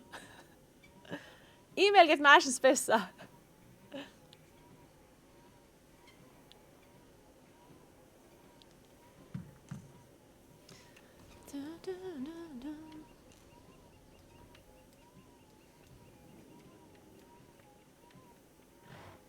Mach dir nur ein Audi-Handel ab, was gewählt Drogen hat, passt.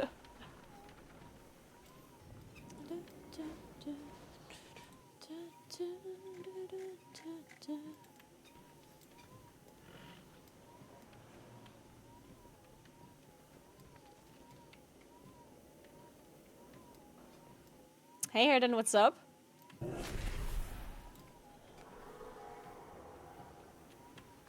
You have a higher pitched voice when you speak English? Yeah, I know. Apparently. People keep telling me.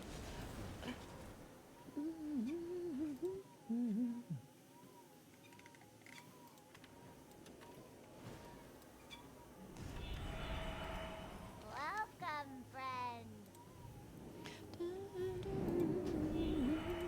Have a good one. I think, like, okay, so whenever people have, like, a different tone of voice or a different pitch when they speak a certain language, it feels weird, but then when you think about it, when people sing, of course singing is different, but you know when sometimes a person, like, speaks a certain way and then they start singing and it's, like, a complete different, like, tone? It's where they speak, like, somewhat, like, on a high pitch, and then they start singing, like, in a super, like, low bass tone or whatever. It's like, what the fuck? Where's that coming from, you know? Do you know where your safety pin is? Yeah, it's in my car. I should probably throw it away because I put it in the car, where like my thing is where I have to press to open my garage door. And I just know that I'm just gonna like hurt myself. I want to open the garage door. I'm just gonna like cut myself in a safety pin. Are you gonna stream in German at Gamescom, or was that just a rumor? I am hosting the Gamescom stage for World of Warcraft in German, yes. What do you do for work? I am a streamer. I'm working right now, believe it or not. I did want to do one German WoW stream before I leave for Gamescom because I want to get used to talking German about WoW. It's not that I mean, I could just talk German like randomly, right? But when it comes about WoW, whenever I speak about WoW, I speak in English. So speaking about something in a different language than what you're used to is probably very strange to me. So maybe I do a WoW stream where I speak German before I go to Gamescom to get used to it. When is your next bike ride? I don't know yet. I'm gonna think a little bit about my schedule this week. The new patch comes out tomorrow, so I will definitely play a lot of WoW this week. But it is the first week of the patch where usually there's not that much to do, since the raid is not out, Mythic Plus is not out and stuff. And we have really nice weather this week. So potentially I could be doing like an IRL stream maybe on Friday. But I'll think about it.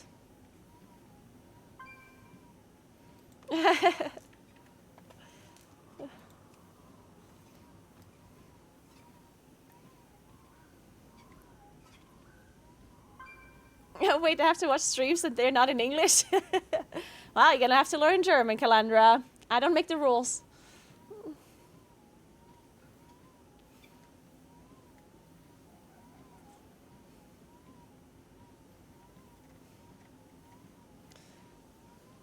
I really don't know how many steps I take on average per day. And honestly, it's like sometimes I do like a lot of steps and sometimes I do almost none. It's crazy. Like I go from maybe like 1,000 steps one day to next day like 20,000. I don't know. Like, it's like, I'm all over the place.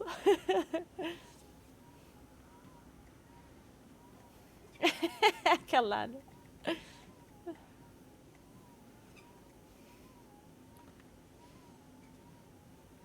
I'm a professional yapper, yeah, that's me.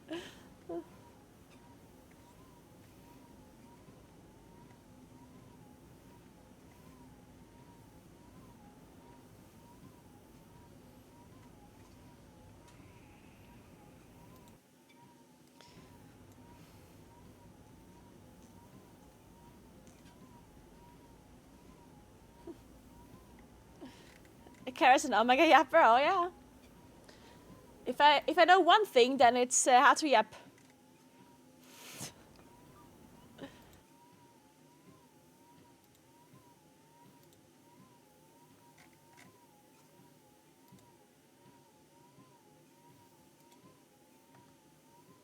The colors of your stream are calming. Oh, really? Thank you. I'm glad you like the colors, the background and stuff.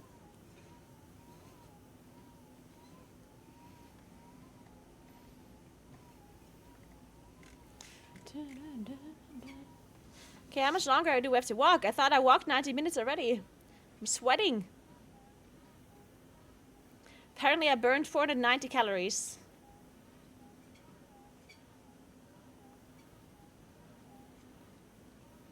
Oh, I walked 98 minutes. Okay, so I have to walk 2 more minutes. I want to visit Südtirol. English, but also learn German, so it will be cool to see that area of Italy. Oh yeah, you should totally come here. Go for it. I gotta go to the eye doctor. Have a good day. All right, Calandra. Good luck at the eyeologist. I should go to the eye doctor as well. My dry eyes are something else. It's out of control. Oh my god, I'm gonna have I just realized I'm gonna have such dry eyes again when I go to Gamescom. Fuck, and I'm gonna have to host a Gamescom stage. And I'm just gonna, oh my god, I'm gonna cry permanently. Oh, because Gamescom has like a lot of, like at Gamescom there's like really, like there's ACs, like really big ones, and they like blast air into the halls, right? And the last time I was at Gamescom, it was so bad for my eyes. Like I was literally just crying all day. So, oh shit, I didn't think about that. I'm not gonna be able to get an appointment at a eyeologist within 2 weeks though. Also, they probably can't really do anything anyway. Yeah, I mean, I can bring eye drops, but eye drops usually don't help that much. Well, it's better than nothing, I guess.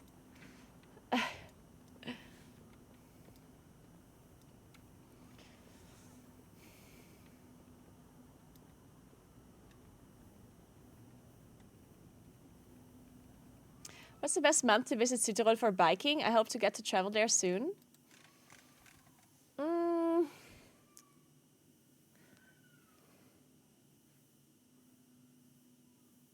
Honestly, like in the summer, you can come any month. It depends a little bit where you go exactly, because if you're more in the south of South Tyrol, then you can bike even when it's closer to winter. So you can even come maybe in October. But if you're a little bit further up north, then it can be pretty cold in October already. But it depends, like sometimes October can be warmer than usual, sometimes it can be colder than usual. Like it's a little bit hit or miss. So like for example, this week or last week, it was like super cold. You were still able to cycle, but it was colder than usual. It was a bit out of the ordinary. But generally, if you go to the south of South Tyrol, then usually you can come whenever you really want to. Even outside of the main season, like outside of summer. And I usually, like if I would come here for cycling, I would probably choose a month that is not like main season, just because there's less people here. And I personally don't like it when certain areas are just like overrun by people, right? But that's me. If you care less about that, then you can try and you can choose a month where it's gonna be more likely to be warmer, right? Because if you come here in August, July, then the likelihood of it being warm enough to cycle is higher. If you want to avoid people as much as possible and you want it to be more idyllic, then I personally would probably choose September, October. I think September and October are really nice months for cycling and generally also for less people. And I personally also think it's prettier.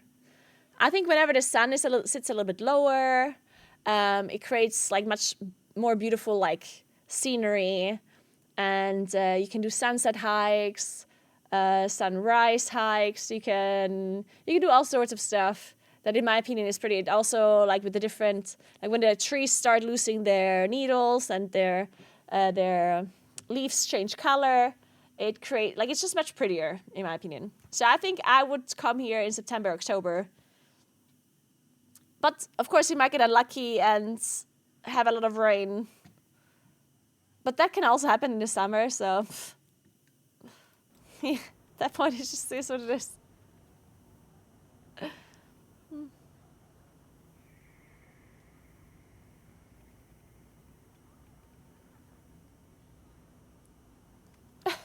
The other day I was watching you ride the bike through beautiful scenery, and my boyfriend walked in and he was like, "Really? Now you're watching people go outside and ride the bike instead of you going outside?" It's so funny because that is such, I mean, it's true, right? It's true, like a lot of people always say, "Oh my god, why would you be watching a streamer do this instead of doing it yourself?"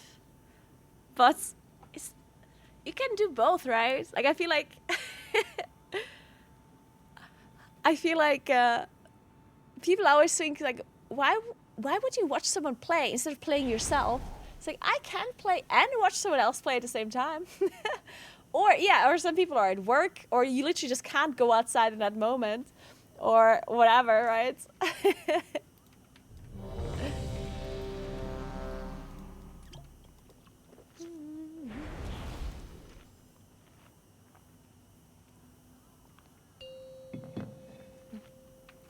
Or yeah, or people just don't live in an area where you can just go outside, yeah, and where it's beautiful, right? That's the same thing, yeah. Some people are like, oh, why don't you go out cycling the Alps yourself? It's like, oh, maybe I don't live in the fucking Alps, you know? It's if, like, let's say I'm watching somebody surf in the ocean, and then somebody asks me, Naguura, why don't you just go surf in the ocean? Well, because the ocean is a bit far away. And I don't know how to surf. That's the other problem.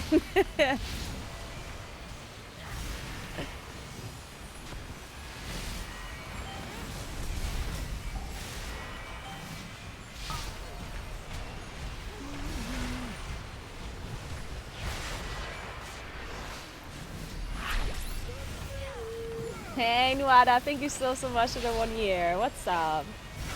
How are you doing?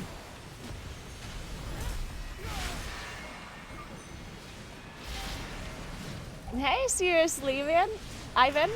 Hello from Taiwan. Hello. Man, I would love to come to Taiwan once. We were considering going to Taiwan on holiday for some time now.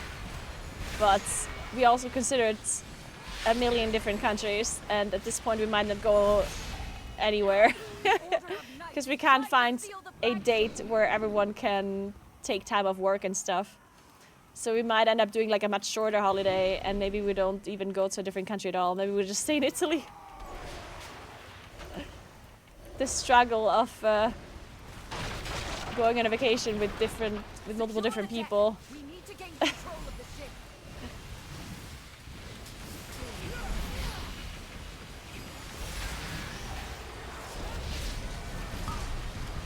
Hey, what is this?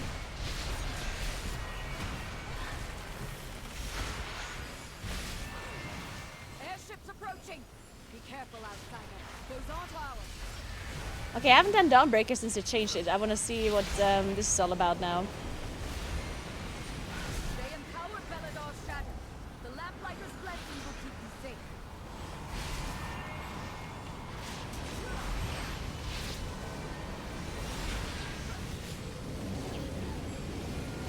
Bonus of staying in Italy is great food. That is very true. Oh, Italian food is just so good. I'm allowed to say this. It's true. When I was in Tuscany, oh, their food was just so nice. And especially if you go like on a cycling holiday or something, then it's so nice to stay in Italy, because when you go cycling you like eat more, obviously, because you have to eat more. And then it's nice when you have like really good food to eat. Got us surrounded. You'll need to use those maps of yours to fly to them. Okay, where are we going?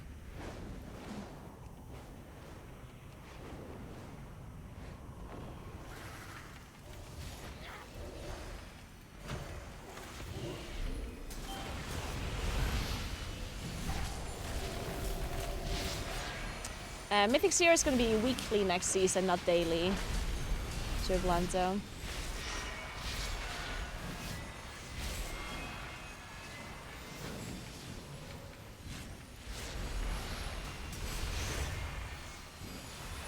No time to rest. Head to the next ship and defeat the crew.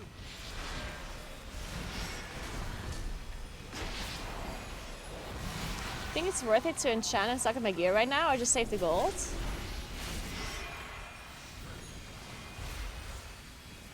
Probably depends on what item level it is, your gear. Like, it depends how fast you're gonna replace it, right? Because you have to remember, like, tomorrow the patch comes out, but we don't have a lot of stuff available that first week that will give you, like, an insane amount of item level or anything, yeah? Like, we only have Mythic Zero, and Delves and stuff. So you have to ask yourself the question, first of all, how fast are you going to replace the gear that you currently have? And you also have to ask your question, do you need the enchants until then? Because what is an enchant going to do? It's going to make you do more damage, right? Or like make your character a bit better. And does your character need to be better? Because if not, then you don't need to enchant, right? If you can do the delves without the enchants, And you can do Mythic 0 without the enchants. And whatever content it is that you're doing to replace the items, then you don't need it.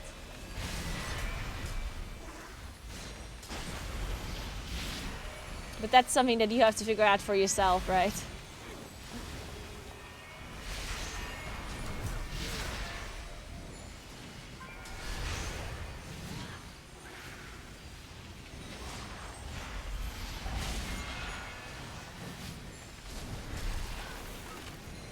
Yeah, you could do like really cheap enchants. If you want to save your gold but you still want to have something, then just put on like cheaper enchants, I guess.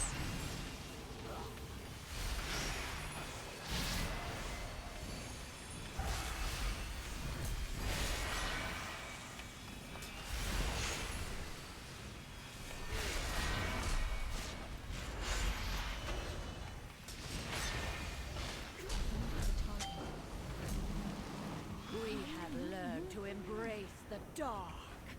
Be not afraid. Let it embrace. The night guides me. Empower. Oh, I almost lost my buff. They changed this boss. Oh, that's a beam.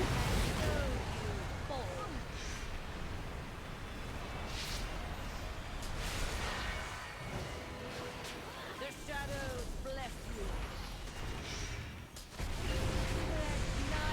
It doesn't look like they changed the boss. Except, what is this, what is the bar that I have here? What, does this boss do something different at 50%? Or is this just like the phase where you have to go away? I think this is the phase.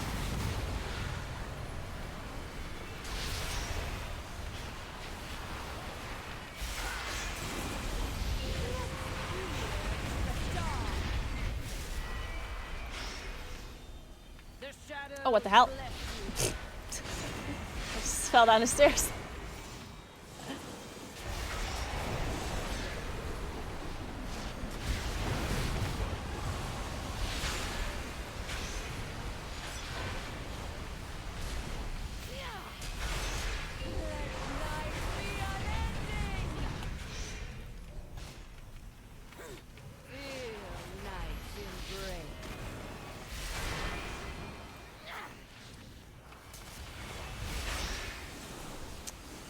I'm 680 item level right now. Would you say that's a good starting point? I mean, yeah, of course. 680 is totally fine. The shadows bless you. Oh, something shadow. She's lost control of her magic. Get out of there.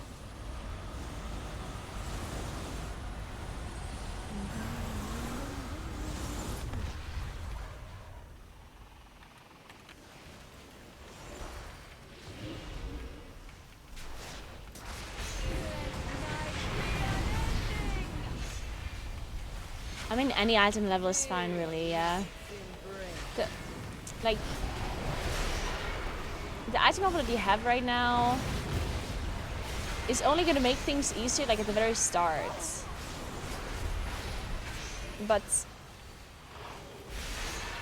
you can start with a fresh character, really. You can go into the next season with a fresh character. Blizzard usually tries to make a season be a completely independent thing, right?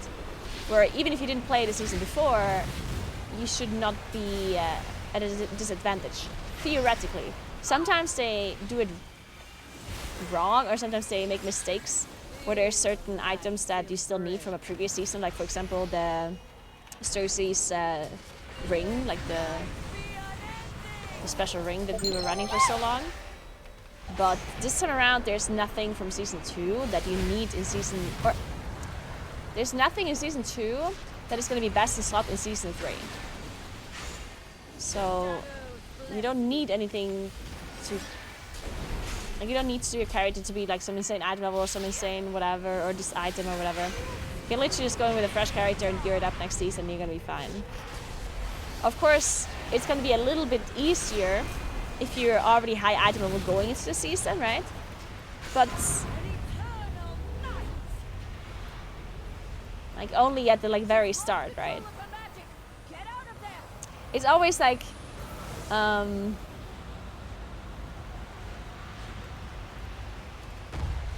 time that you invest versus like the benefits that you have to consider, right?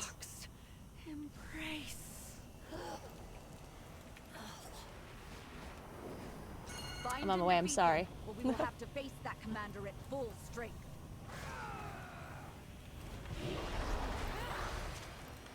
Because if you have to like spend 10 hours right now farming some item level or whatnot, just to clear a mythic dungeon next week 5 minutes faster, if even, right? It's like, okay, was that really worth it? Probably not.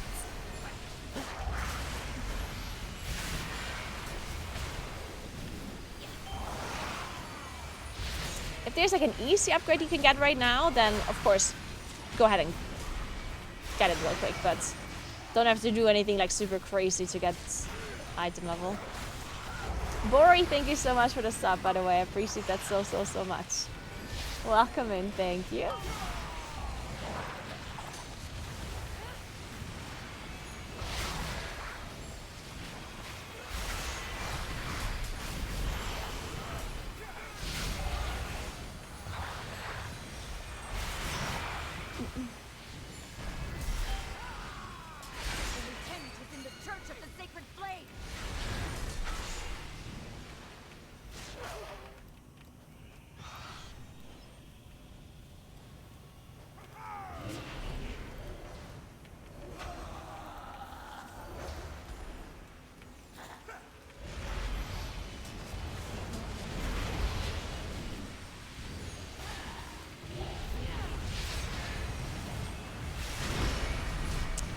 I do agree that there is a point, like if you push keys really early on in the season, as I said, you can build like a network with people, and you might be able to generally get invited into hierarchies more often because you do that. That is true, because if you fall behind really early on, it's gonna be hard to like break into like the high end. Like it's gonna be hard to get invited, basically.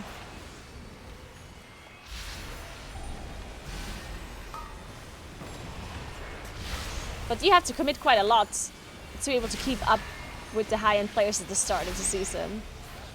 Like you have to commit quite a lot of time, because at the start of the season there is no radar IO that you can proof, right? So, like you'll have to farm item level at the start to get invited, because at the start that's the only thing people can really use to judge you as a player, because there's no score, right? So they have to look at your item level.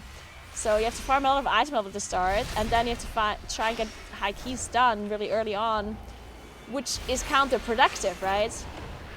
Because to farm item level, it's actually more beneficial to do lower key levels compared to doing higher key levels. Because if you do higher key levels, the chance of them depleting is higher, which means it takes longer, and you gain less crests and less currency and less items. So if you're pushing higher keys, then you get less loot. So it's like kind of like a cycle where, like, if you want to farm gear, you have to do low keys. But if you want to like get invited by people, you need to do high keys to get the score. So it's like, what do you do?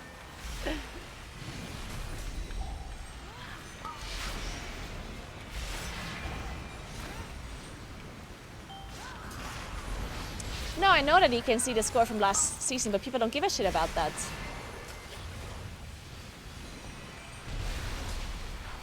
Like, people just couldn't care less about the last season score.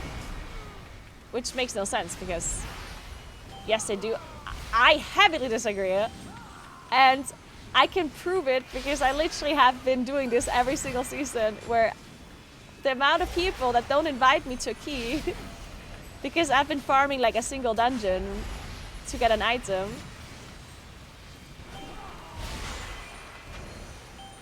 It's the same shit every single time. Like the new season comes out, I'm farming a certain dungeon because I need a trinket there. And then, for example, let's say there's a dungeon that I've never done because I don't need items there, so I don't do it, right? And then my score is gonna be really low because I've only ever farmed, because I'm missing like one full dungeon, right? And then people literally don't invite me to a +7 key when I had rank 1 title the season before or whatever. Like, some people are just stupid. Of course, this is not everyone. Like, some people will care about your previous season score, but there's also quite a lot of people that just don't care for some reason. I guess the people that don't care about the last score are also stupid though, so.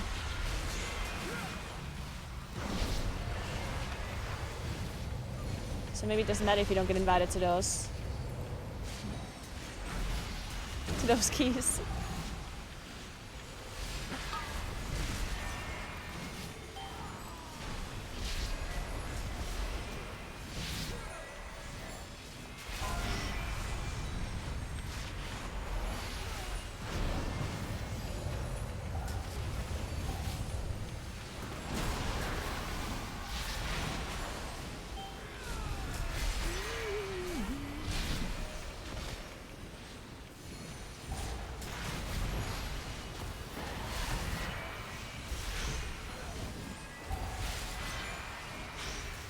Man, we're really not killing this guy.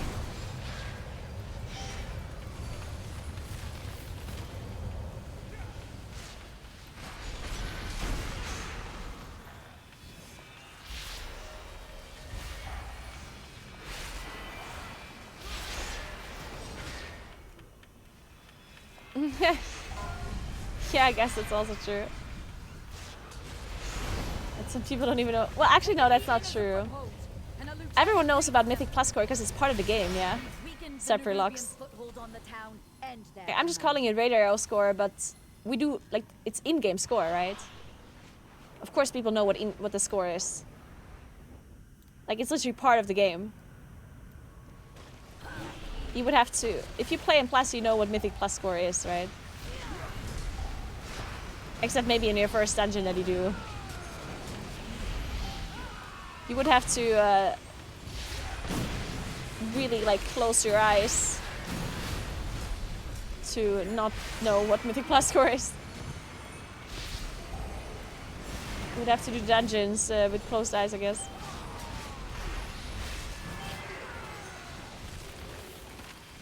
Hot take, I think boosting for a plus above a level 10 key should not be allowed.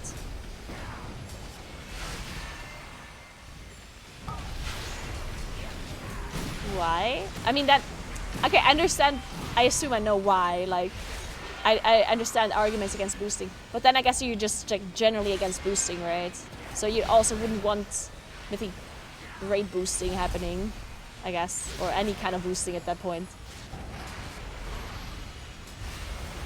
Or is there something in particular about high and plus keys that you're against, that you don't care about in other aspects of the game?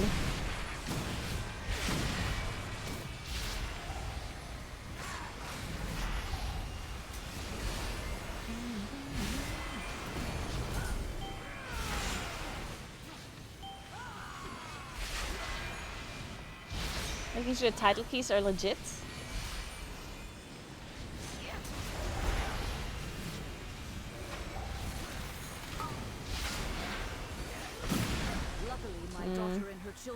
I see what you're saying. So you basically are saying that people that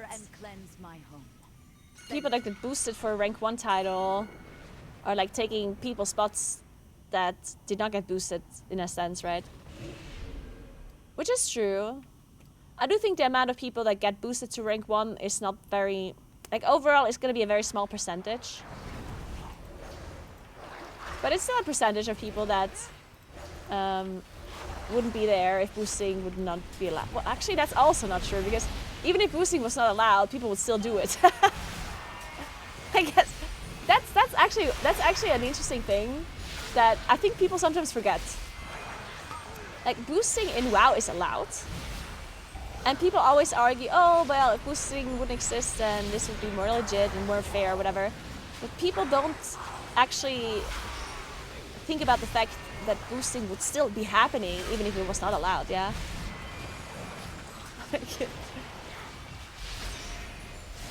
That's, in fact, it might even happen more. Okay, maybe not more overall, but more for things like M+ title. I do think, like, if boosting was not allowed officially, I do think it would happen less overall for sure. But I think the things that would happen less are like the normal, like, average boost. You know, where it's like buying a heroic raid boss, buying a +10 key, like leveling a character, like these kind of like common boosts that happen like all day, every day. These like nothing boosts, you know, where you just quickly buy like a heroic kill or something. Like those boosts would probably happen less. But I think the boosts for like rank 1 title and for like mythic raids and whatever, I think those would probably happen even more, potentially. But I'm not sure, like that's just a theory I have.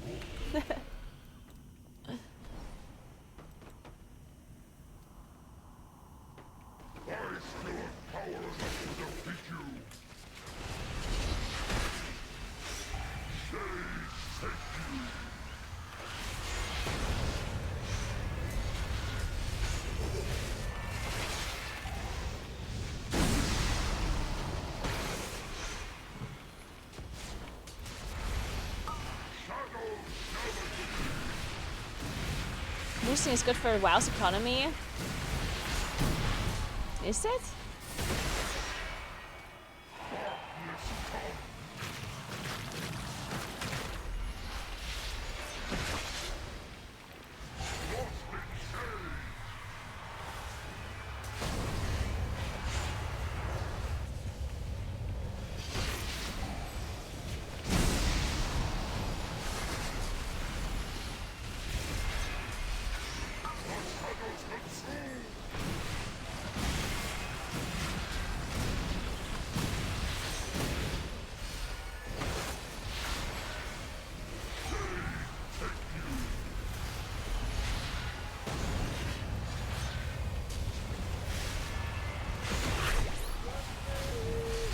Sixers, thank you so much for 33 months. What's up?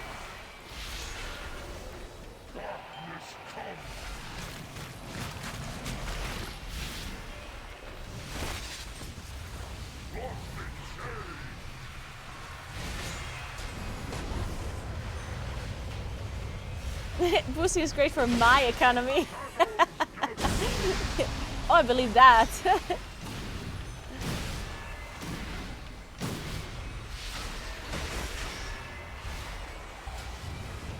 I personally don't really have anything against boosting. For me, it doesn't matter if it's there or not.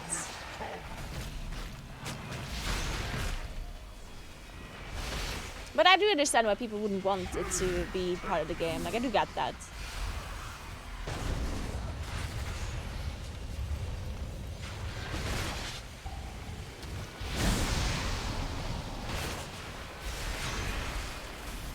Are you ready for 11.2? Yep.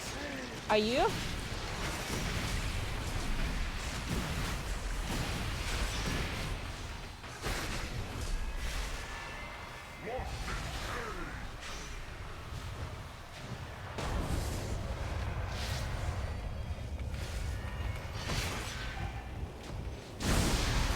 I mean, boosting has been around for a long time. I mean, yeah, of course I boosted.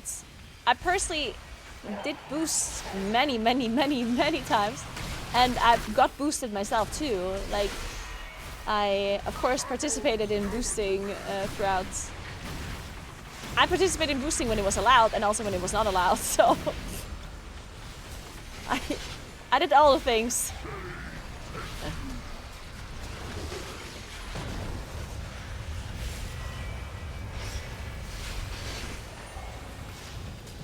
But, I mean, that doesn't mean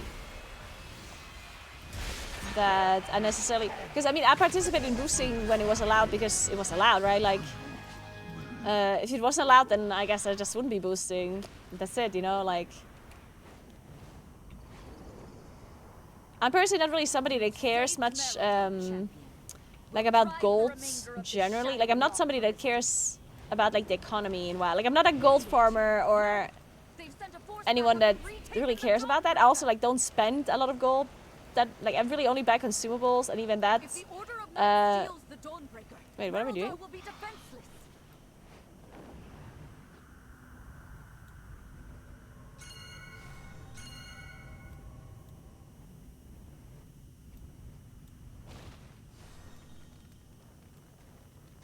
Oh.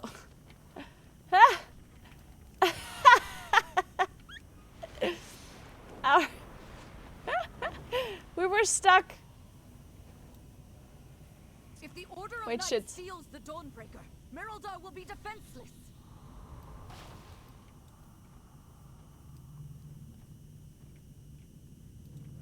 Their screen is frozen now. Am I alive? Oh shit! I just don't like PvP boosting. PvE boosting is whatever. I do think PvP boosting is a bit worse than PvE boosting. I agree. When it comes to the integrity of the ladder. If the Order of Knights steals the Because PvE boosting, even in M+, like at least, like you're not taking anyone's score away. While in PvP you do, right? I guess you can argue that in PvP, if 2 players are good enough to boost a third one, I don't know. Like, like that's the only argument I guess I can see there, but. If the Order of Knights steals the Dawnbreaker, You're taking legit rank 1 and plus title spots away. Yes, but it's not as bad.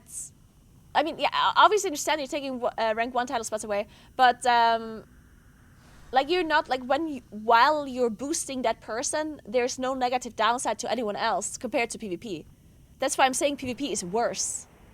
Because every time a player plays a game while being boosted, another team loses score, right?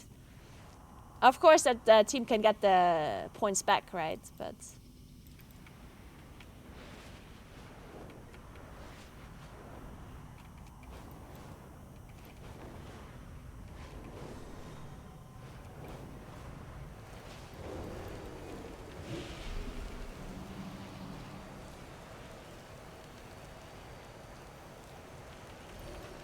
if the Order of Knights steals the Dawnbreaker, Merildar will be defenseless.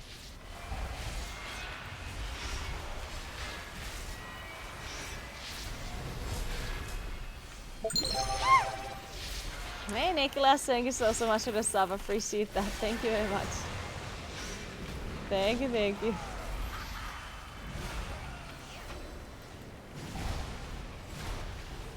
But as I said, I don't really care either way for it existing. Like, if they would ban boosting tomorrow, I wouldn't really care. I guess.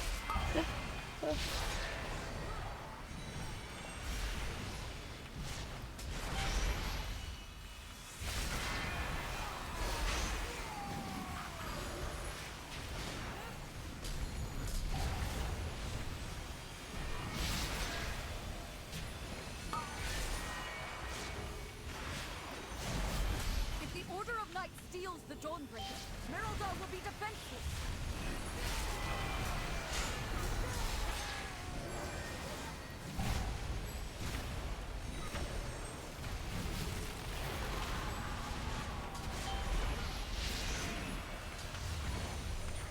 And yes, I did get boosted to 2.4k score in Shadowlands.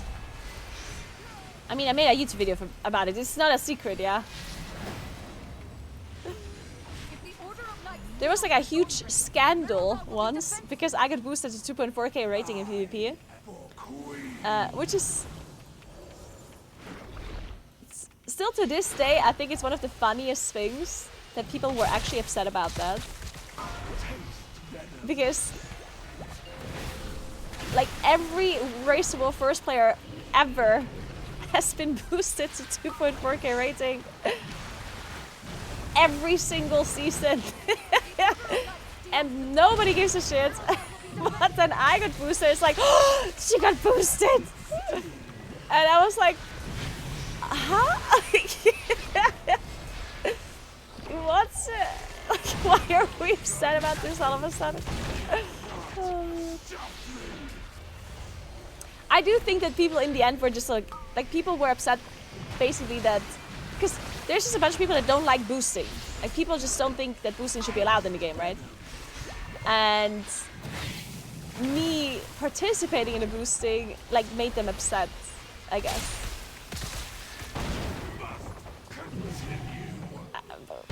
Right, which I guess it's still kind of weird, right? Because if you're against boosting, then you should tell that to Blizzard and not the people that are doing something that is totally legit, right? In the end. Because in the end, boosting is allowed, so everyone that does it, like, that's not the ones you should be yelling at, right? In the end, you should be like if you really are against boosting, then it's Blizzard that should disallow it, that you should be upset about. And not the people that are boosting or getting boosted, because, I mean, they're just using a service that is part of the game, that is totally legit, right? If the Order of Night steals the Dawnbreaker, Merildar will be defenseless.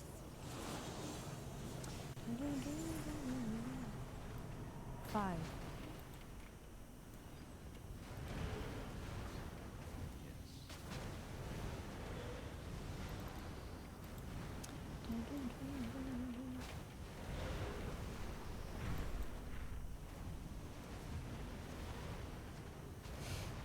Also, they should increase the rating required for them plus rewards. Not everyone deserves them, and they're very easy to get. Merildar will be defenseless.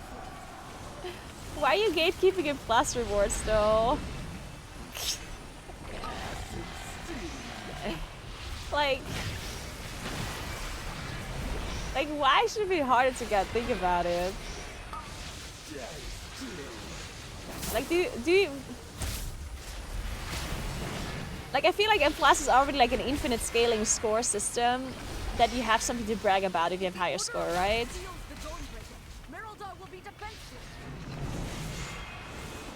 I don't think you have to gatekeep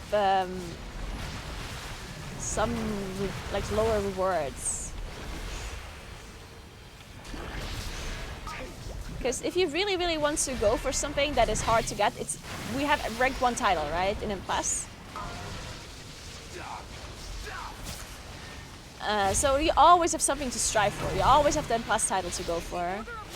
I don't think you need to make other rewards harder. Like, for what? Like, who are you to decide who deserves an M Plus reward and who does not, you know?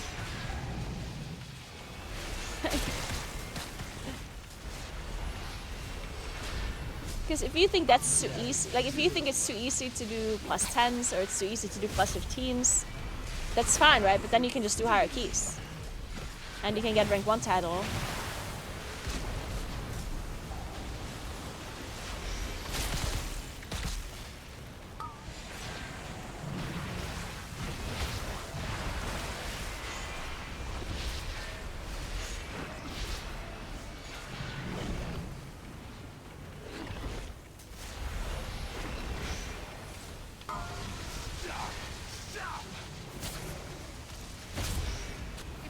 I would love them to move the 3rd vault slot from 8 dungeons to 6.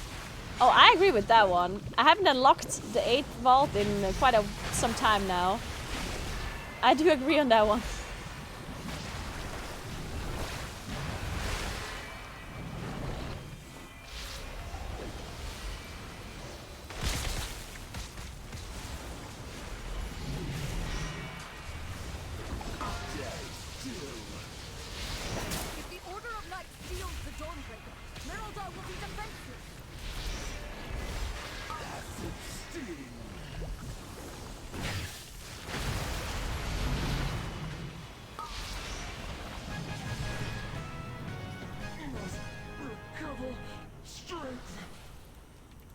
I have the new set bonus equipped, yes.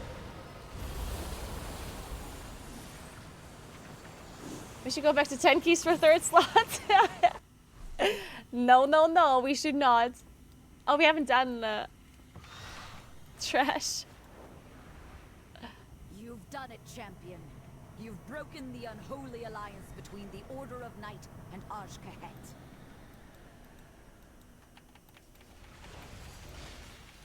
That creature of theirs has fled back. I don't really like this dungeon. I don't really like this dungeon myself either. Not the biggest fan of this one.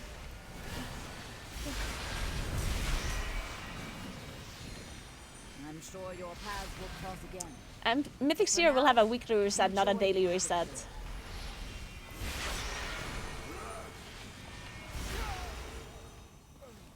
That did not give percentage.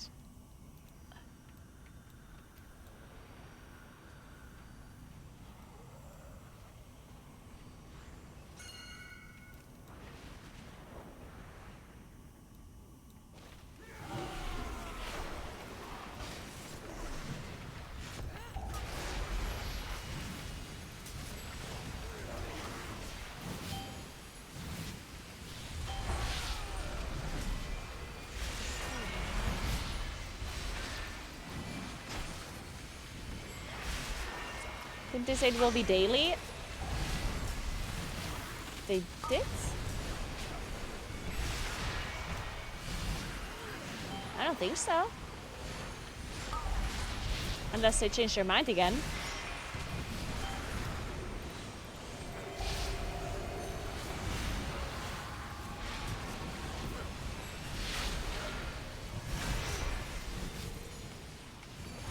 It's possible. They changed their mind quite a lot about Mythic Zero reset.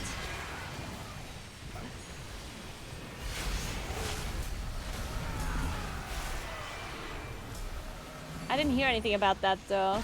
Wow.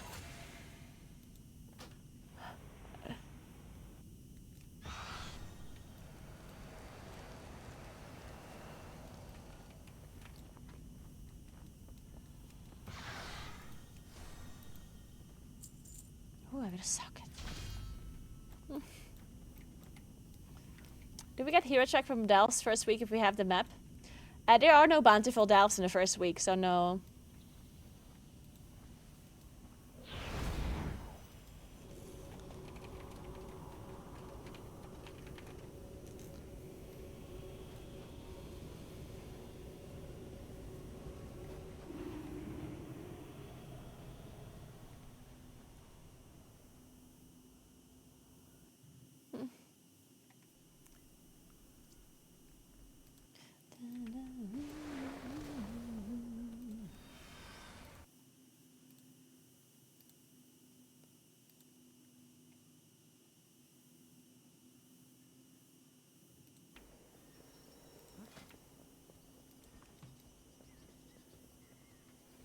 The game is really great right now, in my opinion, all things considered. Maybe making tanks and healers more enticing to play would be nice to reduce the bottleneck in groups. Yeah, I mean, I personally can't really speak of this too much because I personally really didn't like Season 2. I mean, that's also not fair to say. I did like Season 2 more than Season 1. Yeah, I mean, Season 2 was not bad. Yeah, I think it's not fair to say that I didn't like it. I did like it. The one thing that really bothered me personally wasn't the season itself, wasn't like the dungeons itself. It was the turbo boost and the belt that they added, actually. Yeah, that was like the major thing that put me off of Season 2.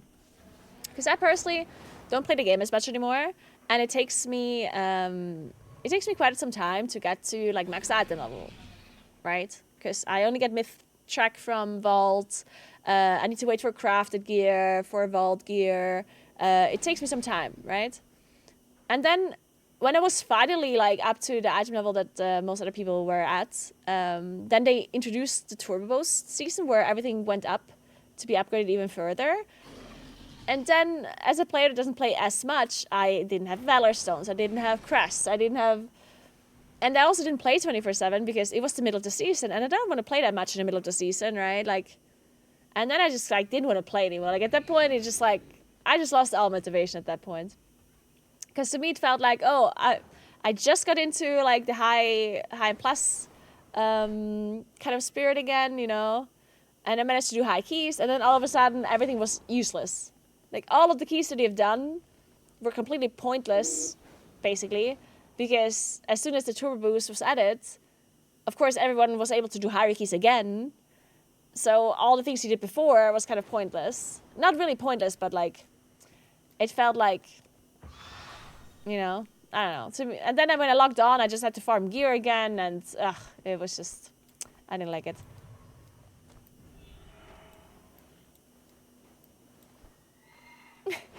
Yeah, my girlfriend moved in like a month and a half ago.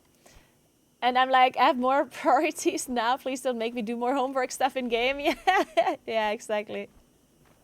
But I think for some people, it's like there's nothing to do in game. Turbo boosts give them enjoyment for the moment. Yeah, like understand the upside of it.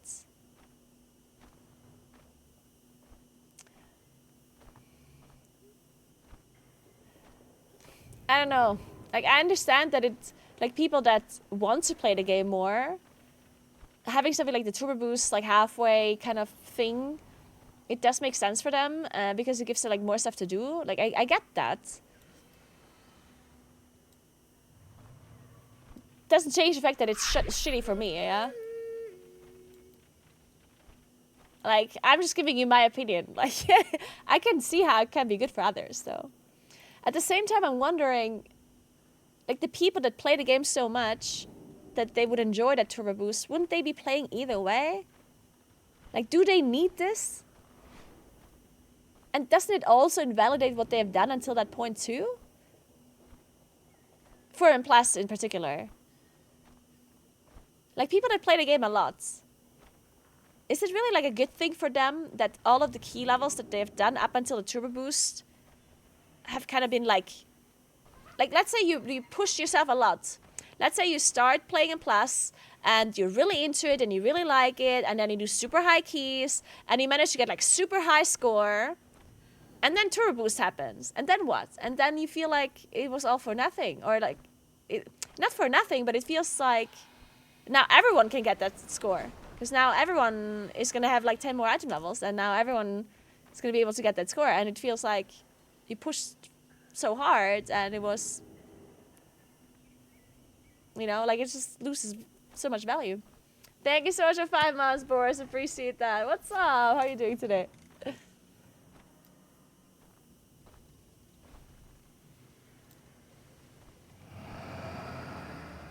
I play a lot and I hated the item level boost. Thank you, Jinx.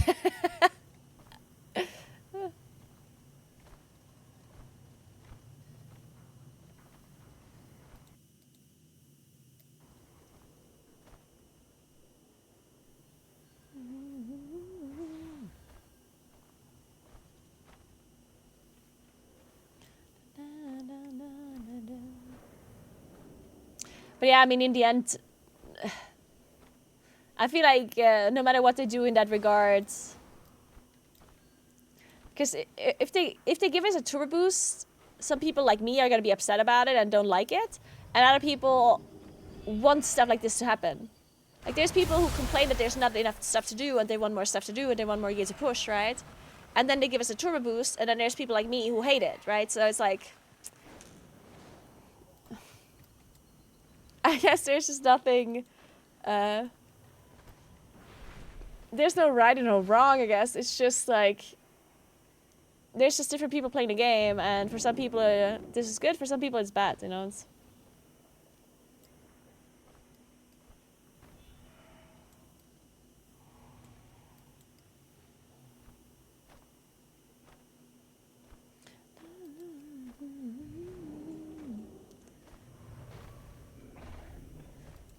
I feel like I want to do Priory.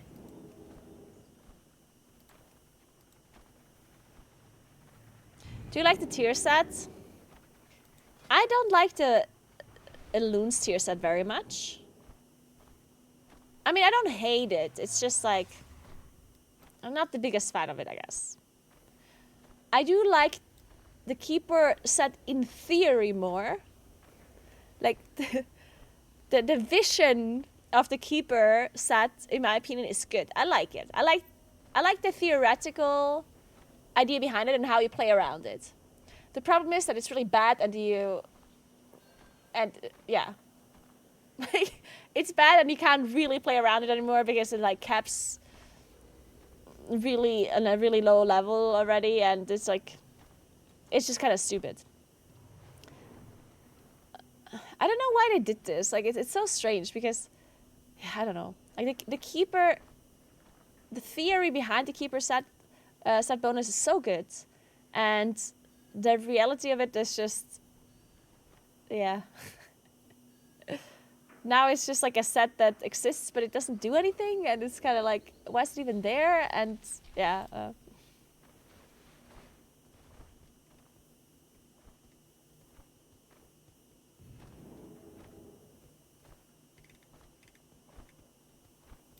you planning on doing normal / heroic viewer rates? Yeah, probably.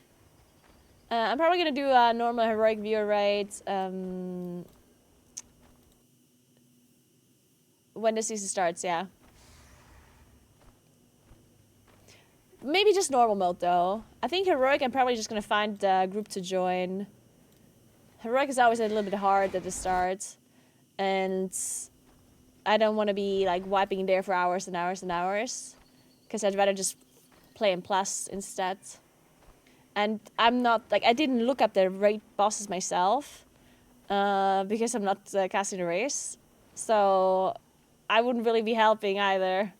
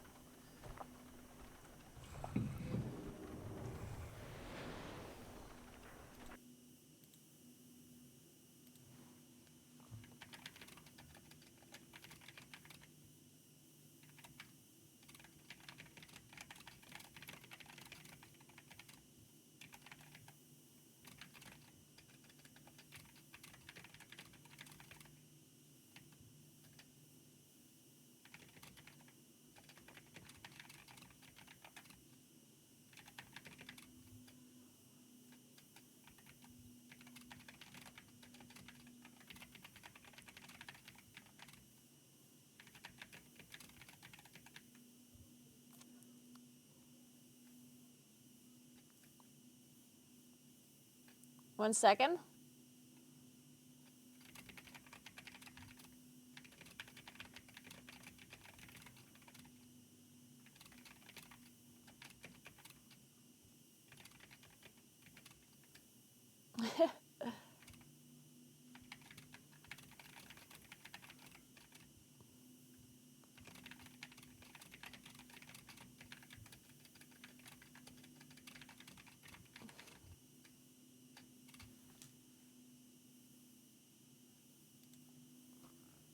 Mm.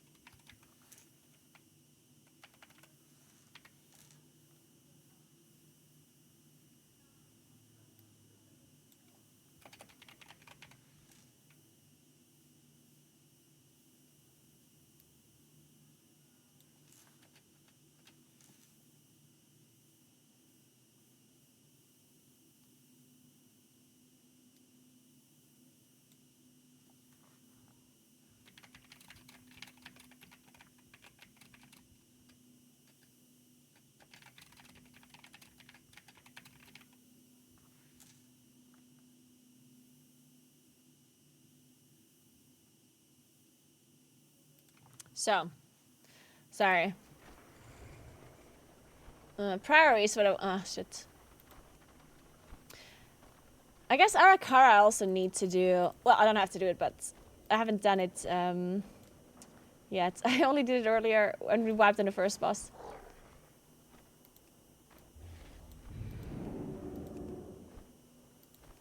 Okay, then the healer. Okay, I don't know what level this is.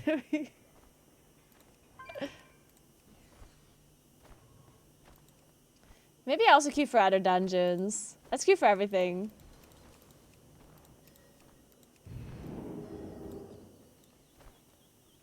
But maybe not streets. Man, there's something that I have with streets, like... I kind of like the dungeon, but then at the same time I don't really. What do you think about streets? Like, to me it's always like, it's kind of enjoyable, but then at the same... I think it's because it's too long. Because I do, like, if I think of the individual parts of streets, I like it. Like, I don't dislike any boss in particular. I don't really dislike the trash. But I think every time I queue up for streets, it feels like it's such a long dungeon. There's just so many bosses, I guess. Maybe that's it. Like, there's just so many bosses.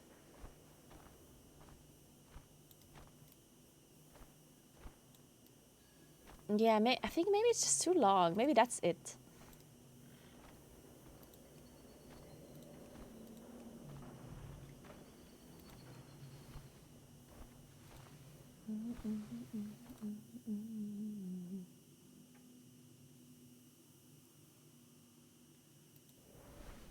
Oh, wait.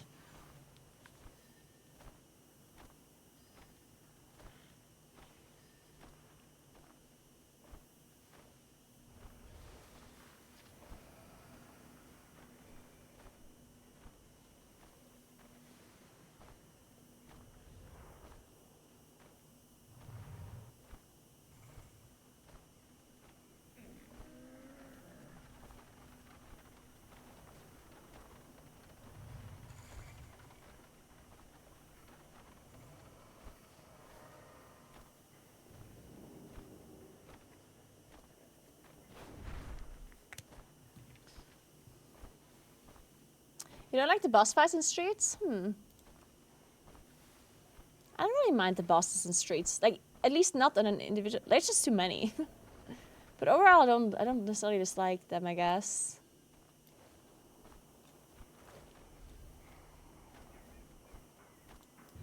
Hey, Comp, thank you, thank you.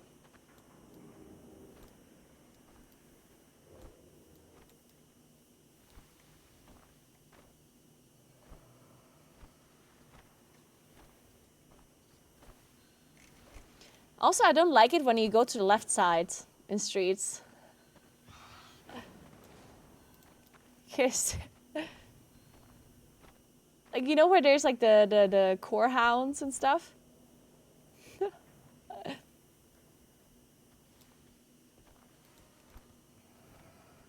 Why is your item level low? How is it low? It's 711. That's pretty high in my book. But it doesn't matter because the item will get scaled anyway, and plus.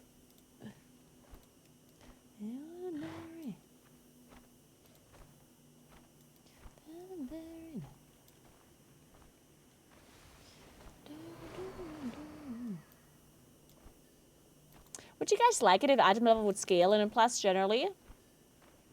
Basically like challenge modes. No, you wouldn't like it? Okay. Why not? Ah, Streets 13, fuck. Do you want to do Streets? Hey Feyru, thank you so much for 40 months. What's up? How are you doing?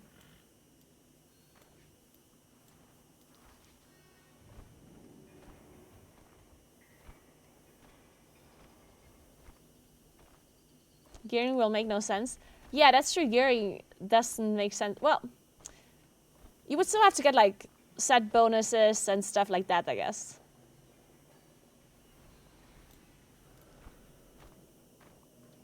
Naguura, when you go to Gamescom, tell the devs to stop neglecting Arena. I will not tell them that. Why would I tell them to put more time into something that I don't play? What the hell? I care about me and myself.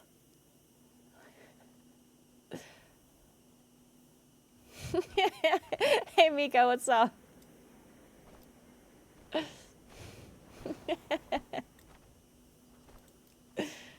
I will tell them to put more time and effort into all the things that I like doing.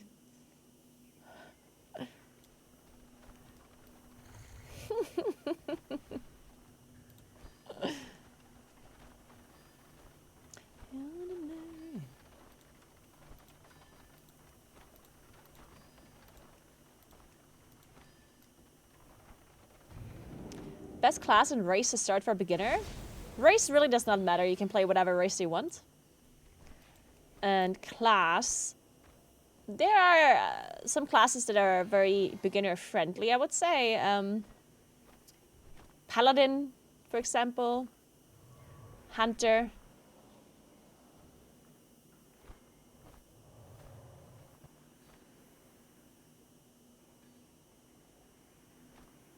Maybe warrior?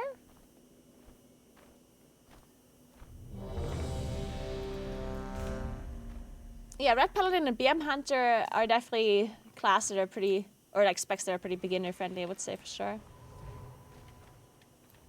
Havoc Demon Hunter? Maybe. Yeah. I would say Havoc Demon Hunter too. The only thing that can be a little bit like, for beginners, I guess, like Fell Rush and stuff like that can be a bit like much, like the positioning aspect of it, I guess. But it's easy to understand initially, for sure.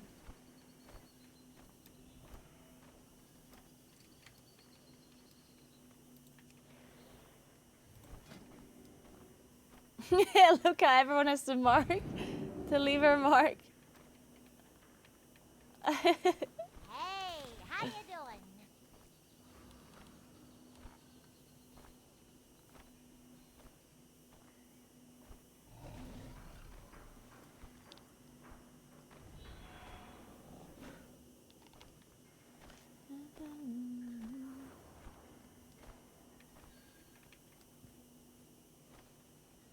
Oh, did you get a friend request? Be careful out there. Aw, look at that, it's Jinxie.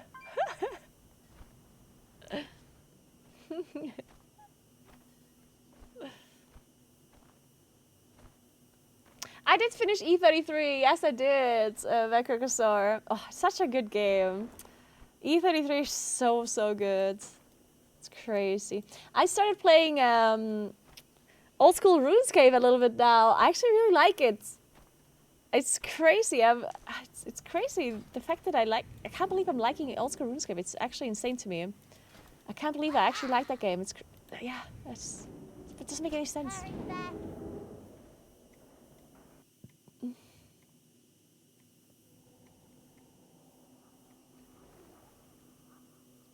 I feel Monk is pretty straightforward, DPS at least. You think so?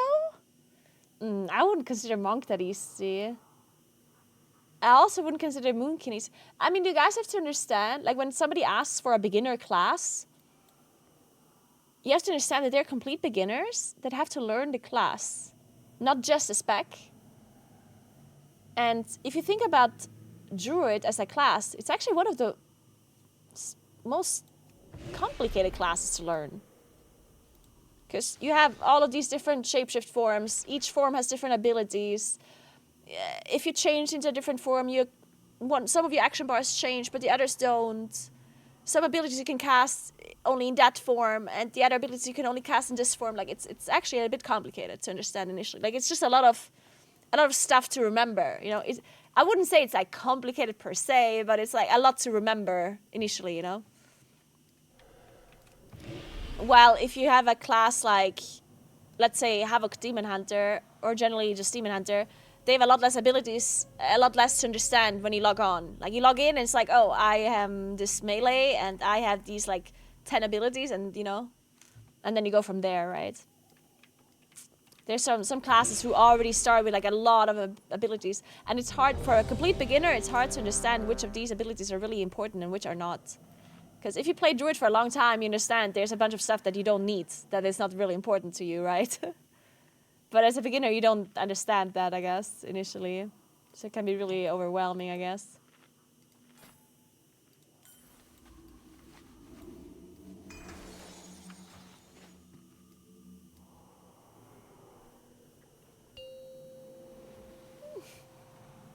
Teleport Moonglade is in my rotation. 5, 4, 3, 2, For example, yes. 1. Wait, our freeze is missing.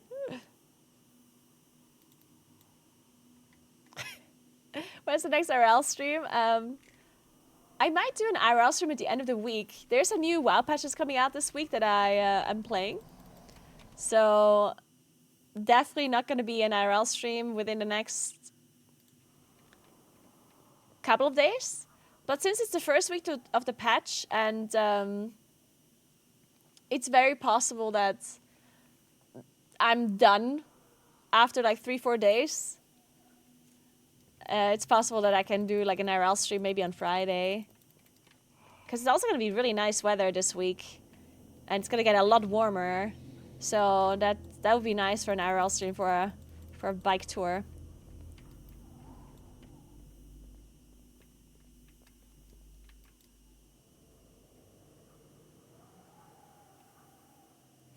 Also, not hating, but what do people find fun about old school RuneScape? From the side, it looks extremely boring. It does look so boring. It also looks really boring to me when other people play it, and it looks like it just looks bad, right? Like the graphics are just horrible. Like they're just so old. But I mean, I honestly think it's really hard to describe. It's very similar. Like I think it's very similar to classic WoW. When it comes to like why people like it. Because classic WoW, when you look at classic WoW, it also seems just boring, right? But there's something about these like old school MMOs that do something to your brain where it's like, you feel like you need to farm this. It's like, I have to do this quest. And then I have to do this other quest. And I have to max this skill. And I have to... Like, 4, it's just 3, does something to your brain. 2, I don't really, 1. I can't describe it. It's like this urge to get this done, whatever it is that you're doing in the game, right? And in OCRS, it's the same thing where it's like you see all of these quests and all of these skills that you can max, and you just kind of feel like you have to do it. I mean, it's not like you feel like you have to do it; you really want to do it. It's very strange.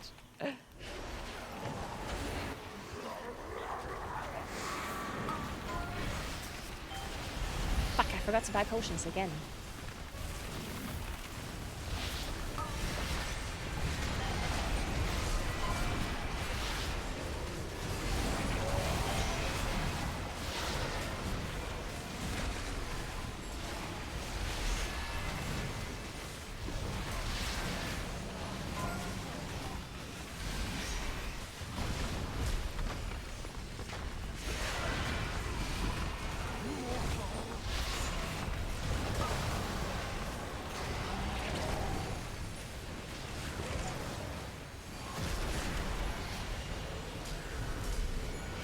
Yeah, even if each individual task seems like boring and is boring, it's just like the drive to get it done, and then also like the dopamine, I guess, once you do achieve it. It's hard to describe. And it's also interesting to me that most games can't really emulate it anymore. Like this feeling that you have in OCRS and in Classic, you don't really have that same feeling anymore when you play like a modern MMO. And I wonder if people, if the part of the reason why you feel the way you do is because it's old. Like maybe that is like part of it. I don't know.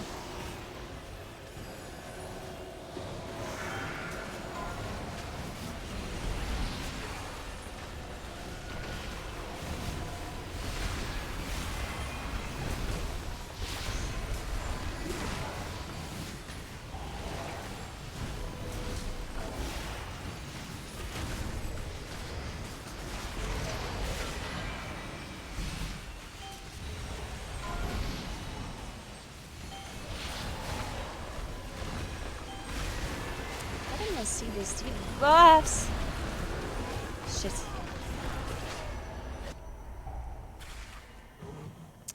What are your thoughts on this one button rotation tool coming? It's already in the game, the one button rotation. Are there not already add-ons like this? Yeah, but Blizzard tries to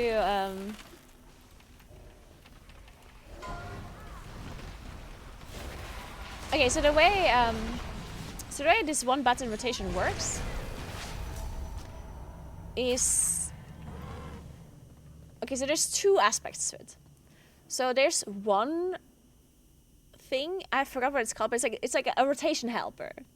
Basically, if you turn it on, the rotation helper, then it, like, the abilities that you're supposed to press next, according to this tool, will like light up. Like, it basically helps you to know what to press next. Very similar to Hakili, which was like an add-on before that you probably are talking about. And then there's a second thing that you can do, and it's like there's like one button rotation. Basically, it gives you a button that you press over and over and over and over, and it will do a correct rotation according to Blizzard's APL. If you press this one button rotation, then your GCD is slower. So you basically lose damage because you're not going to be able to press the buttons as fast as if you would be pressing them yourself. But generally, a lot of people have been finding some success with it. The idea behind the one button rotation is mainly supposed to be an accessibility feature. So people that, for whatever reason, can't use the keyboard properly or can't use the mouse properly or whatever, they have an ability, or they have a way to be playing the game properly. I don't want to say properly, but they have a way to clear some content, right? They have the ability to play. That's like one of the reasons why they added it. And then the other reason why they added it is because there's some people who literally just maybe don't want to learn how to play the game properly. They just want to play the game as like some sort of collecting game. Because there's like so many different aspects of WoW, right? WoW has so many different facets and so many different things you can do. And playing the game is just one part of it. It's strange, but it's true, right? Like, there's quite a few parts of the game where you don't have to play the game properly. And if you just rather do those things, or you rather just quest and you want to understand the lore and you want to do side things and blah blah blah, then learning how your class works, it might not be something that you enjoy, that is part of your ideal WoW experience, and therefore you can just choose to play this one button rotation instead, which I think is fair. It's not supposed to be the best thing to do when you play the game normally, though. Like, if you want to play high and plus, or you want to do mythic rating or whatever, then this is not supposed to be better than if you play yourself, right?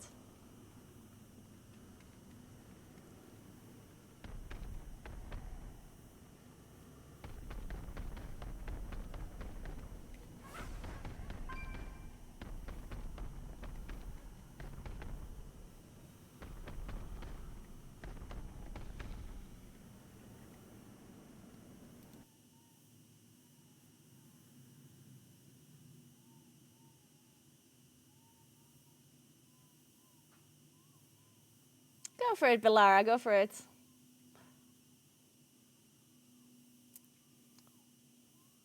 Makes people lazy? I don't know, like, I mean, it only really makes people lazy if it would give you the same amount of DPS or like close to it than if you would be playing the game optimally yourself, right? Which it doesn't. I mean, there have been some videos around where people like Tattles, for example, played the one button rotation and they did really well.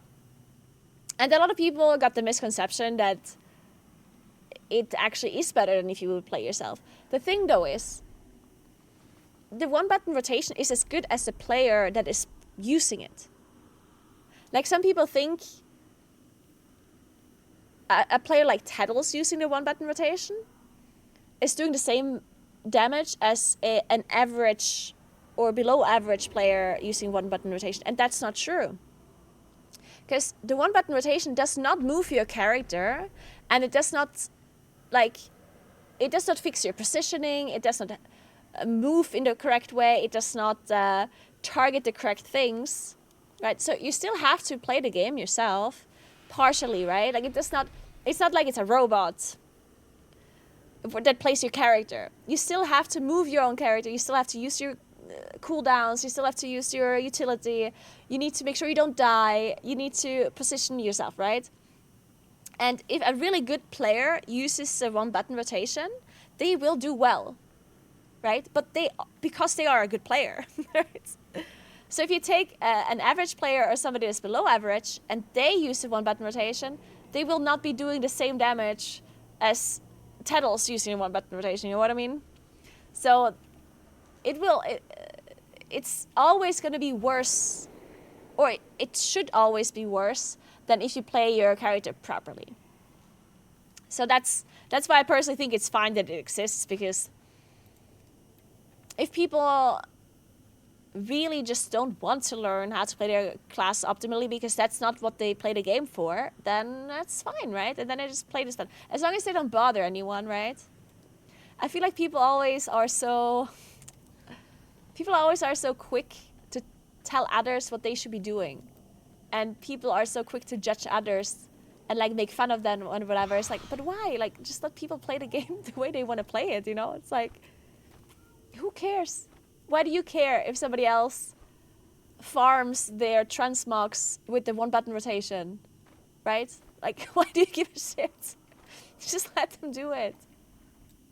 Just, you play the game however you want to play it. And the other people should play whatever they, you know, like, as long as it doesn't affect you, this like one button rotation, then it really shouldn't be a big deal, right?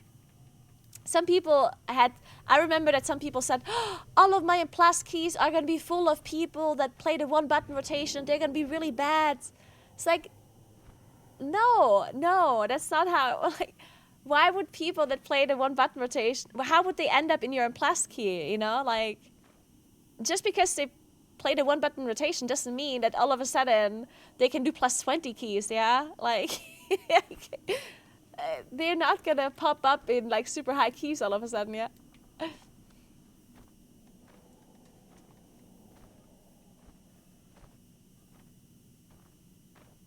Hey, Quartz Mage. And yeah, a Fable Beef, yeah, that is like another big reason why they added it, yeah.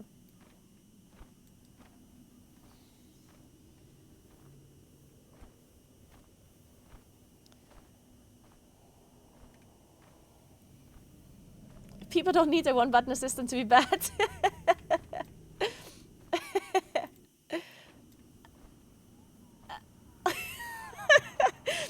Yeah, it's actually funny because I actually think sometimes I wish people would actually use the one button rotation. Like, for me, it's the opposite. I'm not mad when people are using it. I wish some people that are not using it would use it. That might actually be better.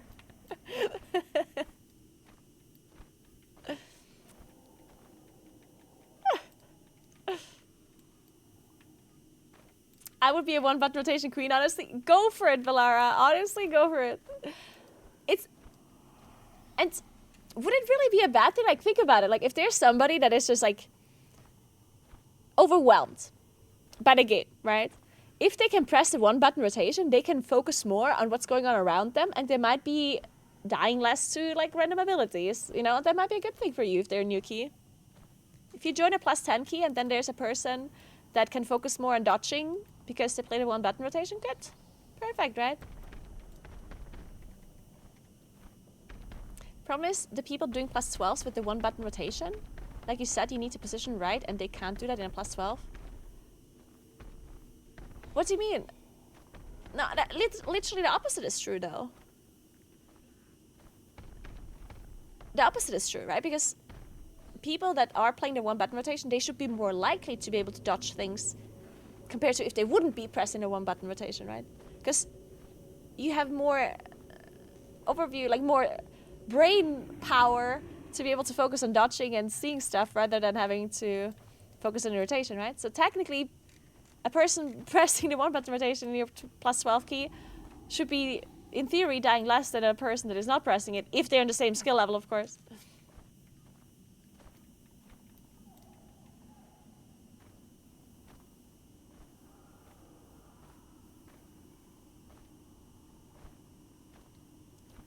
I hope there will be some kind of tracking it in QFinder to see who uses it. Why? You guys, what else do you want to track? I can't believe you guys think there should be a tracker to see who used 1-button rotation. Oh man. Guys, you understand that the 1-button rotation is already in the game, yeah? I think some people think that this is going to be added next patch. It's already there.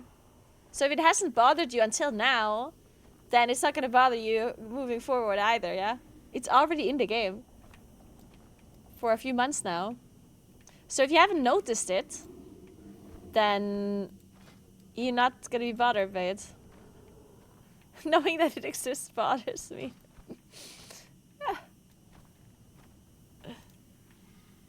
Alright, let's find another key. A quick one. I guess all of the keys are quick because we deplete them after the first pull, so...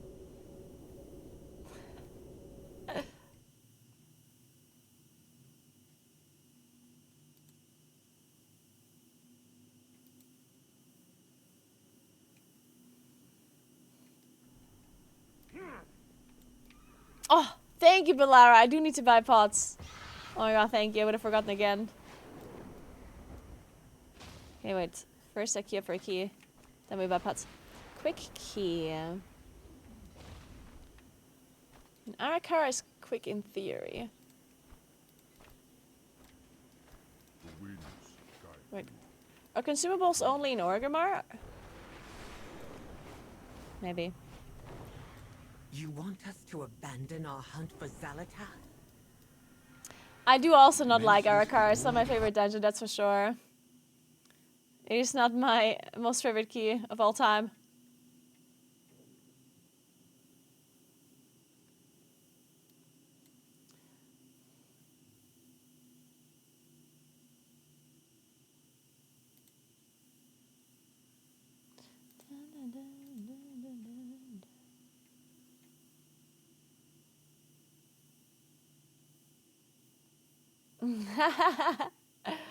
Oh my god! That looks delicious! I'm so jealous.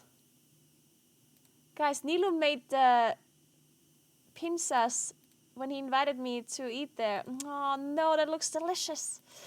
Ah, can't believe I missed the pizzas.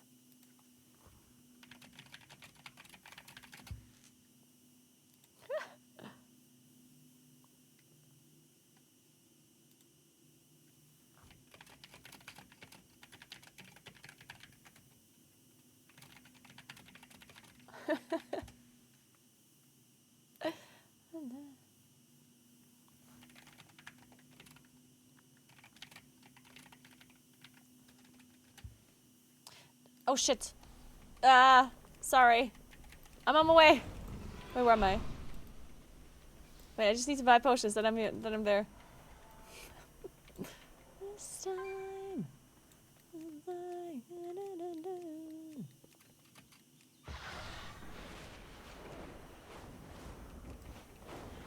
What dungeon was this? Oh, Arakara, right? Wait, that's the wrong area?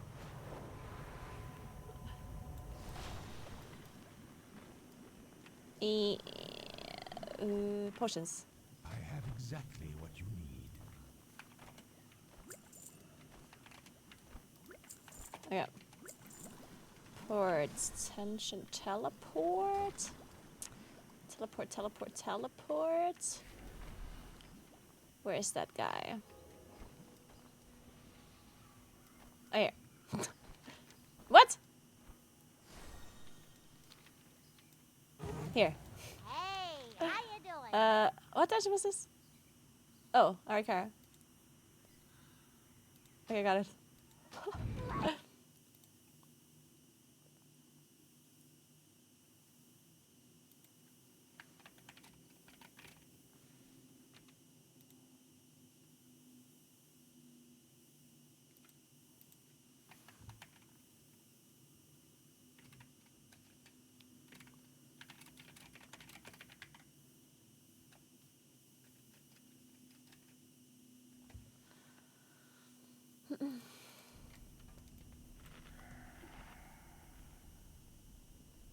Do you know what item level Mythic Seer will be tomorrow, or can you check the journal? It's champion loot, so it's gonna be really good actually. Well, the initial item level is not gonna be so good, but you can upgrade it.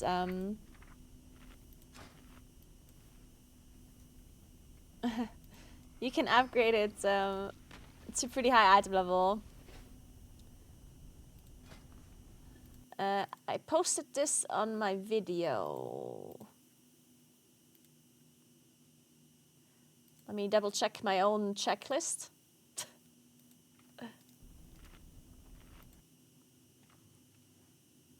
Yeah, I think it's 681. Oh yeah, there it is. Yeah, it's 681. But it's champion 1 out of 8, which means you can upgrade it. And 8 out of 8 champion loot is... I'll check in a second.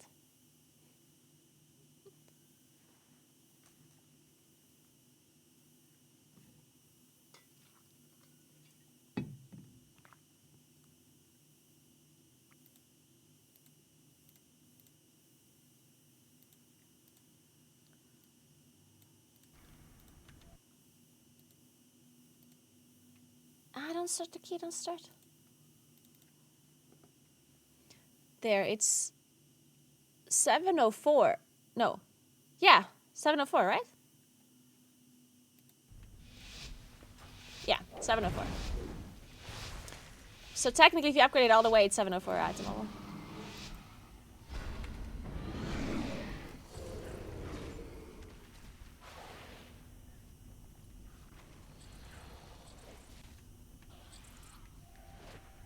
Hey, Amadito, what's up, what's up?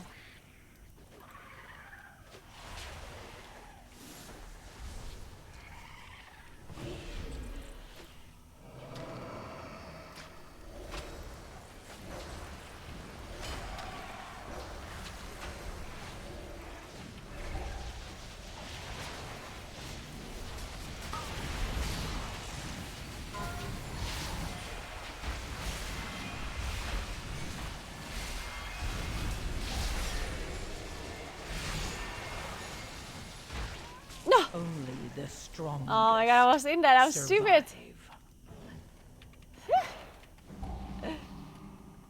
I even walked out of it. Well, in my mind, I walked out of it.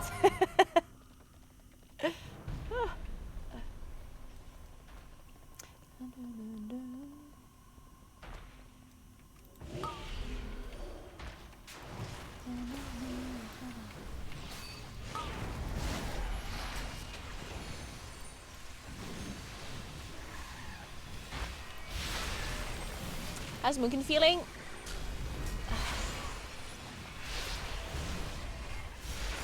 I don't know, it's so hard to tell for me. I don't know, like on these PTR keys, it's so hard for me to tell.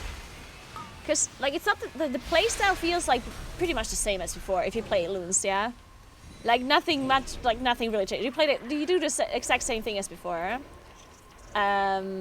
So if you liked Moonkin in Season 2, then you're probably also gonna like it now. In Dungeons at least. If you didn't like it in Season 2, then you're probably also not gonna like it now. And from a damage perspective, I don't know. Like, I'm playing these in Plaskies with like random people. And obviously, like, when it comes to damage, how much damage you do does not actually matter. It matters how much damage you do in comparison to all the other classes, right? And the thing is, I don't know if the other people that I play with are doing as much damage as they should be doing or not. Like, I don't know, are they playing the correct talents? Are they playing the correct gear, the correct trinkets, the correct hero talents? I don't know. Are they pressing their buttons correctly? I don't know. I'm on PTR. These people could be anyone. They could be playing the one button rotation. Maybe this is the first time that this person plays Arcade Mage in their lives, you know, like, I don't know. So I don't know if my damage in comparison to them is like, if it makes sense or not, you know, like, I don't know. It's really, really hard to take anything from the damage meters in PTR.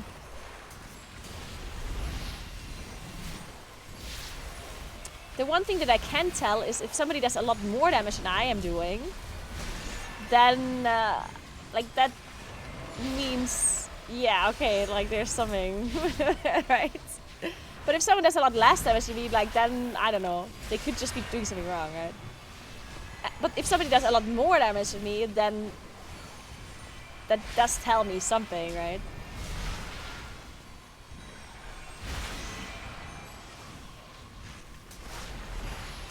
If I assume that I am playing properly.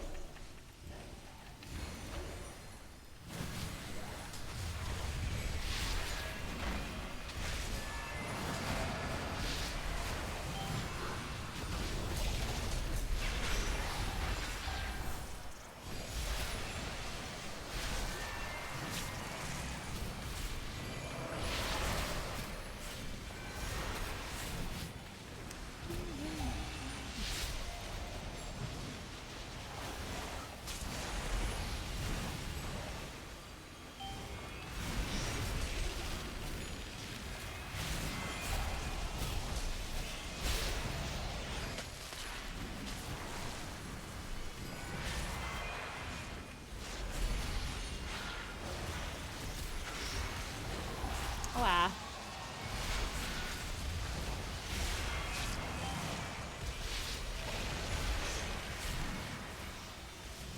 Yeah, we're getting this place again next season, yeah. Yes, we are.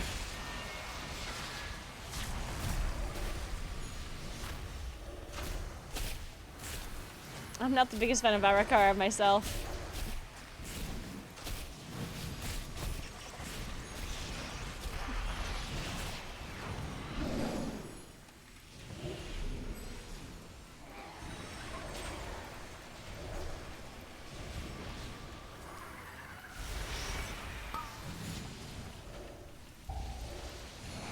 Oh god. Ah! Jesus Christ. That's close.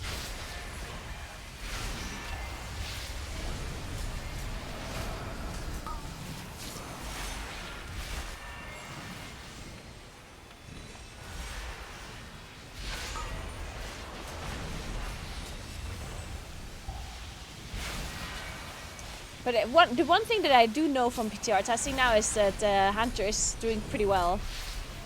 Like every time I do, not every time, but most of the time I meet a Hunter, they are doing quite a bit more damage than I do. So I guess Hunter is pretty good. That's all I know so far. Nah. Why are people saying Hunter is dead? Literally nobody is saying Hunter is dead except the people that are lying on purpose. Literally nobody that is not full of shit. Like Hannah, for example.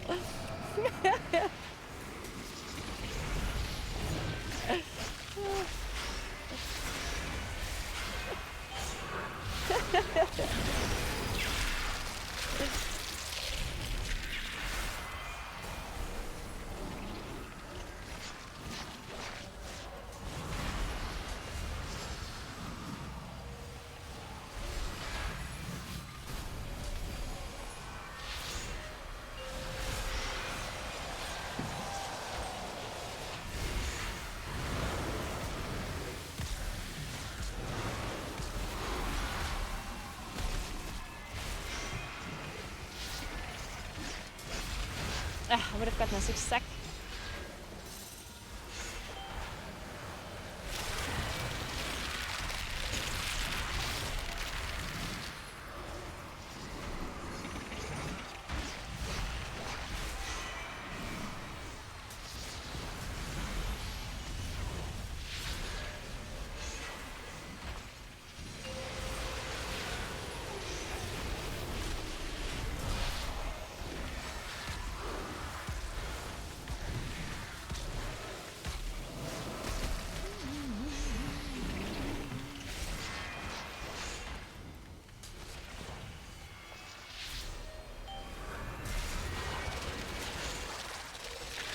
Hey, Fendel. I do think, like, I agree. So I generally agree with what you're saying, like, but one thing that you are not considering is that, because you currently you're comparing World of Warcraft to Animal Crossing, which, like, I understand where you're coming from, but at the same time, it's hard. Like, when you compare one game, there's a completely different game to another game, then like, it doesn't really make much sense. You have to remember that just because somebody likes something in Animal Crossing doesn't mean that those same people would also play World of Warcraft, you know? Like, a person that plays Animal Crossing, would they also play WoW? Even if the game was fully catered around them? Maybe not, right? So saying that they should change their complete approach to cater around an Animal Crossing type of player is like, it's like saying, oh, look at how many people play League of Legends. They should cater everything around PvP. You know what I'm saying? Yeah, look how many people play PvP. How many people play League of Legends? We should totally put all of our time and effort into PvP, because that's kind of the most similar to League of Legends, right? Which, of course, we know that doesn't make sense, right? But it's the same argument for Animal Crossing in that regard, right? And I don't generally disagree with you. I don't think that, like, I do think that putting more time and effort into content that appeals to a more casual player base, I do think that does make sense. Like stuff like like housing and generally like more casual content that people can do outside of M+ and raiding, like delves and stuff like that. I think that all makes sense. But there always needs to be like, you always have to accept that there's people that play WoW that are different types of players, you know? That's what an MMO is about. There's quite a few different types of players that play the game for different reasons, right? So just like you would want more content for casual players, there's so many competitive people that also would want more competitive content for them, right? And many people that want more PvP content, and there's people who want more collectibles, and people that want more lore and more quests and more visuals to farm. And I don't know, like, there's like a bunch of different types of players, and that's what an MMO is all about. It's like all of the different aspects that you can do. But as soon as you choose one aspect of the game and you want them to cater everything around this one aspect, at that point it's not an MMO anymore, right?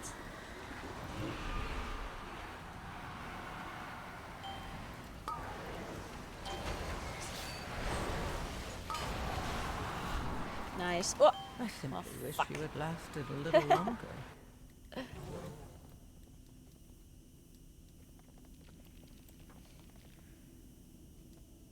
It's nice that we have a graveyard here now, or a waystone.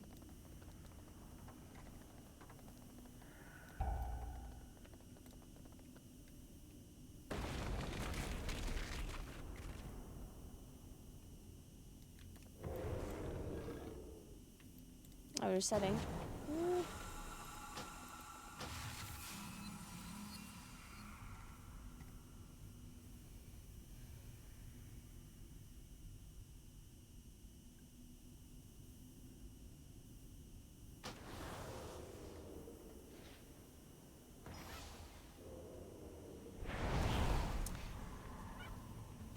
I mean, I just specifically talked about your sentence where you said, look at the retention rates and playtime rates of Animal Crossing. Like, I specifically talked about that sentence that you said. Like, I feel like that's just like a... Like, I feel like that just doesn't make sense. That particular sentence.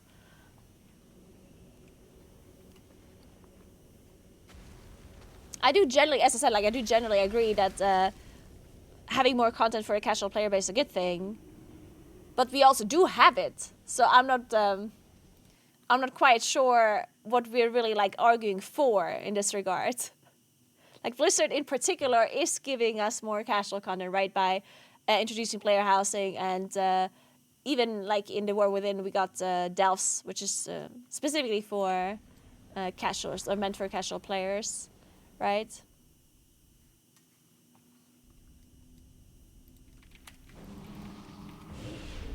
So I'm not disagreeing with you. I'm just saying, like, I'm just wondering what we're arguing for here. Like, what is it we want in this case? 5, 4, 3, 2, 1. The way forward opens, and your fate.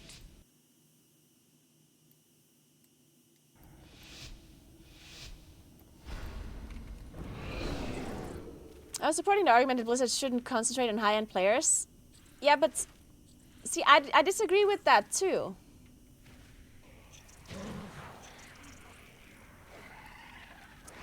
I feel like in general, when people say things like they shouldn't focus on this or they shouldn't focus on that,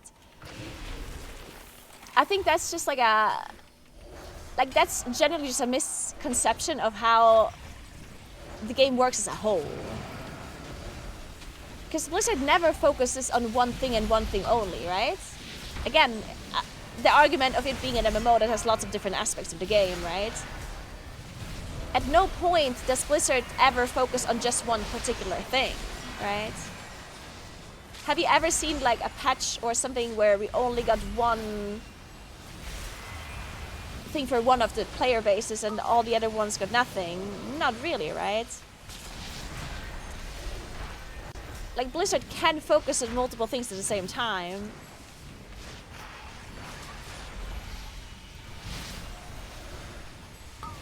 Like, whenever somebody argues this way, and I'm not saying that, I'm not saying that to like pick you out or saying that you are doing this in particular, but a lot of people that bring up this argument, they should not focus on this, they should do this instead. Those people usually, in my opinion, are saying things like, oh, I don't like this aspect of the game, therefore I'm the only one that should get content, and whenever the other people get content, I don't like it. You know, like, again, I'm not saying that's you in particular here in this case, right? But I mean, they can give us multiple things. They can give us a new raid, and they can give us a new plus season, and at the same time, they can also give us new casual content, right? They can do all of those things. And it feels a little bit, it honestly feels a little bit mean when one particular player base wants even more. Like for example, the casual player base, right? You're getting housing now, right? And it's like you got housing, but that's not enough. It feels like, oh, so not only do you want housing and you want content for yourself, you also want the others to not get content. In that sense, almost. Again, I'm not trying to pick you out in particular. I'm just like generally talking about this argument. Because this actually is something I hear a lot. Like where people, just no matter how much content they get for their particular way of playing the game, they're just generally unhappy if another player base gets something for them. And I think that's just messed up. Like, think about it. Like, imagine a raider would complain that there's a new arena map that gets added. Where it's like, oh my god, they should focus more on the raiders. Did you see what the PvPers got? They got a new arena map. What the fuck? The time that they needed to create this arena map, they could have put into creating another boss, you know?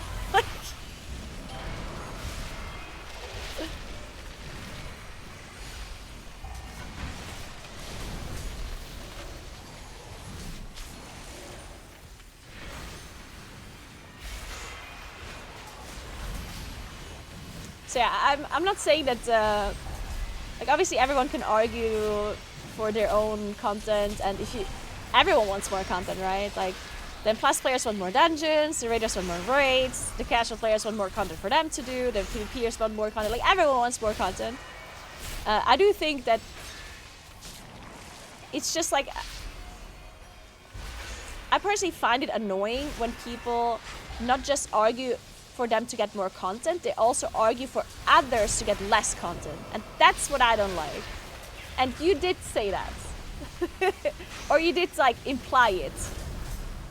And I'm just not a fan when people do that.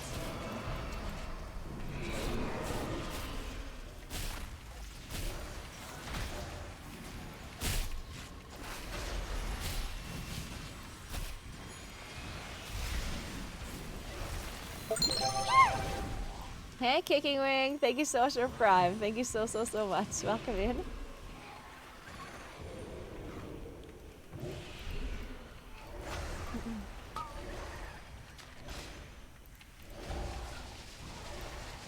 And in the end, you might even be right, in a sense, you know, like, because a lot of people are hiding behind the argument that they think it would be a better, like, financial decision for Blizzard. Where it's like, they're like, oh, I'm not arguing for my own benefits. I think Blizzard would make more money if they would put less time into raiding and more time into, like, casual content, you know? Which might or might not be wrong, but don't you think that a company like Blizzard would do whatever they think is best to make more money?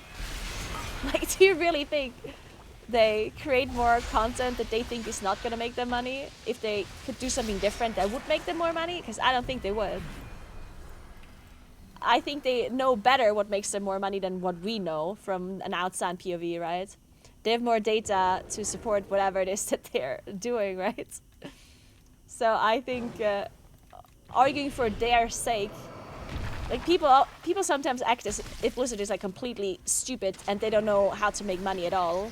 It's like, fucking idiots, if they would just do this, they would be making so much more money. It's like, really? Like, really, you think Blizzard doesn't know how to make money? Like, you think that's the skill that they're lacking, huh? Like, the money-making skill. I don't know about that.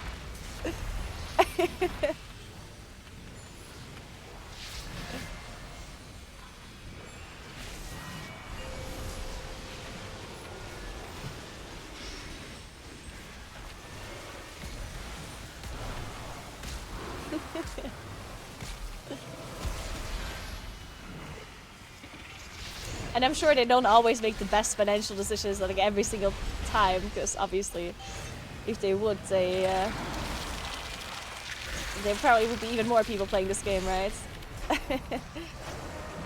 So I'm sure there sometimes is a point where they did make the wrong decision. They would have made more money if they would have done something else, right?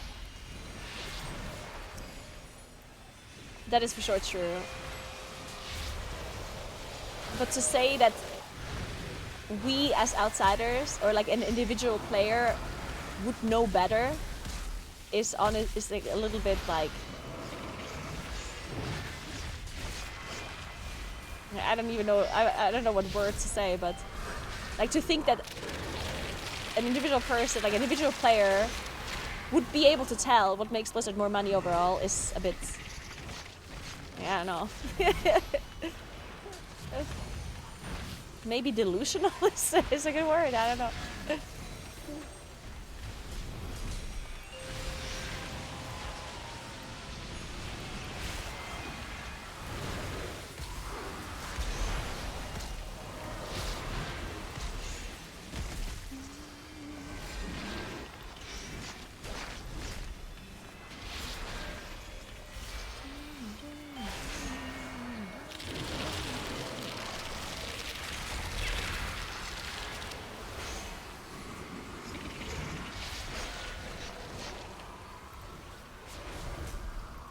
And this boss has so much health.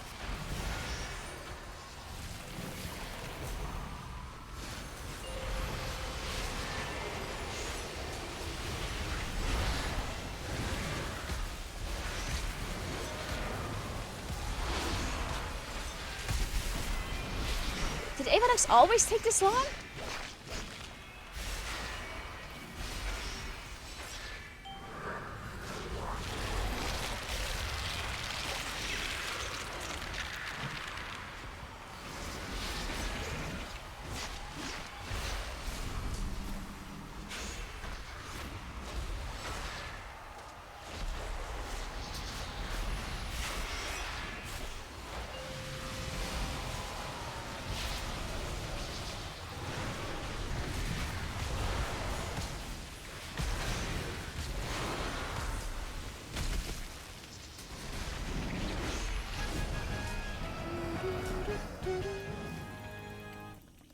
Love the trinket, hate the dungeon. Is this trinket even still good next patch? Is it gonna be best of slot for anyone? This dungeon is better than Priory? I disagree. I like Priory more than this one.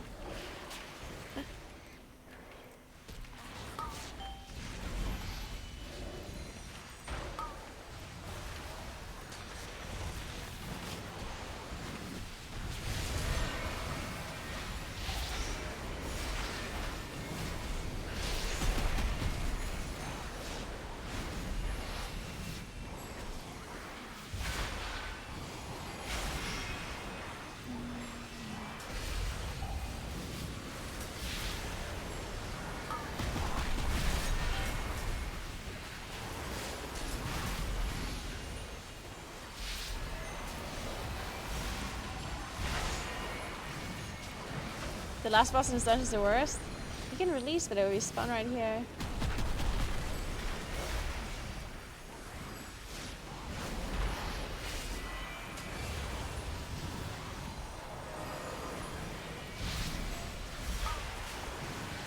I don't mind the last boss that much. I do not like Avenox.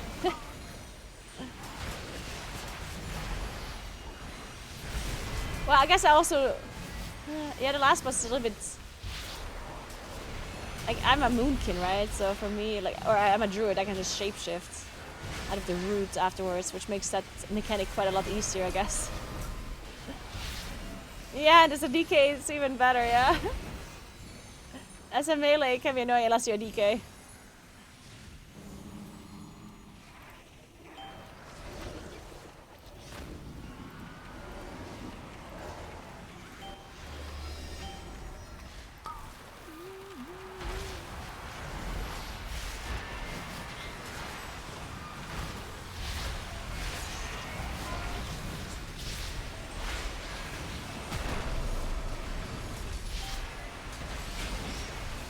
Wait, did we just get a second blood guard?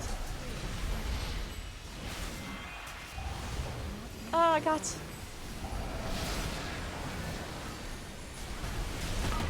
Oh, were we supposed to have this guy?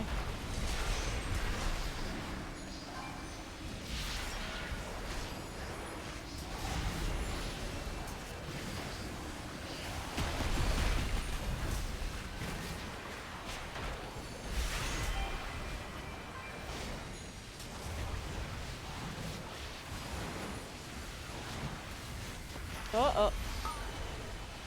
Ah! I'm alive.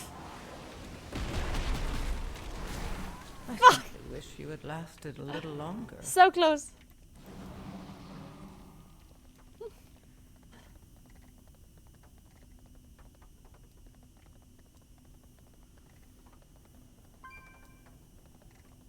Yeah, I'm not wearing glasses anymore. Well, I just still sometimes wear my glasses. I mean, I generally don't need my glasses because I had LASIK surgery a couple of years ago.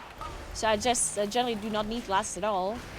But after I had LASIK surgery, I did not wear my glasses anymore. And people just constantly commented on me not wearing glasses. People constantly were like, oh my god, where are your glasses? Who are you?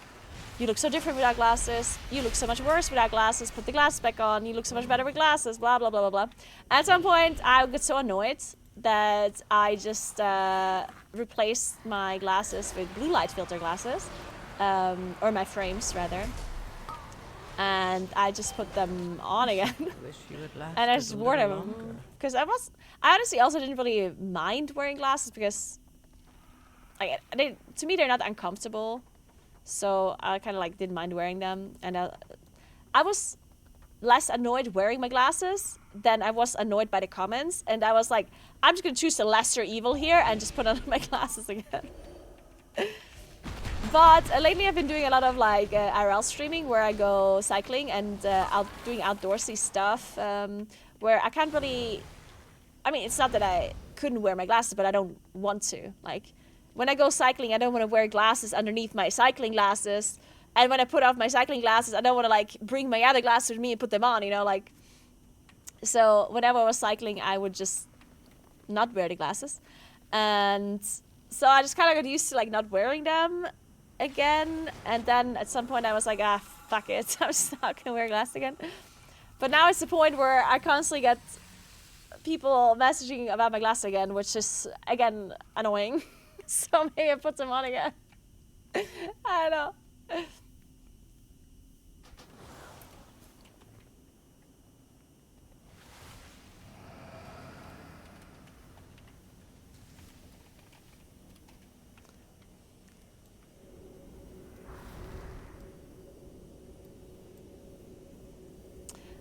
I'm going to Germany on the 15th?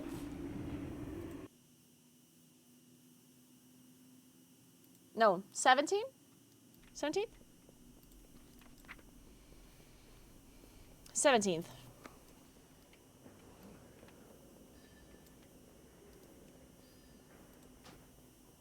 I do think like I'm at this point where sometimes I like wearing my glasses and sometimes I don't, like, depending how my hair is and depending on what I'm wearing and stuff.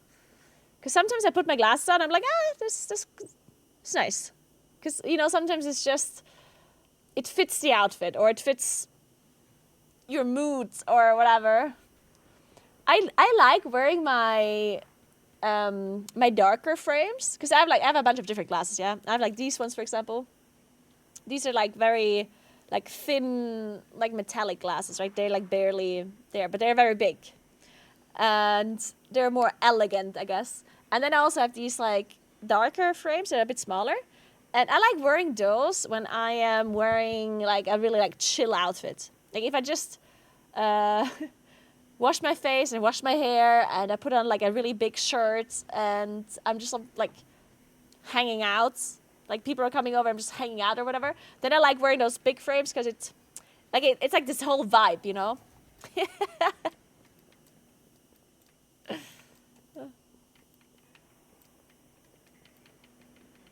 So you can't find a new zone? I think you can. Wait, can you not? I think you can.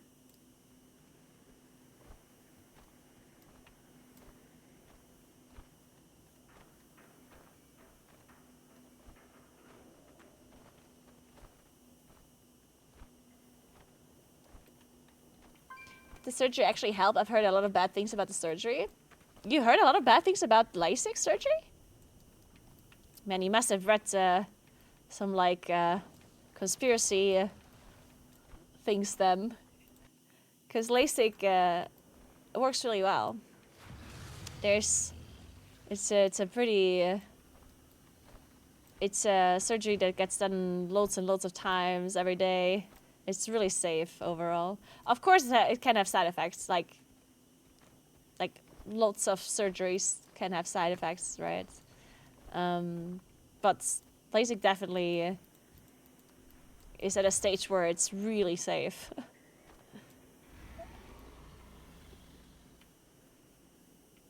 Did you have LASIK surgery in Germany or in Italy? In Italy, where I live.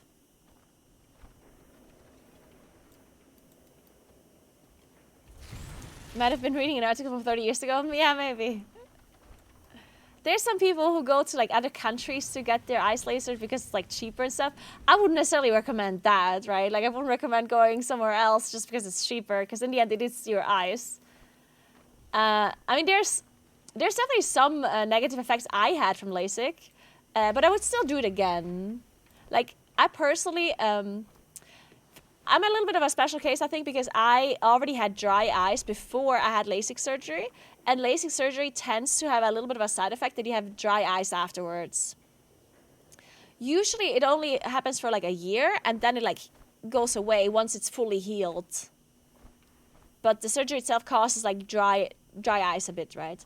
And I already had dry eyes before I had the surgery. And now I honestly don't know if it's worse now or if it's the same. I mean, it certainly didn't get better.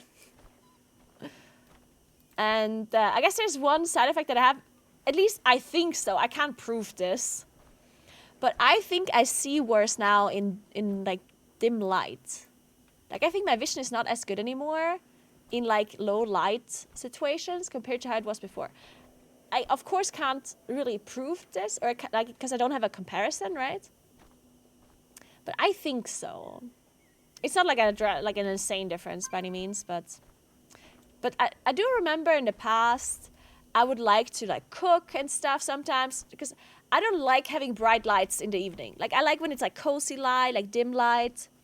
And I would like when I come home sometimes when it was dark, I would like not turn on a light in the kitchen and cook in like low light conditions. And nowadays I usually tend to turn on the light because I can't see that well anymore.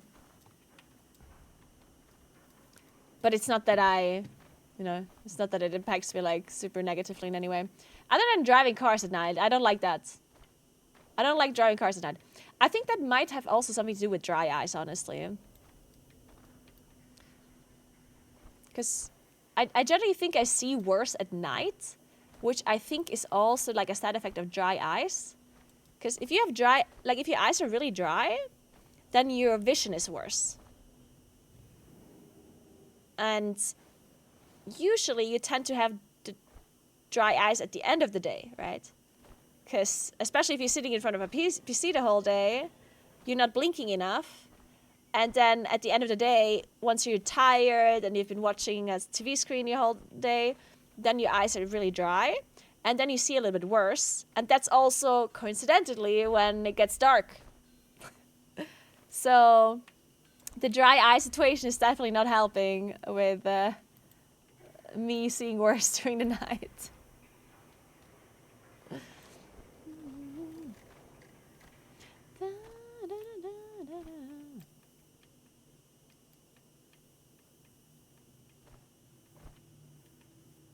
I still want you to understand what I was saying. I don't want to take away anything from anyone. The argument was that not only high-end players should be the focus, but they aren't.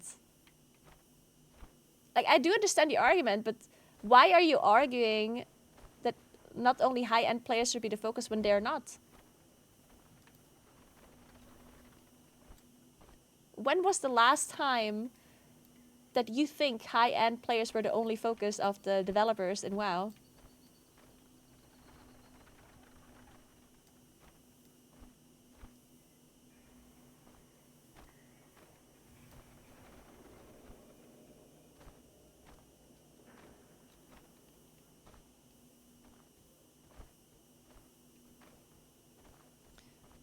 Also, the player base that got more from the last one, like World Cup and Delves and now Housing, Raiders and Implasters like I am should get a new raids and dungeons, but we don't need a new invention necessarily.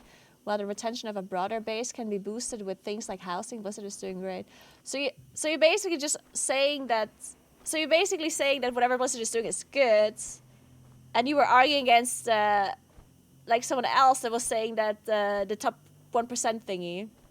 Yes, I'm basically like agreeing with you. But then it's fine. Like again, like I wasn't arguing against you in any way. I just like all the things I said. If you're agreeing with me, then we're all fine. Like there's nothing to argue about. You don't have to explain yourself. It's all good. Again, I wasn't specifically talking against you, as I mentioned multiple times while I was saying it. I was just joining in an argument.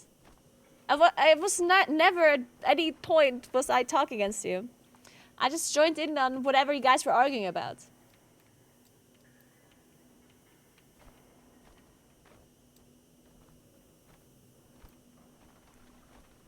The whole one button rotation and removing ads. Removing ads? Well, what do you mean removing ads? What kind of ads did I remove?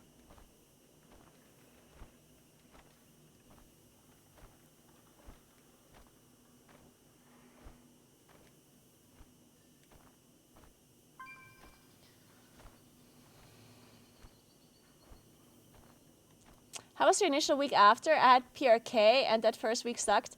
Oh, PRK is a lot worse, I think. I had the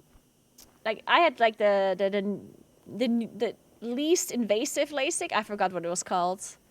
Where the laser is doing everything.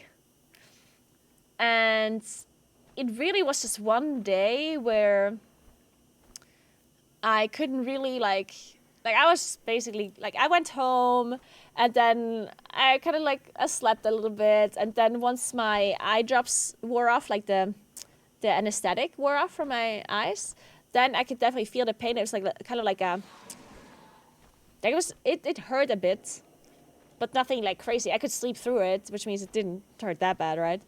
And then the next day it was kind of gone already. It was really just like one day where it hurt a bit. And then afterwards it was fine. There was certainly like, it did take longer than one day for it to be like fully like back to normal-ish, right? Where like I was still like bright lights and stuff were like blinding and stuff like that, you know. That took quite a while for it to heal properly, but I wasn't in pain after one day. So it was just really one day where you have to take off work, I guess, and then the next day you can already go back to work. As long as you wear, you know, sunglasses properly so you don't... And I guess if you work on a PC, then maybe... Well, I think I played games. I think I streamed in 2 days after. So I guess I did look at the computer screens.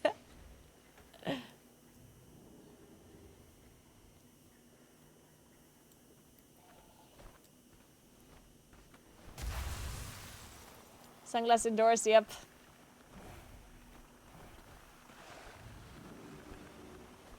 I used to love M+, but now people are toxic. No more fun here, there. You think so? Yeah, true. I casted MDI after having LASIK surgery. Yeah, I remember that. True. Yeah. I was casting MDI with sunglasses on. Yeah, I remember.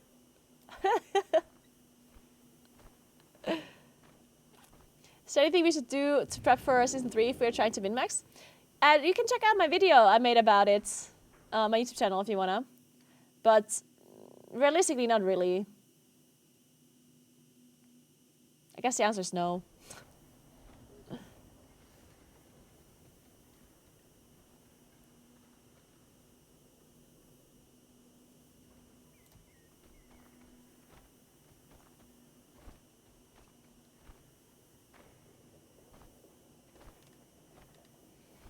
Alright guys, I'm gonna leave you for today.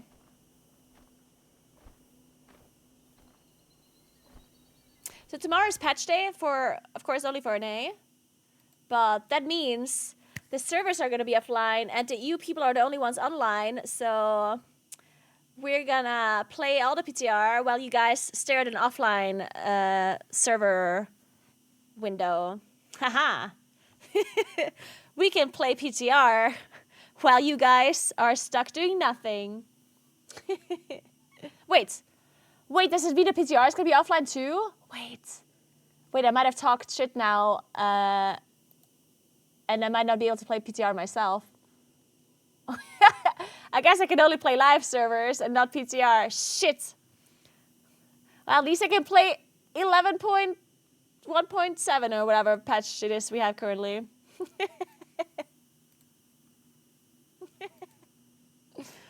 Alright, so tomorrow I will play some more WoW, of course. And we're just gonna wait for the patch and make sure we're all ready and stuff. And we're gonna talk shit about casuals and NA players. And hunters. We don't like them either. The typical things, you know.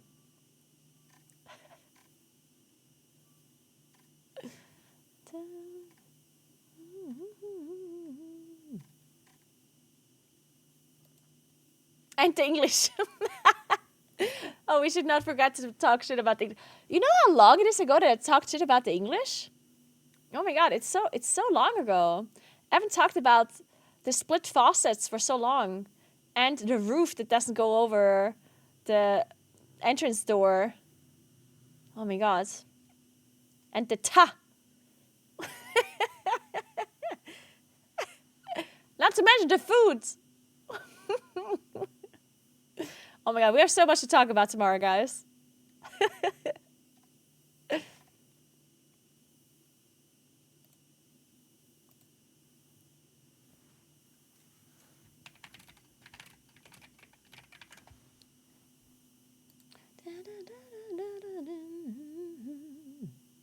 Italians? Oh no, we don't talk shit about Italians. Actually, we do sometimes. About their bread in particular. I just wish they would salt their breads.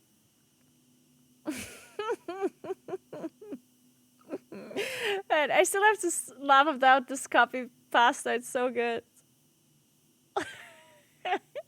Okay, guys, before I leave, I have to explain this to you.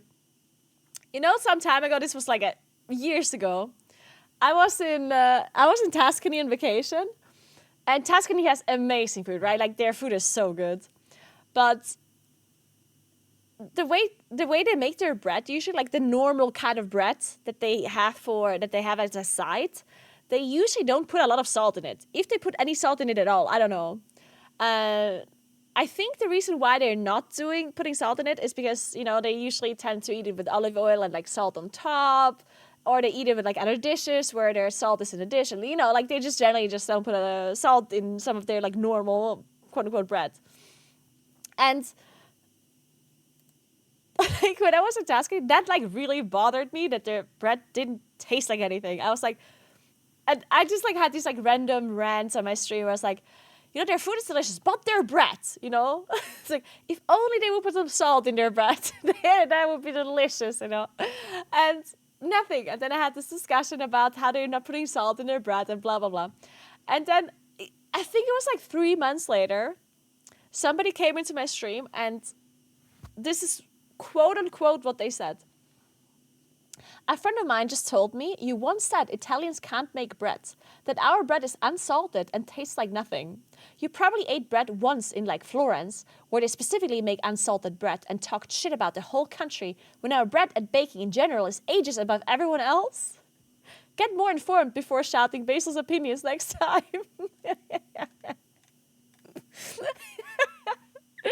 And I just thought it was so fucking funny that something I said like 3 months ago about Italian bread out of like, you know, was somehow still a topic to these Italians. And all I could think of in my head is them like sitting at home in front of their PC, sitting in their Discord channel and be like, oh my God, Gianni, did you hear what Naguura said about Italians? No way, Giovanni. That's what she said. Our bread's unsalted. I will. And just very fuming out of his head, you know. His veins just fucking pumping, you know. She said, what about our breads? Sorry, I just find this hilarious. Anyway.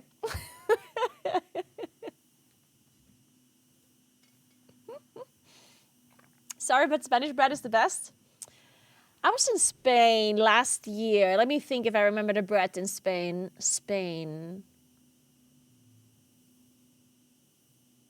No,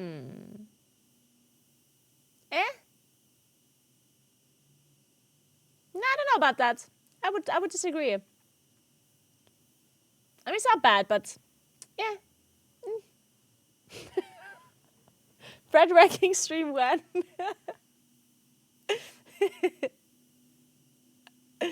Man, I'm just gonna start a war with every country now about bread.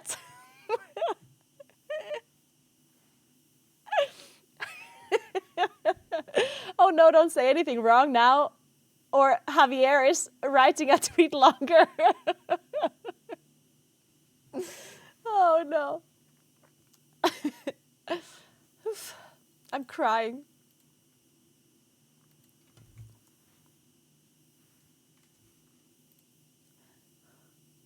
Guys, did I tell you that I have a new YouTube channel? I already have 295 subscribers. Yeah. Yeah, I have a new YouTube channel about my IRL content though. So if you guys like my real life content, my cycling content, you should definitely give my new YouTube channel a follow. I posted one video about one of the tours I did some time ago. The next video I'll probably post at the end of the week. Next video is going to be posted on the 8th. It's going to be the tour to Venice that I'm posting next, probably. I'm excited to see it. And if you want to check out the new channel, then...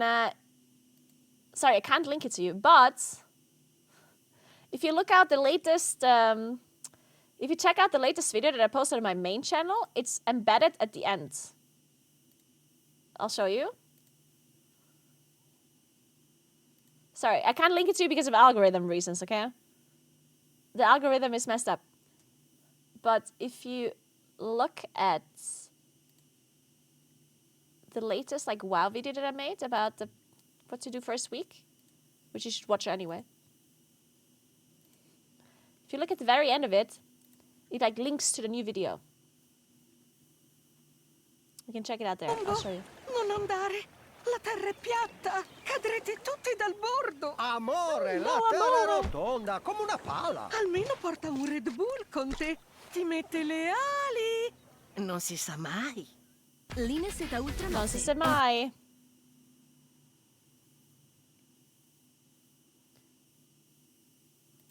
Okay, so if you go to the video, and then you go at the very end, there it is. It's this video here if you want to check it out. And it's the channel as well. Make sure you not only watch the video if you are interested, but make sure you also give the channel a sub, okay? I don't understand one bit Italian, but that was a Red Bull advertisement. Well, that means you understand Italian just fine. Your Italian is great then.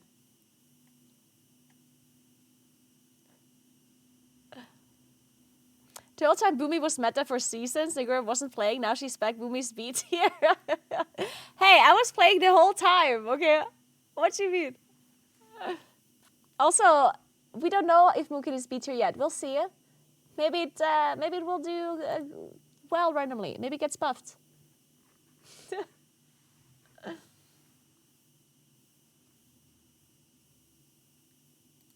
Alright, so now I'm actually leaving. Sorry, I said I'll leave and then I was yapping for another half an hour. Thank you so much for watching. Remember to follow my stream if you haven't yet. I will send you to someone else and then I'll see you guys tomorrow for patch waiting stream, okay? Remember to check out my socials and stuff as well. And if you guys want to see another RL stream, I might be doing one at the end of the week. But definitely not like the next few days, because the next few days we're nerding World of Warcraft. Sorry, but I'm a World of Warcraft nerd at heart.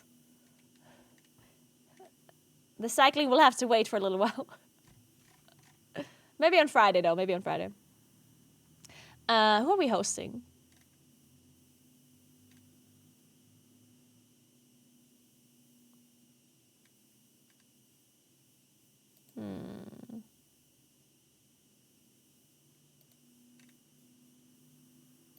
Sun glitters! Let's host sun glitters.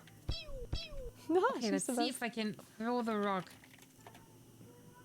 What's she playing? She's playing 12 minutes. What is this? I actually Oh, she plays a can. scary game. Oh, shit. Throw the rock at the painting. I need to and play then a scary key game falls too. off I or really want to something. try like a horror game. Ooh, check this. Not gonna work. I really want to try. Face bombs. What the fuck?